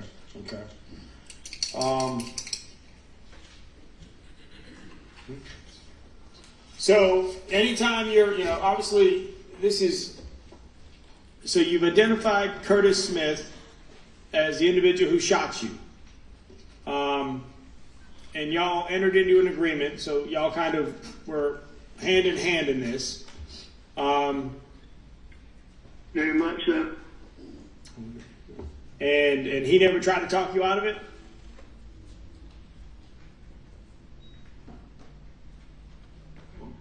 I don't know. No, sir. I don't think he did. Okay. Did anybody know about this plan besides you and Curtis? No. Okay. All right. And if you're all about done, let me put this on the record. Alex, did you tell us the truth? I just want to make sure Ryan understands him and leading him on a married. No, I did not tell anybody the truth until, was it yesterday? Yep. Until yesterday afternoon. Okay. I've been really, really sick, and it's really the first day where I had any coherent thought process. And I sincerely apologize again for lying to y'all about everything that I did. Yes, sir. And you have no idea where the gun is? I do not. Alex, you're right-handed, right? I'm right-handed. Okay, and you did not shoot yourself, correct? I did not shoot myself. Did you? Were there? And what was the plan for Curtis to follow you out there, and you would immobilize your vehicle? So did he stop to make it fly for you to give you the knife first? I mean, how did that play? Because you got the knife from Curtis. When did you get the knife from him? I think I got it from him when I gave him the gun. Okay, when you were at the Sunoco? No, we didn't do it then. That's when. Okay, when you pulled off the side of the road in Salkehatchie? Shortly after we made the turn onto Salkehatchie, we stopped and did a quick exchange. Okay, so you stopped, pulled over the side of the road, stuck the tire. Where was Curtis at when you were disabling the tire? I believe he was going past me. Okay, so he turned around, and where were you at when he turned around?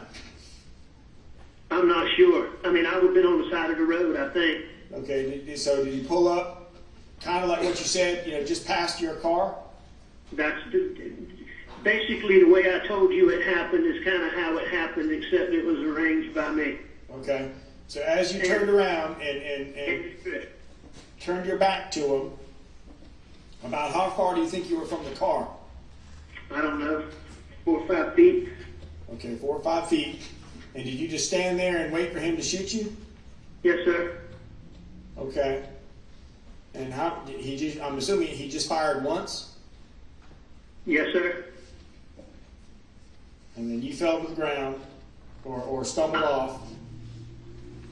I'm still not positive about that part, but I did lose my vision for about a minute and a half to 2 minutes. Okay. And why weren't you truthful with us when this initially happened? I don't have a good reason. I was in a bad place.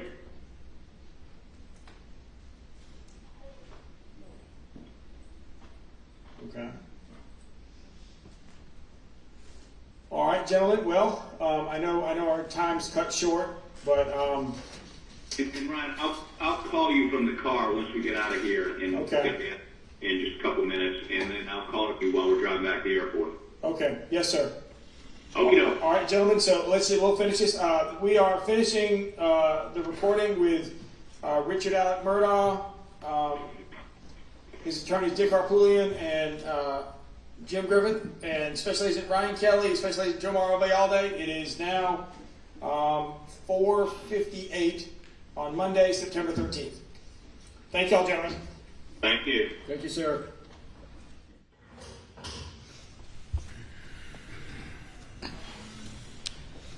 Special Agent Kelly, is that the complete conversation that you had with Alex Murdaugh on September 13th, 2021? Yes, it is. Prior to that conversation, over the course of the 911 call, the ambulance, and multiple interviews at the hospital, did Alex Murdaugh ever mention or identify Curtis Edward Smith at all until his lies about the side of the road were exposed? No. Did Alex Murdaugh ever say that there was any risk or threat to Buster? He said no. No, he did not. He actually denied it when we asked. Did Alex Murdaugh say that Curtis Eddie Smith had anything to do with the murders at Moselle? He denied it when we asked.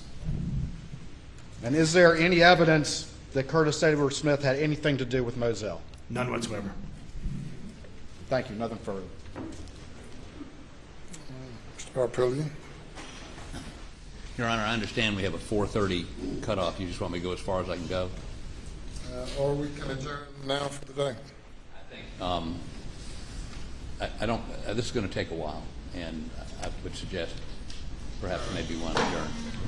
Ladies and gentlemen, we are going to adjourn till 9:30 tomorrow morning. Let's have order in court. I'm speaking to the jury. We're going to adjourn until 9:30 tomorrow morning. Have a good evening. Please do not discuss the case.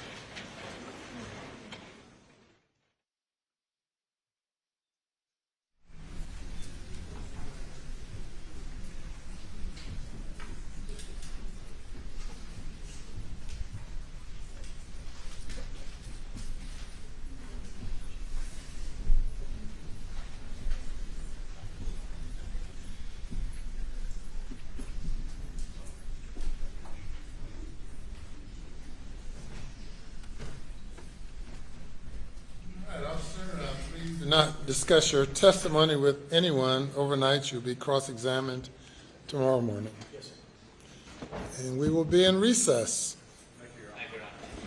All right.